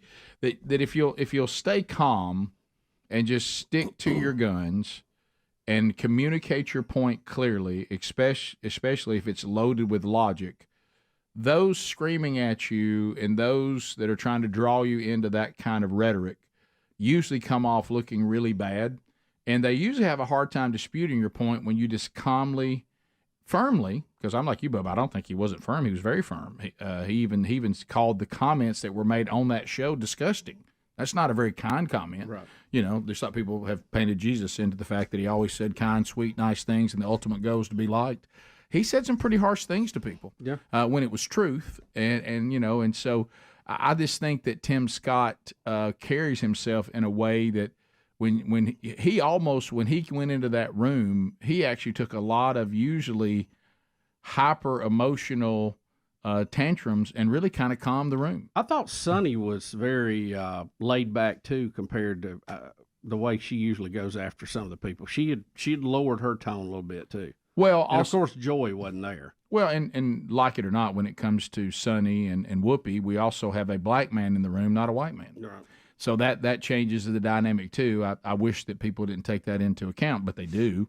And then you go to but the they other, had said he didn't even know what it was like to be black in America. And he found that to be Right. disgusting. Right, he did. And he told him about it. Yeah, and just like they try to do with Condoleezza Rice. Yeah, her being in Birmingham during the Civil Rights Movement, she has no idea. But it's Barack Obama that knows, who of course was in Hawaii at the time. He knew all about the Civil Rights Movement because they were really impacted by it there in Hawaii. Right. But anyway, when you also you have to look at the obvious. Joy Behar was not there, Right. so that also helped calm the room. We continue. Let's go to Alan and Trustful. Alan, go right ahead. First of all, Bart, you can lump it, and you don't get any of Greg's puppies for disrespecting Rick and the guys. So, guys, the PGA and Live that y'all were talking about merging, y'all have got to look on Twitter and look at some of these tweets right now about the commentators and, like, their reactions of, like, waiting for their resignations and stuff. It's very funny. There's one where they throw, like, a brick in a wash machine, and it's, like, shaking to death. It's very, very funny. Yeah, I can't wait to see what Babylon B does with it. That'll have be good. This would be like the SEC and Big Ten merging. Oh, yeah. That's funny, which is happening. Let's go to Renee, Pensacola. Renee, go ahead. Hey, boss, listen, my 6-year-old grandson asked me about this plane that got debogulated over there heading towards Washington, and he said, do you think it floated in from China across the United States? They would have still shot it down? That's funny. That is. That good point. That is a good point. We'll come back. We have more to cover on the program today. We'll try to get more of your phone calls in, too, as the Rick and Bubba show continues. We got some crazy baseball stuff yeah, going we'll hit on that with when we come back. the We got playoffs in full speed. Oh, yeah. Playoff baseball is a lot of fun. I love playoffs.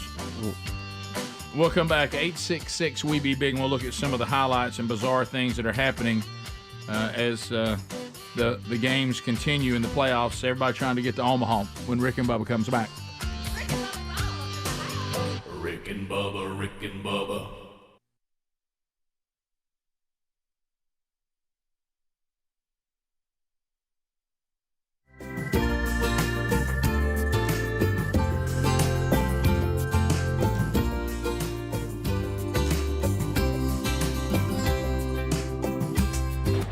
That is driving me nuts. Will you come in and bring that with you? But we were undoubtedly whatever y'all thought might have fixed it didn't. It didn't. So this freaked Greg out the other day, Right. and it freaked me out yesterday when Adler took me into his TV room and said, "Hey, have you seen this?" And I was like, "What are you talking about?"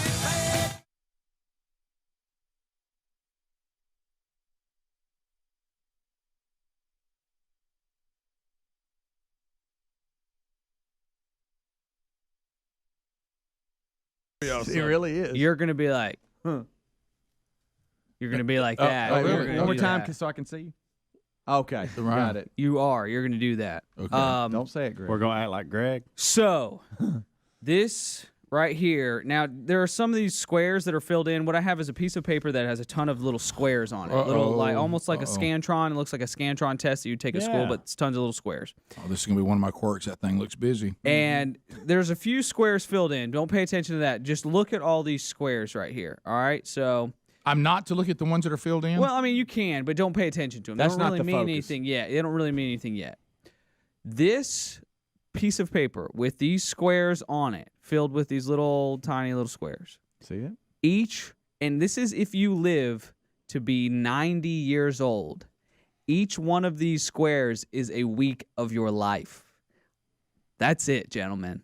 That's all we get.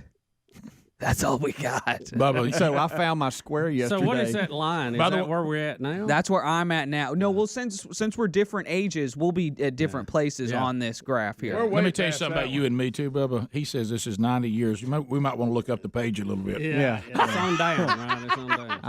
I'm on down. I'm around right in this area here. Mm-hmm. So you got, the first 5 years, you're kind of just drooling and learning to poop in the right places and stuff like that. And then, hopefully I got past that before 5. Is that a picture?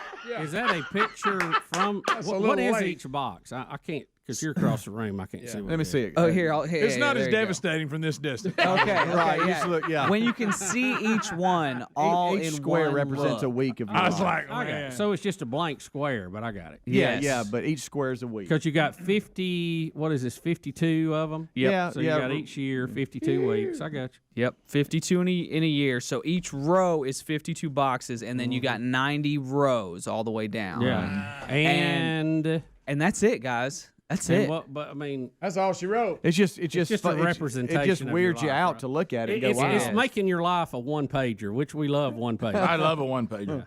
So I've been filling them out, guys. I've been putting a little bit of marker in each little box every Monday, and being like, "All right, buddy, why this box is filled up, dude? Fill this box with life and love and wisdom and the right choices and stuff that's going to benefit the boxes later down the road. Use that box, buddy." Use it. Is that how you say it? Yeah, I try to. Hey, let me ask you this: Have you buddy. gone back and found the week that Greg joined us and seen how many weeks you've worked with Greg? I should, and I'll have You like can be thankful for it. Are those the ones that are covered in brown? yes, yeah. They And you go can from thank the Lord for it. they go from green to brown. Right.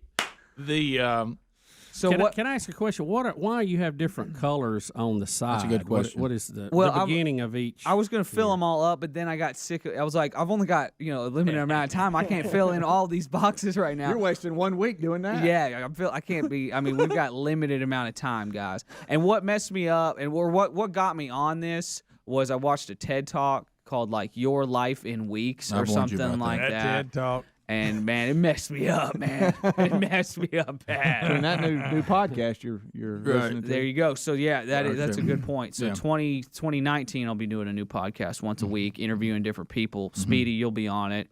Bubba, you'll be on it. Okay. Helms, you'll be on it. Greg, you'll be on it. yeah. Oh, dang it, I messed that joke you up. were gonna say Rick and not Greg. Yes, I was gonna say Rick and not Greg. Dang it. That's where the brother thing got you, didn't Screwed it up. Gotcha. So how about Screwed it this? up. So if you really want to look at it, so you take this one page, say this is my life, and you lay it down, and now that life is over. Now somebody's picking up the one pager and what they're going to say about that life. That's right. What's on that page? Yeah, buddy. Oh yeah. That'll get you to thinking. When you see it all, and you can see each block, you're like, all right, it's very finite. Pass the gravy, please. 35 minutes past the hour of the Rick and Bubba Show. Thank you for being with us. 866-WE-BE-BIG is our number.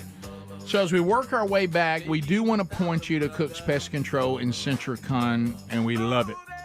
Cook's Pest Control in Centricon, it's the best combination for termite protection for any piece of property. And what they do is they build a fortress around the property so the termites are never there. Because once they're there, now you got a problem. So you got to block them out. Don't even let them in. So build that fort with Centricon and Cook's Pest Control. Do you need Cook's for everything else? Like, think about this time of year. If you're in a climate like ours where mosquitoes can be problematic, probably want to get a mosquito treatment. Go ahead and get out ahead of that. That's good. If you need them to come and just inspect your property, even new home construction, they'll do that. Because this is that time of year. I mean, every kind of bug and pest you can think of. Put them to work for you. They do a great job. Carpenter bees, they got a treatment for that. They're the best in the business. We use them. We love them. We think you will too. But they'll come evaluate the property, and you don't have any obligation to them. You make that decision for yourself when they come and say, here's what we found, here's what we do, here's how much it would cost. But we would suggest that you use them because they're the best, and then you get to sing with us, looky, looky, looky, here comes Cookie, Cooks, Pest Country. All right, Bubba, we've got baseball playoffs going on, and we've got video, and we've got highlights, and we got weird plays, and we got a dad who his wife is not going to be happy with this foul ball situation. No, it's being called an example of how not to be a dad. Now, foul balls, they're to me, they're almost in the category. Back when Bubba and I used to do a lot of on-site broadcasting called remotes, we'd go out to a property.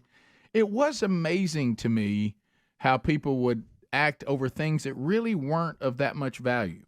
They were just free, and they were a gift, and the way people would act over things like taking stuff in their pockets full of them and not letting other people have them and saying, can I have 10 when everybody – the pursuit of some things in life to me are odd, and foul balls is one of them.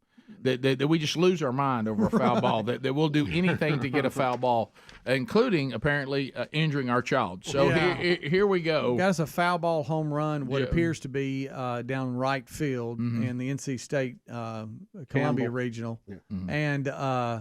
And please watch what happens. It's not funny. 1-2.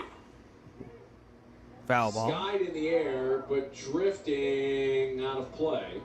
Oh, Dad's going for it while holding the kid. Again, it'll be 1-2. Oh, kid's head. Boy, his head. Click, clack. So he's carrying his kids like groceries. Right on the concrete.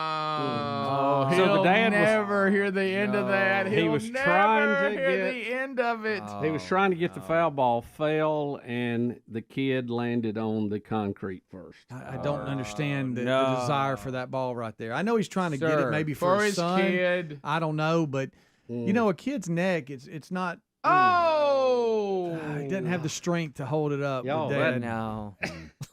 Man, that's more than a rub it off there, isn't it? Yeah, I think the kid had to have medical attention, right? The kid get hurt. I don't know. I know his dad rubbed it. You know, you got to rub it out. Of course, his dad rubbed some dirt. And on then it. his dad began to beg him not to tell Mama. Right. Please and then don't the tell Mama. replay got viral. Yeah, he's hoping she's not watching ESPN. Oh, the replay. See, this is the horrible thing about replay, because he would have had that kid talked into a new story by the time he got home. Yeah, I screamed for a year. Yeah, that's right. Look, ice cream for a year. A new bike. Man pushed you down. We were trying to get in the stadium. Yeah. You know, please. Oh man, I can't watch that again. What about it? Hurts my head. To see it, Yes. What about when your cell phone begins to ring immediately? She's watching because she knew you and the boy went to the game together. Yeah, you get home. She's got it in a continuous loop on the laptop. Now, Speedy, what is this next clip? It's base running. Yeah, this is Florida and Texas Tech. Florida ended up winning this regional, but this was a heads-up play. They had the shift on, which to the right side, so the Florida runner steals second, but then realizes nobody's at third, and then outraces everybody to third, trying to get there. Runner goes. Good one to go on for Langford. Nobody at third. And now he takes off. Wyatt Langford has the smarts, too.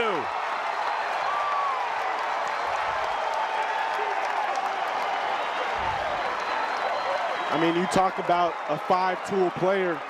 You just brought up the 6th tool, understanding the game. Defensively, they were in the shift. Yeah, where's the third baseman? He's over. He's a shortstop. Okay. He's covering the bag. He would have third if nobody was standing there. Wow. That's a substantial shift. Yeah. I mean, I've heard of a shift, but they all took a different zip code. I mean, good gracious.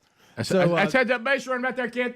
Now, isn't that one of the rules they changed in the majors? You can't shift. You got to be on the same side of the field. That's good base run there, kid. This next one is Penn out of the Ivy League and USM. This is the Auburn Regional coming up here.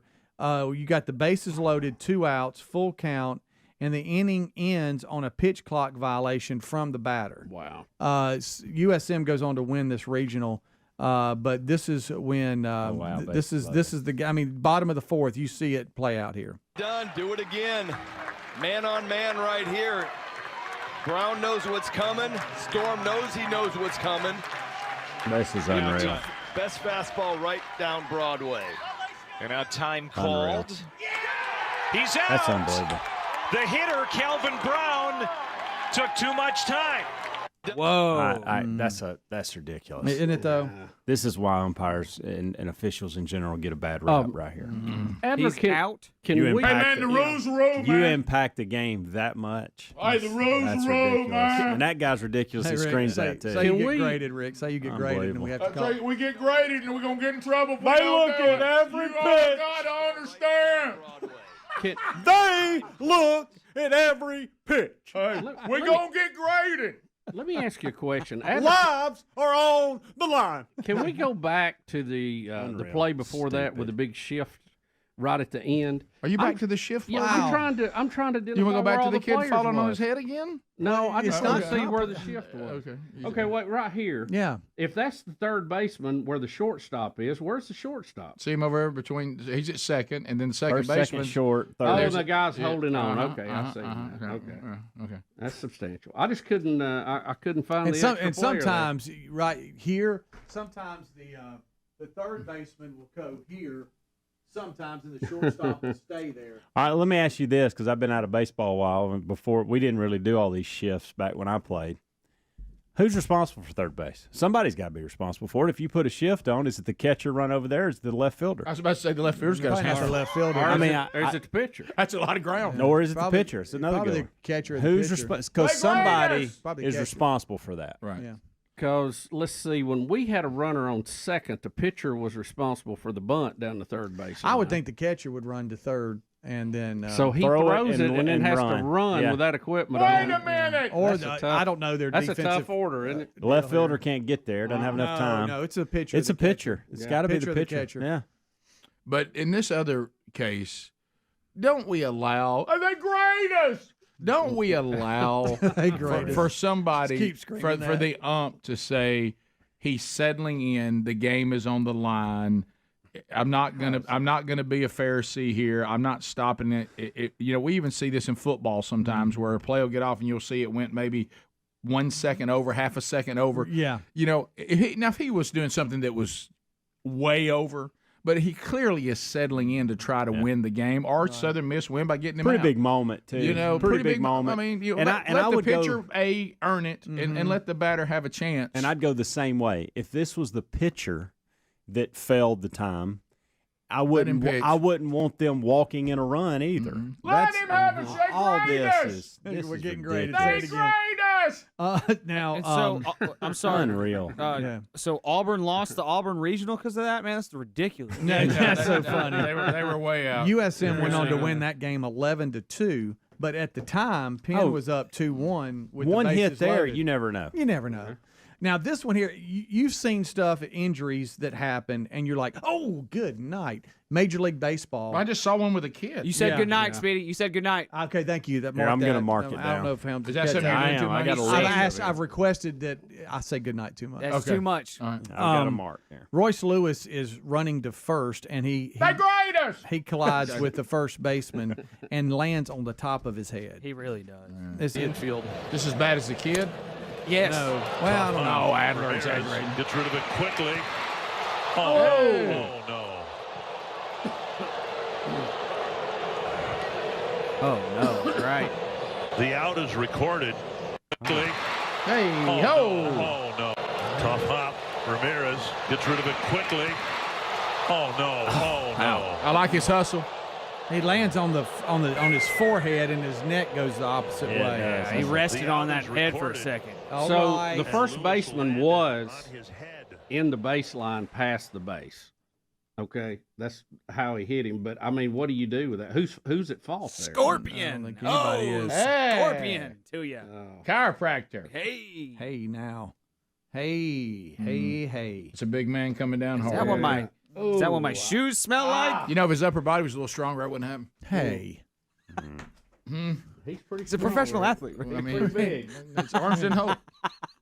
His arms did not hold. I'll say this: he's a pretty big guy, but No, it's the momentum of his body going forward. There's nothing he can do. Nothing he can do. Yeah, How about this? So is this one of those things where he actually was really bad hurt, Or was it look terrifying and he was scared that he was hurt, but then you kind of start moving and go, I think I'm okay. Yeah, I think that's probably. Oh, I'm what it sure was. there's some of that. Yeah, sure. All right, I got that scratch on the back of my head with my foot. Who's hurt worse, him or the kid? Kid. Yeah. It looks like you'd break your neck. Ooh, he could have broke his neck. All kidding aside. I think Penn's offense was hurt more than any of those guys. That's true. Plus Auburn lost. Yeah, because of it. Chris Warrigal, that's been a few games ago. All right, we'll take your phone calls when we come back. 866 We Be Big is the number. Rick and Bubba, Rick and Bubba.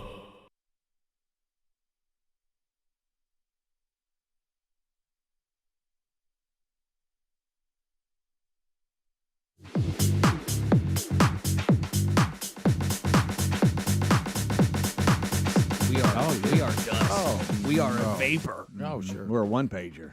We are a one-pager. Take a second to find your box. So but you sorry have to- about that. Sorry. No, about it that, just guys. weirded me out Right. yesterday, and I don't know Yeah. why you left me with that. Yeah. You're like, hey, Speedy, before you leave, I don't know why you're doing that. I just kind of wandered off to my truck. Yeah, like, right. hey, thanks. It's good motivation for me. It He's helps- being intentional. I get it's it. good I like it. motivation for me. Yeah. Being intentional. That's Yeah. it. I like it. Yeah. I Looking like right that. at it. All right, make your wall. Yeah. You know, I warned you about these TED Talks. Yeah. Ted.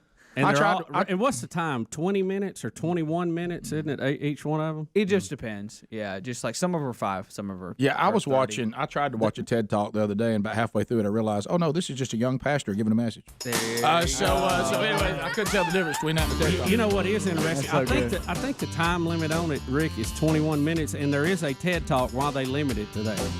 Yeah, the great study of the Harvard professor. Have you ever seen that one? I haven't. It's no. pretty good. Pretty good. I'll tell you about it. I've got a good one on climate change. You guys should check it out. It's good. You'll love it. You guys will love it. Just like you love the square thing. Bubba, Rick and Bubba.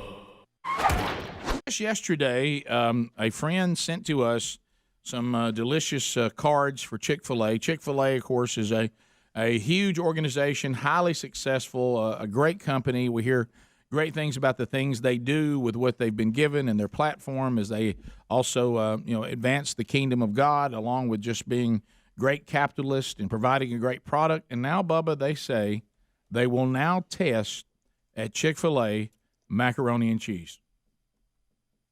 Look, if they do it like they do everything else, I'm sure it will be dandy. So let me ask you this: when it gets to Chick-fil-A, is it the food itself, or is it the customer service and the atmosphere that makes it such a pleasurable trip? Both. I think it is both. I think that Combo. I think it is efficient.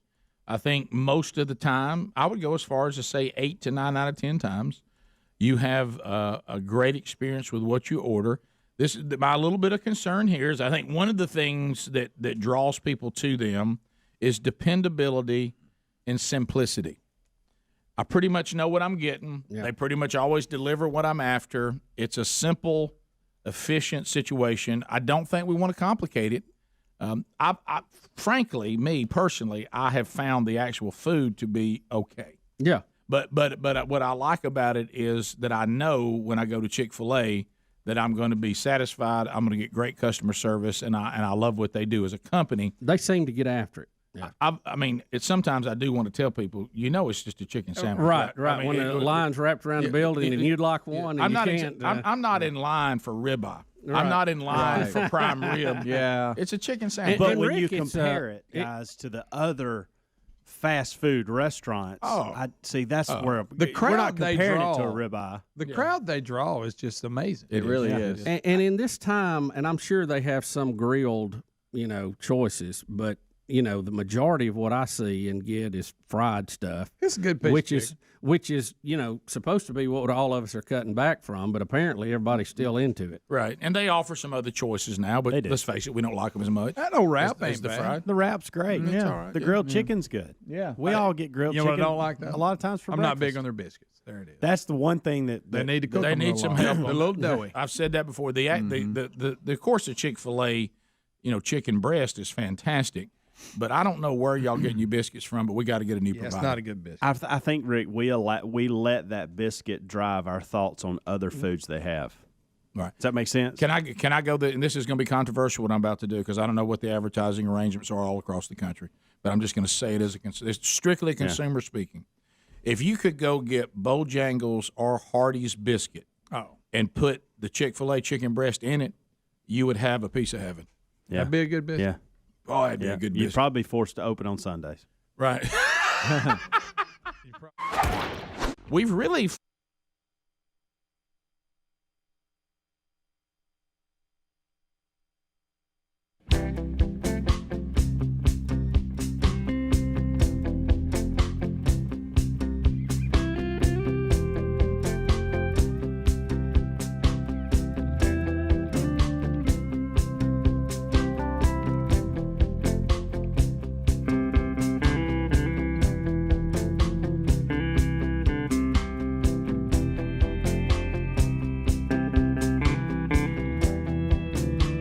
the top of the hour.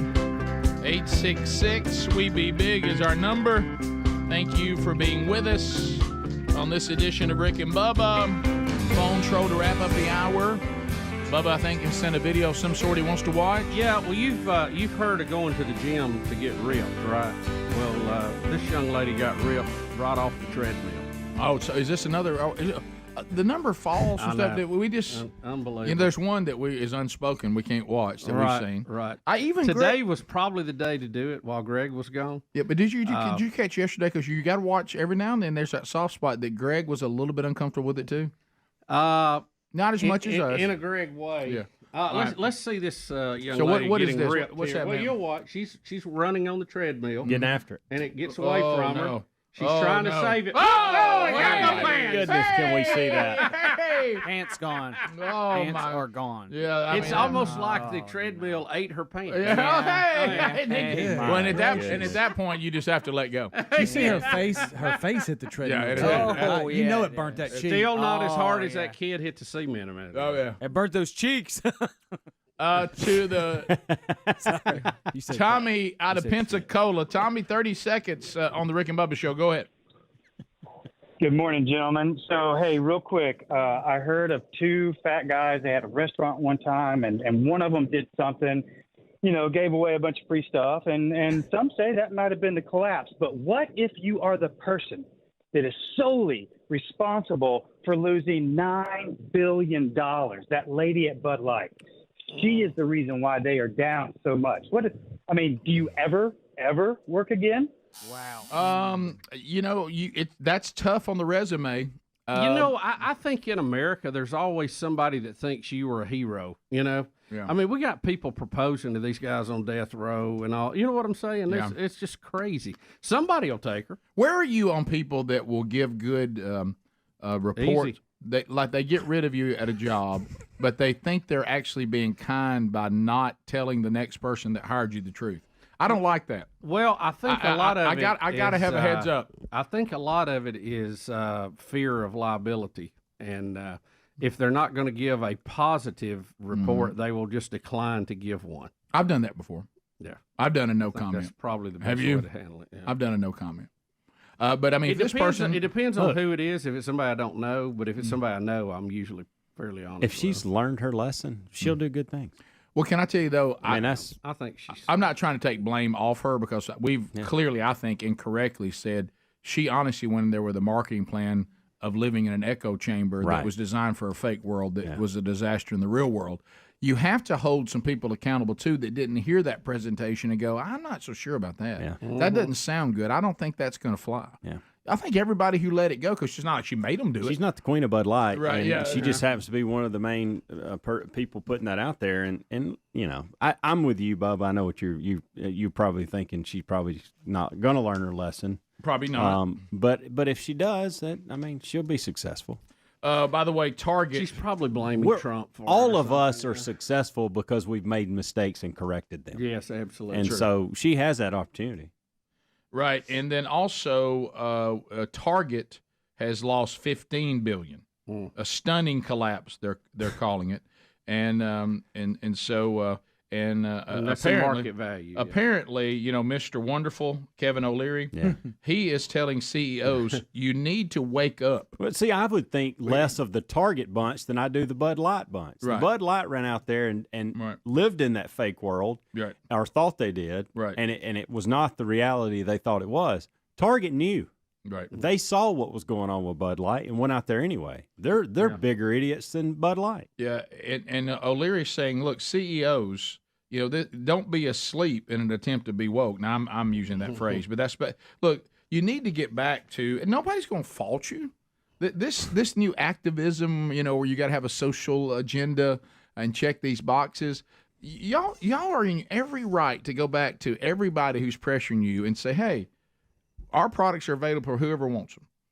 And we have them here, and that's what we do.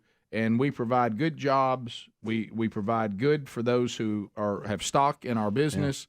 Yeah. This is what we're here for. This is not our world. Y'all take that somewhere else. Yeah, I like that approach much better. But they're not doing it because they sell goods and services and leave all the other stuff to society. It goes back to when they always talk about once you give money to a blackmailer, and this is not money, this is caving into them. It's never enough. No. You never give in. They always come back. You never give in. Yep. Brian in Huntsville, 100.3 The River. Brian, go ahead. Happy Not a Monday, gentlemen. And I got a question. Per capita, does Target sell more Bud Light than Walmart?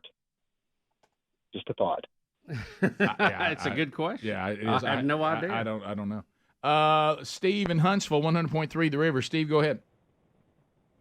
Okay, here's the problem. The people these companies cannot do what they're doing. They have to do it because the people that own these companies want this agenda. They're destroying America. They're destroying the little people by doing this because y'all are going to boycott. Stop boycotting. You're being played. Your people are getting laid off because the people at the top that own everything, they're playing y'all, and y'all are getting destroyed. And you're going to demoralize the American people because the products are American products that they're going after. Well, not many. You got to stop playing the game. Yeah. Well, here's the thing, too, and this was pointed out by a caller the other day, and they're correct. A lot of these hedge fund and, big funds that invest, they're the ones driving this because they go in and buy enough stock to be able to dictate terms to some of these companies. I had to go into, unfortunately, to a world that probably is one of the higher levels of discomfort for me, and that was a Mac store. An Apple store, and I heard a person, I was walking by on my way out, and I heard him say, you realize I had a chance to buy Apple stock at $8? And I thought, boy, you missed that one. Yeah. North Alabama, Greg standing by. Greg, go ahead. Hey, this might have been an old video I saw, but I was just wanting Bubba's opinion on the little girl got hit by the ball, and they disqualified the tennis player that hit her. Now, we talked about that yesterday. His opinion. Yeah, we did. Okay, we covered it yesterday. I think it was an overreaction by the chair umpire. She obviously did not do that in anger. Right. She wasn't trying to show anybody up. She was just trying to hit the ball to the ball girl to save them from having to run out and get it. They grade us. And she hit it a little higher and a little harder than she wanted to. And I just put that one under accident. Yep. They grade us, Bubba. They grade us. And to start with, the umpire did not disqualify the player until the other team complained about it and then caved in, which should have been a sign you should have stayed with your initial feeling. You know why they caved in, don't you? The other people said, they go grade you. Well, grade on. Grade on. I've been a C player my whole life. Thanks for being with us. Rick and Bubba, Rick and Bubba.